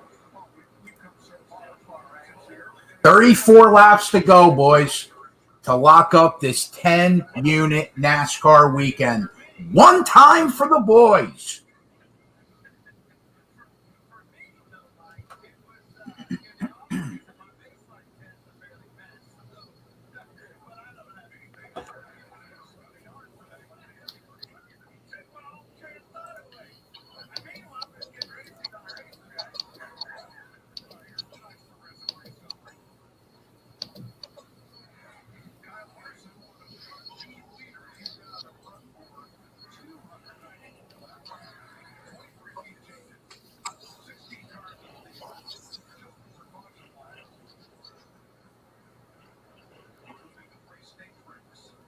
The icing on the cake will be if somehow Chase Elliott could actually catch him with 32 laps to go and pass him by for us to hit the 8-1. Yeah, I just don't see it though. He looks way too strong.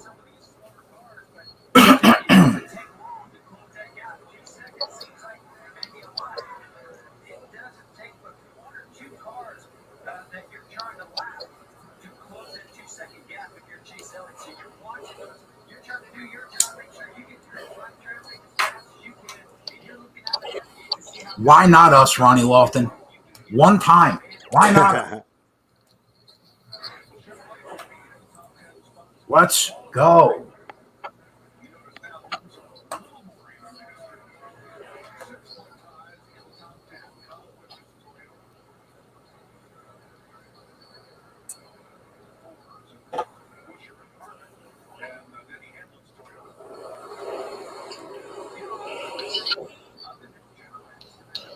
We're here. Let's go, John. Wow, what's up, buddy? Are we cashing this ticket or what? Yeah, We are. we're about 30 laps away from you pulling the fucking tape on the Babe Ruth call, bro. Let's go. Let's go. Let's fucking go. What's up, How- boys? How was Dee, your Spread, how are you? Great Joey? day so far.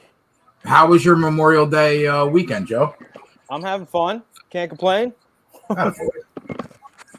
Yeah. How you guys doing? Great cashing winners on this show today. Me, Spread, and Keg. Let's go. Keg hasn't cashed a fucking thing yet. Settle down. All right? Good mojo. Good mojo. We're cashing. That's right. Knicks in 7 still. Let's go, Joe. They're going back to New York, definitely winning the next game. Let's And it's go. just if they win game 6 or not.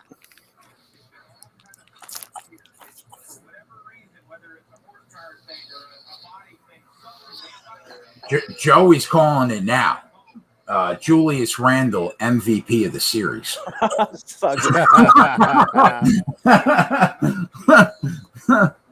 Yeah, he's had a lot of trouble. So has the whole offense. We don't have a guy that can go and get a bucket. We need a guy that can go and create his own shot and get a bucket. Like Derrick Rose is the best guy at doing that. Julius Randle averages 40 a game. The next 3 games, he gets the MVP. That's not happening. What's the line right now in Game 5? I'm not sure. Spread, you know what it is? I will look. I don't think they have one yet, at least not on Bookmaker. But Bookmaker's not first in the market. Lately, it seems in America that FanDuel's first in the market. And I don't have a line there for Sports. definitely don't have one for Lakers, which I'm not surprised about, but I don't have one for the Knicks either.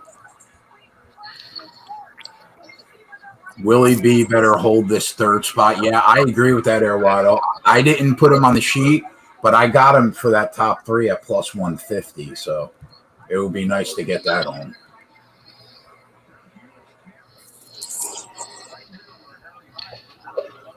How'd baseball go today, Joe? 2-1. We'll take it. I'll take it, yeah.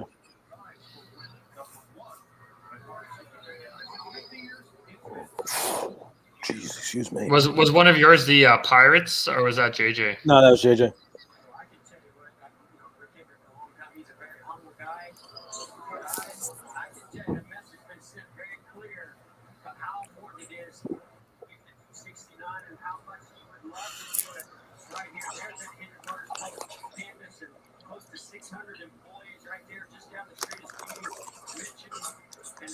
I literally have no idea what that means, man, Nicole. Yeah, I don't know what the fuck these guys are saying. What does that even mean? No idea.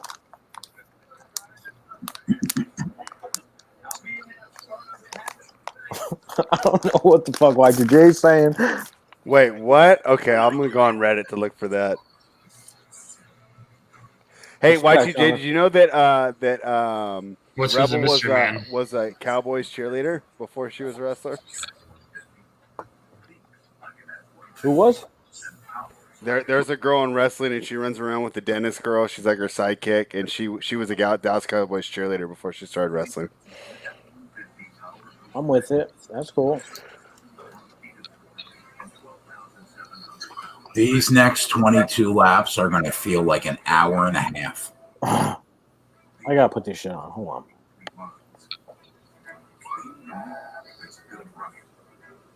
That's why we created the Rising Front Line, the advanced networking technology for first responders.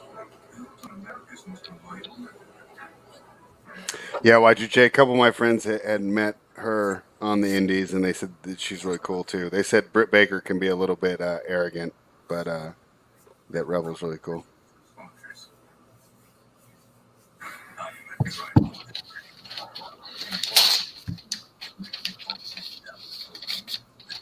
Remember that show, Press Your Luck, Spread?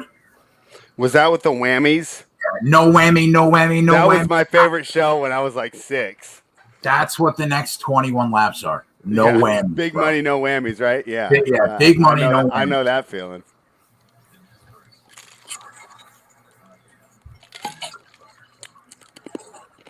Press Your Luck was a great show. I used to love that show. Yeah, that was my favorite one too, just because the whammies would do the little dance. Yep. Like they would do a different one each time. Yeah. Jacqueline Martin, thank you for coming and checking us out. You're welcome back anytime.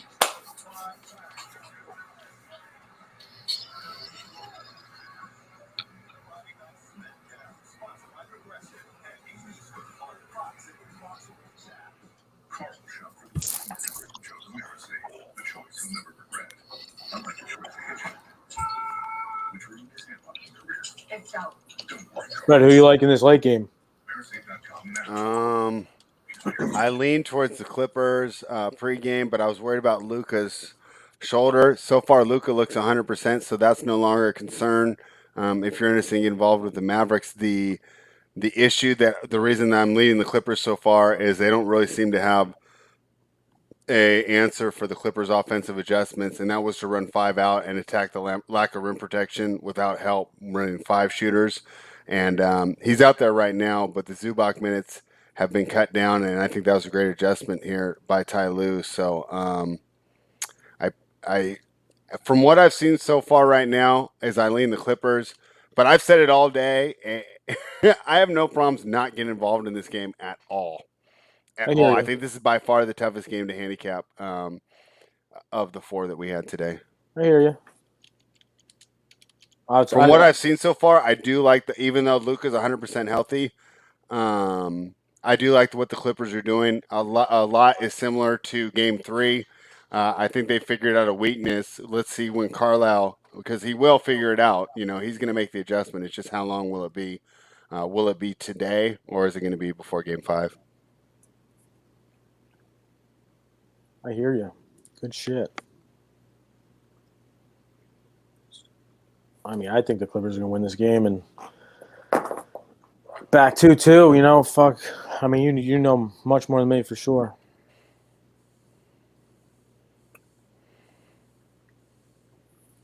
Playoff basketball is fucking something else. Yeah, man, it's almost like a whole different sport with how physical it is compared to the regular season, right? Yeah, the Knicks are just playing like bully ball, trying to play bully ball because they can't fucking score.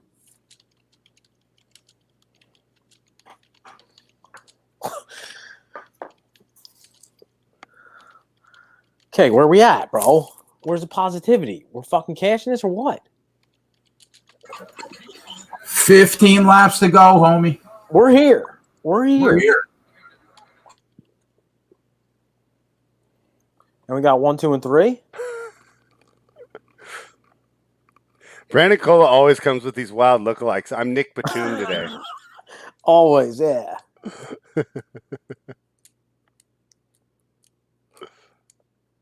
D was Emil Heskey earlier, which I laughed at, and I realized I don't even know who Emil Heskey is. He's an old soccer player, English soccer player. I recognize the name, and then I just started laughing, and I'm like, why am I laughing? I don't even know what that person looks like. Let's go. I look nothing like him.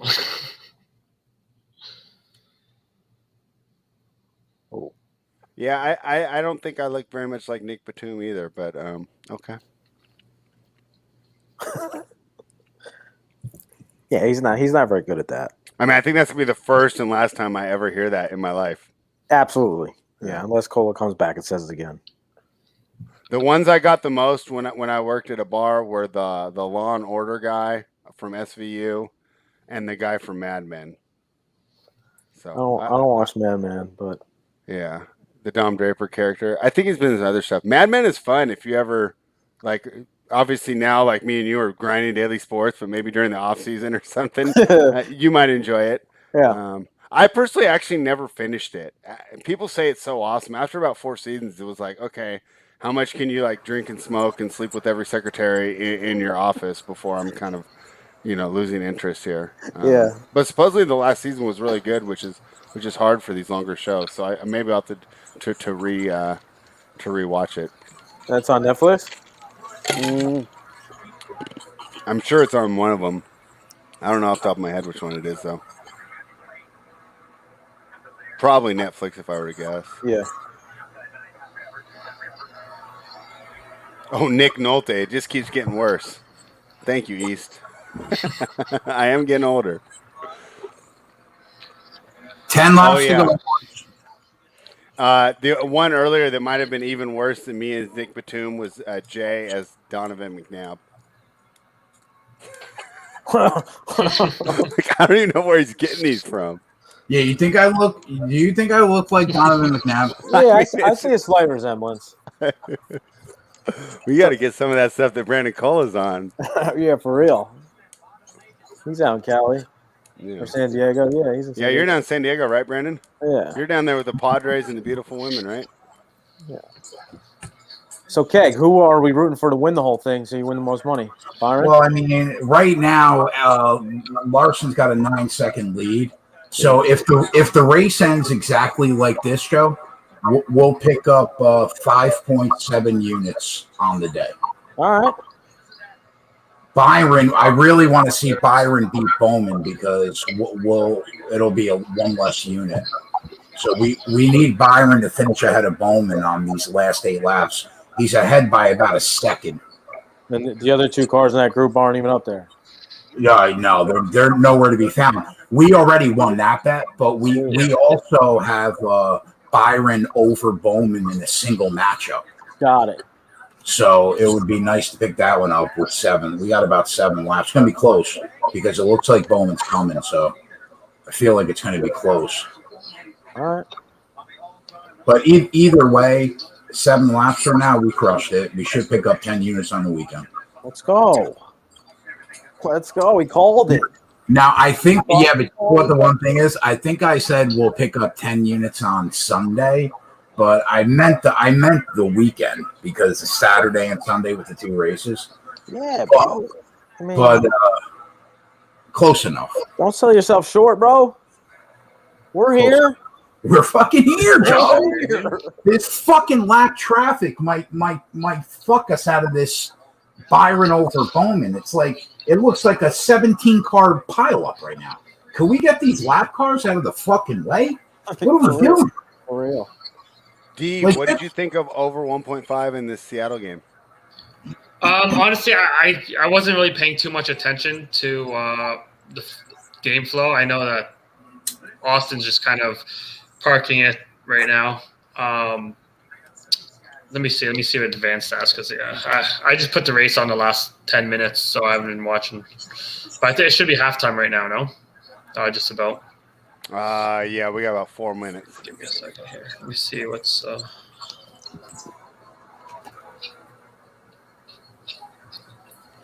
I mean, Austin has been playing low-scoring games.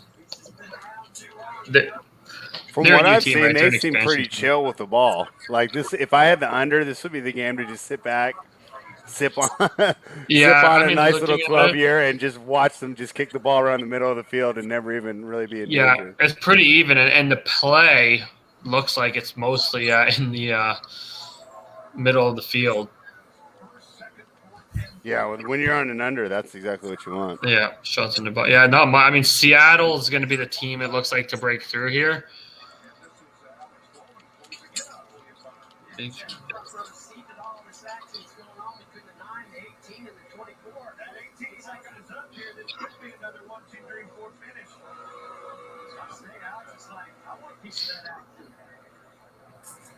10 seconds ahead of everybody? Yeah, the whole field. What we're worrying about right now is position 4 and 5. We want that to stay. We want Byron to finish ahead of Bowman. Gotcha. We're here. Yeah, we're here. 2 laps to go. We're here. That'll be the difference between the 10-unit weekend and not. So I'll fucking throw up. All right. Let's make it happen. Let's go, Joe. Let's The go. positivity. Yeah, I mean, they're up You're to just a we're fucking. here. You're just like a spring of positivity. You need Every it. time you come on this show. You need it. What is the sense? What is the sense of thinking negative? He said you need it. We all fucking need it. Final lap, boys. White flag's out now. One time.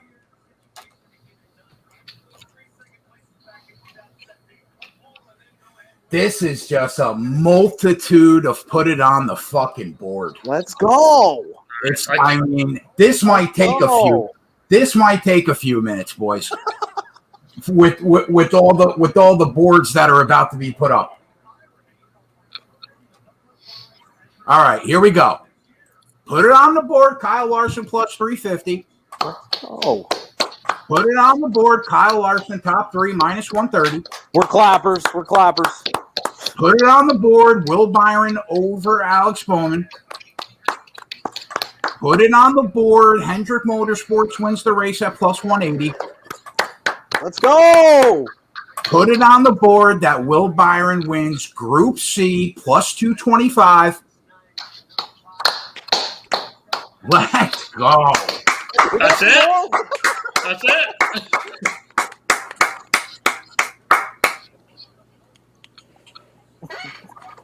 Let's go. That's what You I'm talking about.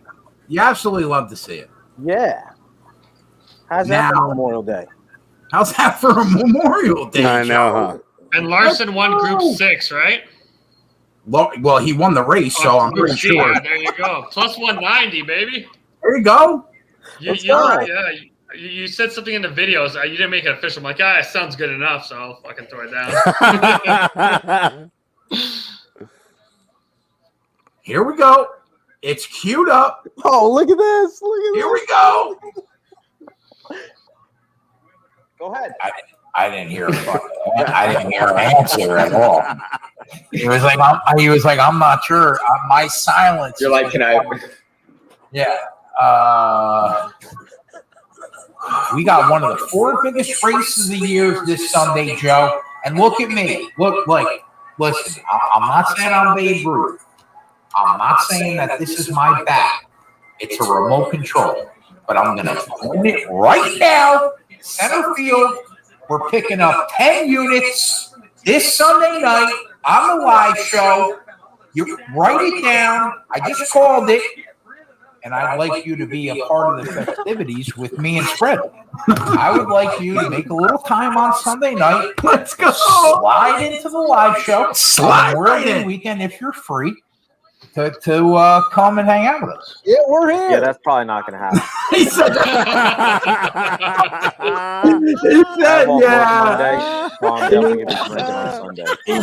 He said, yeah, I'm going to be honest with you, bro. That's probably not going to happen. I'm here, though. I'm here. Let's go. Oh, man, that was awesome. I love it. that was a great callback. That is fantastic. What a weekend to hop on these live shows and tell everything that you're doing, Keg. Let's go. Thank you. Yesterday and today. Nice of you to show up, D. Yeah. Let's go, D. Oh, man, that is fucking funny. Joey looked deadpan and went, yeah, that's probably not going to happen, bro. I'm here, though. You did it. Let's go. Yeah, I know. I would have lost the minus 500 that he's not going to be here. Oh, my God. Joey, can I get your honest answer here? How much did the weather have to do with the fact that you're here today? Probably a good amount. You know what, Joe? But you're here. Yeah, we're here.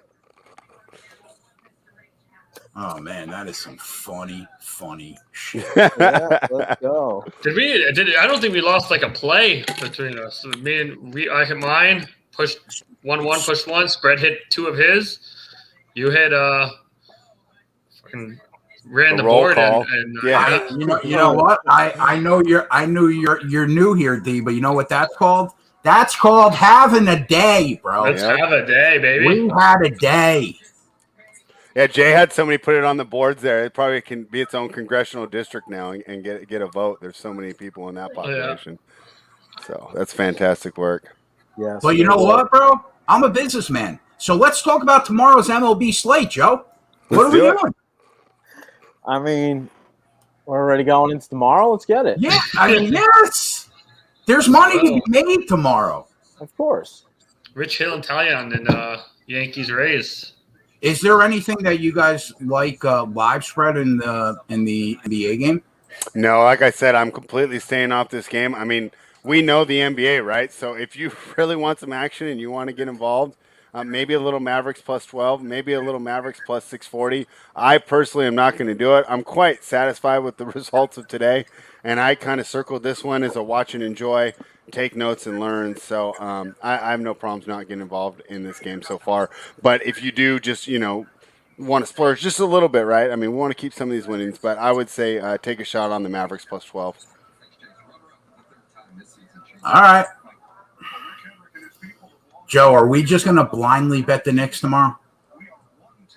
Might as well. Oh, it's not tomorrow, right? It's Tuesday. When are they Tuesday. playing? I think it's Tuesday. Let me double check. I actually think it's Wednesday. Is it really? Yeah, they're trying to fucking make this as long as possible. Lucas, Joe, Wednesday, 7:30 Eastern. Yeah. In Madison Square Garden. And also maybe a game 5 in this series. So these guys will get a couple days off. There's not really no one's really carrying a major injury in the Hawks series, I would say, except for Nerlens Noel. So I would say they're missing Mitch Robinson too. Right. But I'm just saying, like, that would get better for the extra day, right? No, that we would say maybe Derrick Rose. He might have been a little hurt today. He went to the locker room. He came back.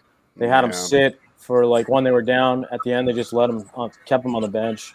And that was a smart play because there's no reason to risk him. He's an older player. They didn't really need him out there. Yep. But I think Noel getting an extra day is nice because he means so much to that Knicks defense. It's really rough with him on the offensive end. Well, he can't fucking score for shit. But, yeah, I mean, top 10 rim protector, I would say, this year, the way that I don't know statistically, but just from watching the tape, because he doesn't get that many minutes, especially when Robinson was playing. But I really felt that he gave the Knicks good quality minutes, especially on the defensive end every time he's out there. He definitely does, for sure. Yeah. And Nemec on the offensive end, but absolutely. You need somebody you need somebody like that on your team. Yeah. Gibson though too. I mean, he's playing out of his mind for how old he is. Yeah, he's been a lot of fun, right? I was saying today when the Knicks were doing good, I said watching Rose and Gibson is like when you go to like 24-hour, right? And there's like a group of 40-year-olds that are like old and can't move that well, but they've been playing basketball together for like 20 years, and they're running all the young ballers. And they just beat them. That's what it reminded me of. Unfortunately, they looked old towards that second half. That third quarter, I mean, it was just like, man, these third quarters for the Knicks have been absolutely terrible, except for the game that they won. Yeah, the offense is so stagnant.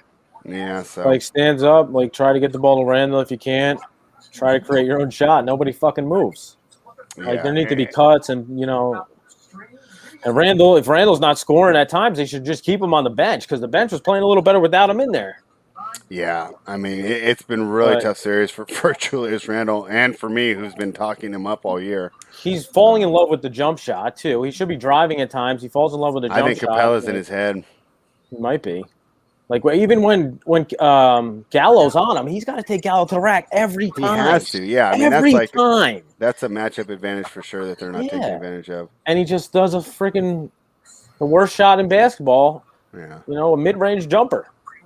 And when you're not moving towards the hoop, when you're falling away, it's not much worse. I don't mind it moving towards the hoop. You always shoot moving towards it. Falling away, I know we saw Jordan do it. I know we saw Kobe do it. I know it looks great.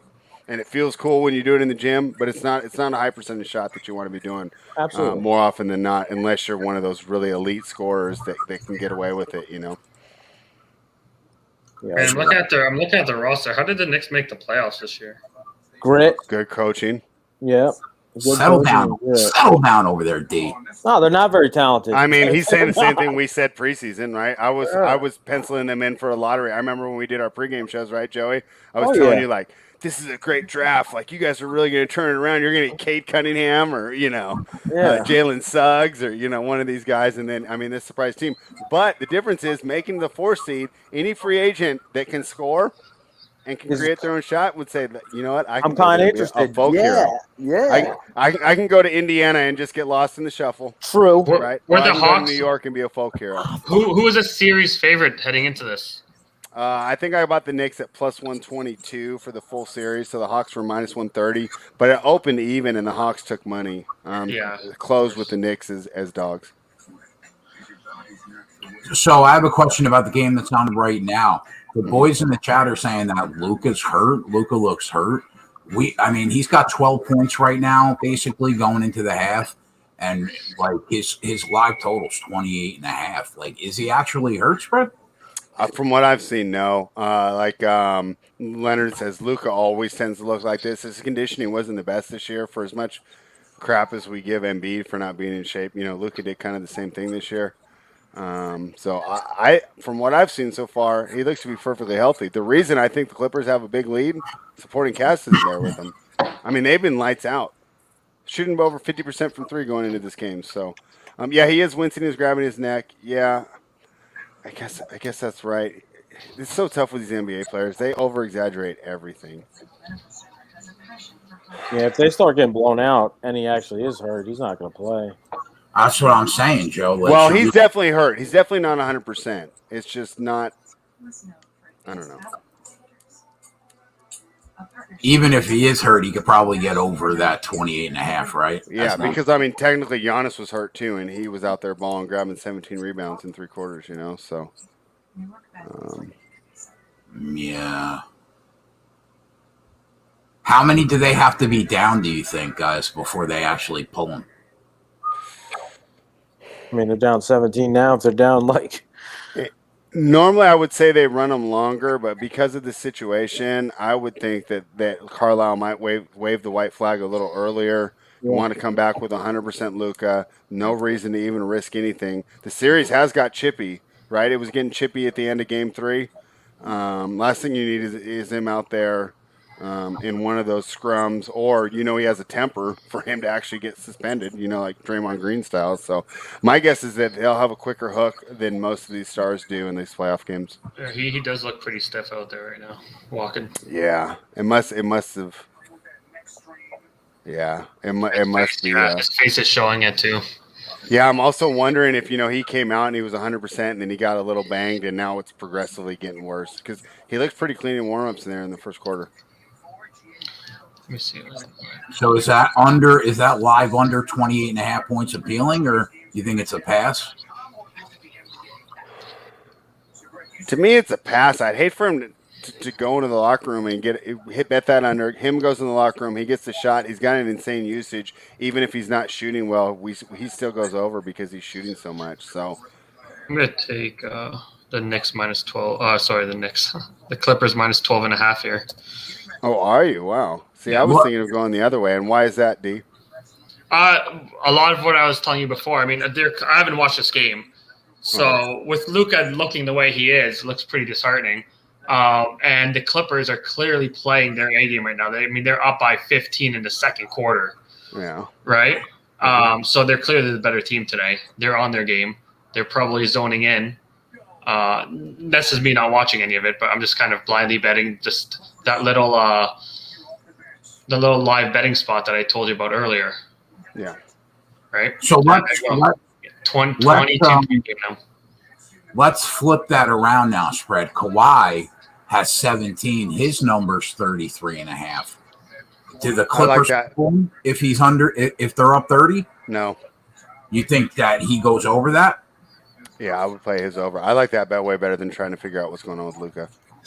We know he's locked in and ready to go. And like I said, they're not going to play around. Just like with Giannis in that Game 3, there's no reason running the extra 5 minutes, especially since they get an extra 2 days off. I would rather attack Kawhi's over than Luka's under.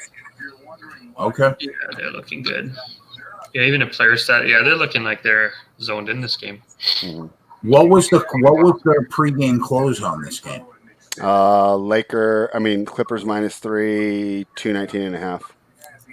Oh, wow. So 12.5. That's laying a big nut. Yeah, but I mean, I got the Clippers money line -150. Nice. I'm sitting pretty. Yeah, I'm good. Yeah, that's a good one. That's the point I was making earlier, Keg. Just you got to throw that away sometimes when you're watching it play, right? You can't be chasing numbers. You can't be chasing numbers all the time. I understand what you mean. We were talking about that yesterday. Yeah. It's so hard for me sometimes to pull the trigger on when you know you're losing value, even though oftentimes it's probably the right thing to do. Yeah. Yeah, I agree. I feel the same way. -12.5. Who knows? Maybe I can get like a -20, +24, +23 if they go up, by 20 points or something. That's definitely a possibility where you can catch the 12-point middle. Yeah. Because, like Spread was saying, I mean, what's going to make the Clippers take their foot off the gas here? They can blow them out by 30. Why wouldn't they? Exactly. It's a 2-1 series, right? Going back home. Yeah, they need to win the game. So, yeah. And they've had problems blowing leads before, right? I mean, they blew leads against Dallas last year in the 2 games that they lost in the playoffs. So my guess is that Ty Lue is going to go ahead and just put the foot on the gas. Being down in the series, you can't mess around and think I'm going to get this guy an extra 5 minutes of rest. He can get the rest on the plane ride home and on the 2 days off. Yeah, I hear you. I wish I was sitting on the Clippers -150 right now.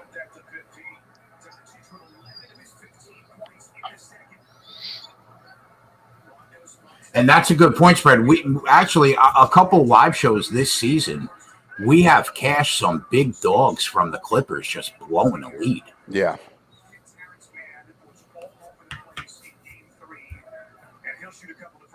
I think we had the Washington Wizards one time against the Clippers.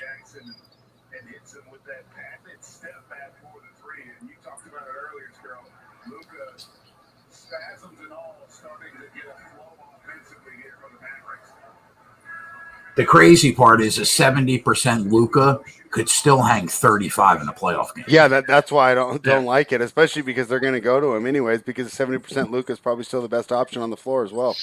Yeah.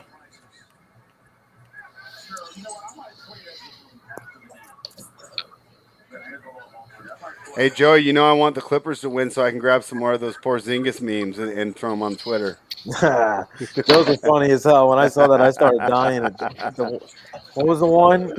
It said, post up a player smaller than you or draw 25. Yeah.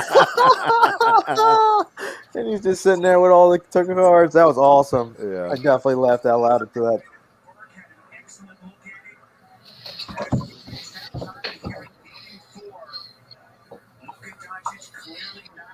Yeah, he's soft. Porzingis is soft. But they're still down 16 points. You're watching the NBA playoffs on TNT. Were you happy when the Knicks got rid of him, Joe? Porzingis, he left. He said he wanted out, so screw him. You're out. Peace out, bro. Now you're an enemy. Not a friend of mine. Peace out, buddy. He was talking shit about New York. Like, yeah, don't care. What was he saying? I don't know. He just ran his mouth. Was he actually talking about the city or the organization? Everything. Like, don't let the door hit you on the butt. See you later, buddy. You know what's funny is if he wasn't in New York, like if he was putting up those first couple years, like in Indiana or Milwaukee, nobody would have really cared. Absolutely not. Absolutely not. You're totally right. It was just New York is just so desperate to have a good basketball team. They'll latch on to any glimmer of hope, Yeah. So I'm the same, right? You're a long-suffering fan. Anything you can cling on to, right? Because it gets hard year after year, being in the lottery and not having any games that matter the last 2 months and rooting for your team to lose. I mean, it's absolutely. I mean, still can't believe the NBA just doesn't go to a pure 14 ping pong ball lottery system. Right. Like, let's take all the incentive for tanking out altogether. You know what? That's what they should do. Yeah, they should. They should do that, and then there would be no tanking. Is right. Yeah. But I don't know. Like, they probably don't even want to do that because they're trying to build up these bad franchises. They're still trying to build them up themselves. You know, they want a part of it. Yeah. Like, they want the Knicks to be so bad, just as I do. Yeah. I mean, if Thibodeau didn't pull this off, there's probably going to be a push to get Dolan to sell the team, right? I mean, if I'm there's another been owner, a million pushes to get Dolan to sell the team. Yeah. I tweeted Dolan. but I'm to sell talking the about team from like the other 50 owners, times. just realizing like, hey, buddy, you are ruining our profit model here. We're in a little bit of a jam. If you didn't notice with this pandemic, we need a good TV contract next time. New York could help us. He's still making money. He don't give a shit about us. He don't care. Yeah. No. Knicks Nation was asking Dolan to sell the team in like 05. Bro, I've been asking. I've tweeted like 50 times, Dolan sell the team. Like, I went to the stadium, had a sign that said, Dolan sucks, Isaiah swallows, back when Isaiah Thomas was I got thrown out. Yeah, the other side said, all I want for Christmas is Isaiah fired, sign the 6th man. That was in like the New York Post. I was fucking. That's awesome. Yeah, that's cool. I'm a diehard. I've been there before they even upstate the stadium. You used to be able to walk around the middle bowl. Yeah. I walked around the middle bowl, and then I walked literally down towards the bench. They thought I was going to like go after. I was just trying to get as close as possible. I remember that. I remember that before they made the renovation. Yeah. That fucking renovation isn't all that either. I mean, it's really nice. They got a bridge up there and shit. It's really nice. Okay. They got a million different food spots in there. Like, you can get any kind of food you want. Are we at full capacity now in New York? Yeah, they're at full capacity. They're not giving up this money that they could be made right now. You know. Yeah. Like some places are still doing it. You know, Portland doesn't have a full stadium. Atlanta didn't look like they had a full stadium. Atlanta was pretty close. They were over 10K. I know. Portland's like at 3K. Yeah, what? Like, that's not even fair. That sucks. That sucks. Have you ever seen like the politics in Portland? I mean, they are. Apparently not. But yeah, that sucks, dude. Like they're like the capital of Antifa. I mean, they hate. Oh yeah, weren't they trying to like burn down the Attorney General's building or something like that? Yeah, I mean it's a wild spot to try and live, Portland right now. Kawhi and Paul George both seem to be on tonight, eh? Yeah, so far. That's all I see with the 12.5. Yeah.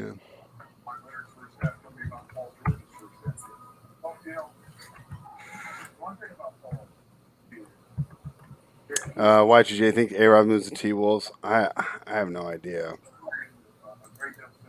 Moves them? Like, if they do, they better change the name, dude. I'm sick of the Utah Jazz and the Memphis Grizzlies. Like, come on, guys, what are we doing? Who's seen a grizzly bear in Memphis? Yeah. I've never understood why both those teams don't change their names. Yeah. I've been to Memphis. I got bed bugs in Memphis. One time that doesn't sound fun. Memphis One time I went. Yeah, no joke. What's better, Memphis barbecue or Kansas City barbecue? Did he say I got bed bugs in Memphis? He said? I did. I did. That's a true story. A true ass story, bro. Never again. We stayed like right outside the arena at some shitty ass hotel. But it was a good time. We had a good time. Was it for a Knicks game? No, we just watched the Grizzlies play, maybe the Pistons. I don't know. We went to Ole Miss for the weekend, watched Ole Miss play. Who the fuck they play? Ole Miss played maybe at Auburn. Ole Miss Auburn. And then we just drove there. Like, screw it, let's go. So I paid like $11. How long was the drive? It was like 4 hours, maybe. Dude, I forget how close you guys are to all the other like major cities. No, well, we went to Nashville, and I just traveled. Oh, okay. I thought you drove there from like Jersey, and I'm no. What? No. I flew to Nashville. We went to a football game there, then traveled to Ole Miss, and then went to a Memphis game, basketball game. Just killed it all three, you know. It's nice there. I mean, don't get me wrong, but I hear you. That's what it is. I got bed bugs in Memphis. Last year, before the pandemic, I flew to Houston to watch a Raptors-Houston game. Flew to Houston. We got a suite, like top floor suite in a hotel right by the arena. the flight, the tickets for the game, and the hotel was cheaper, and I'm about an hour and a half from Toronto, as if it was cheaper than going to Toronto and getting a ticket for the game. Yeah, my buddy who's a Lakers fan in LA would come up here to watch the Lakers because he said it's cheaper to go to the Sacramento Kings arena than it is to try and go see the Lakers in LA. And that arena's a shitty arena in Houston.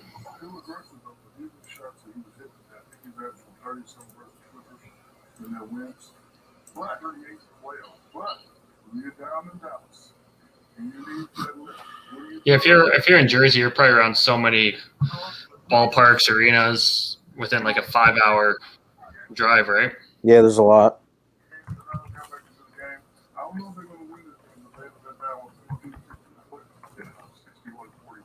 How far is a drive to Chicago from us, Joe? Probably like 6 hours.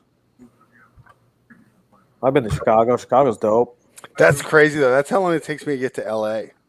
I'm not even out of the state. That's crazy, Spread. Maybe longer. I don't know. Maybe I'm wrong. Yeah, I think it's probably a little long. Probably 8 Might or be 9 wrong. hours from there. The flight's like 3, so How far are you from Atlantic City?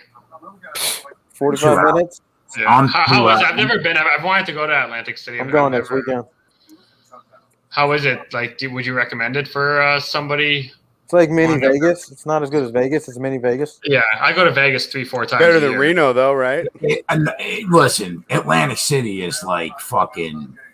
If Las Vegas is Major League Baseball, Atlantic City is like single A. Single A, yeah. Yeah. That's like So an it's hour that and a half bad? flight. Have for you ever me, been to so- Reno, Joey? No. Oh, okay. Reno's pretty bad too. Yeah. But there are a couple spots like the Trop, the Borgata. Like They all have their own sports books now too. Yeah. That's pretty dope. Harris, I stay when I go. I'm on the marina. I'm either at the Borgata or I'll go to Harris. I don't mind the Trop. Trop calms me all the time. So We're gonna have to do a Run Pure Vegas trip. Bro. Field trip. Could you imagine? My mother loves the fucking Trop. Like anytime she goes to Atlantic City, that's where she goes. Yeah. That's dope. Have you ever gone to like Mohegan, like the Connecticut way? Yeah, I went there once. Fucking sick. Yeah. Trying to go. I mean, I want them to open up so we could go to Corey's fight. A steakhouse with a vegan. When is his fight, Joe? When's his next fight? Got to be coming up this month or next month. It's either June or July. It's Bader, right? Yeah. I would love to see him fuck Ryan Bader up. Yeah, in person, right? It's coming back to you now. I think he should beat him. Real pants. Find Amex offers. Yeah, he's beating him. One of the many things you can expect from your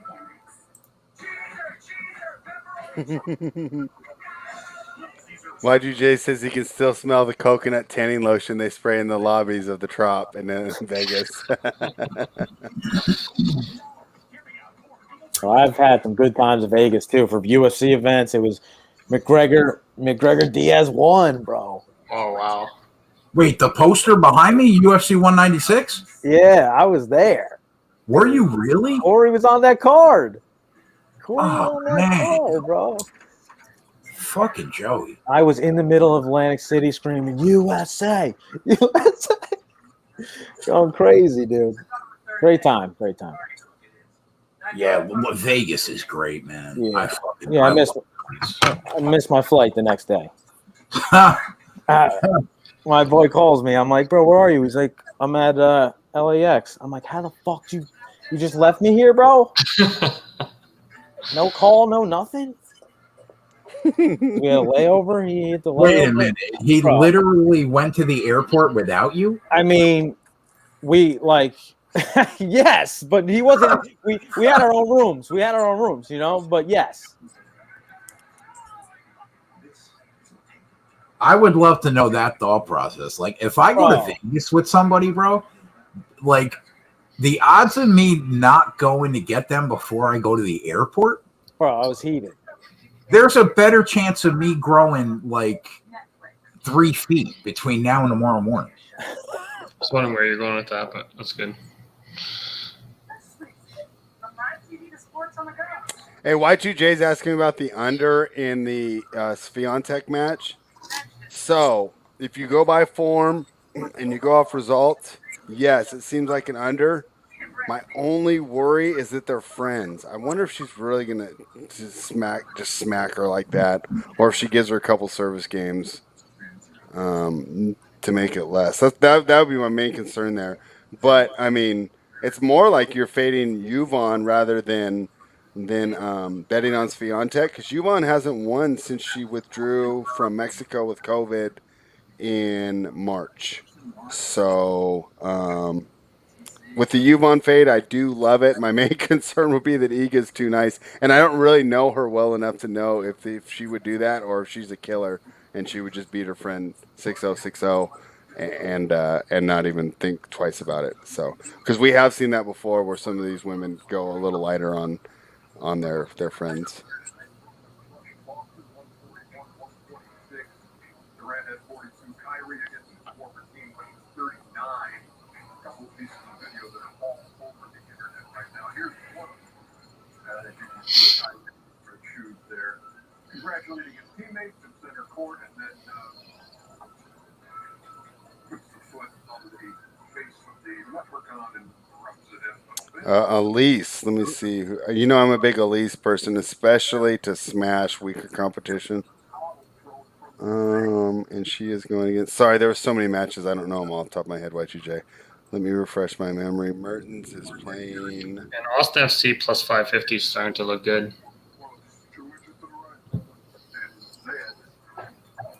On him out. Yeah, they blow him out, and Elise helped him. Look at that moment. Just take him down like Kyrie handled that. You will hear from Kyrie on Inside the NBA. But again, fans, come down.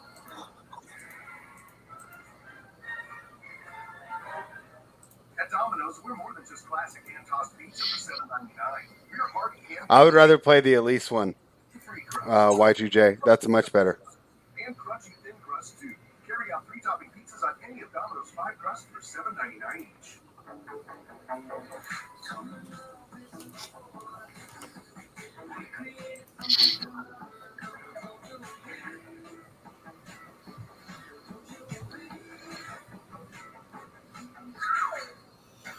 Cola said, I'm a couple weekends away from going to tout Aussie football. Are you going to be an Aussie football tout, Cola?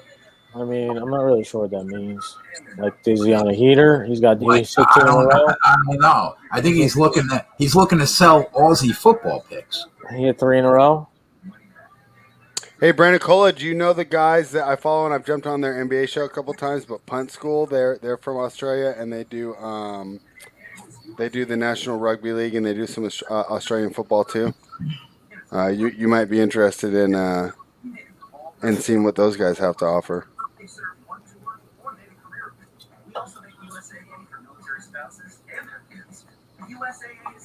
What a dick this guy is.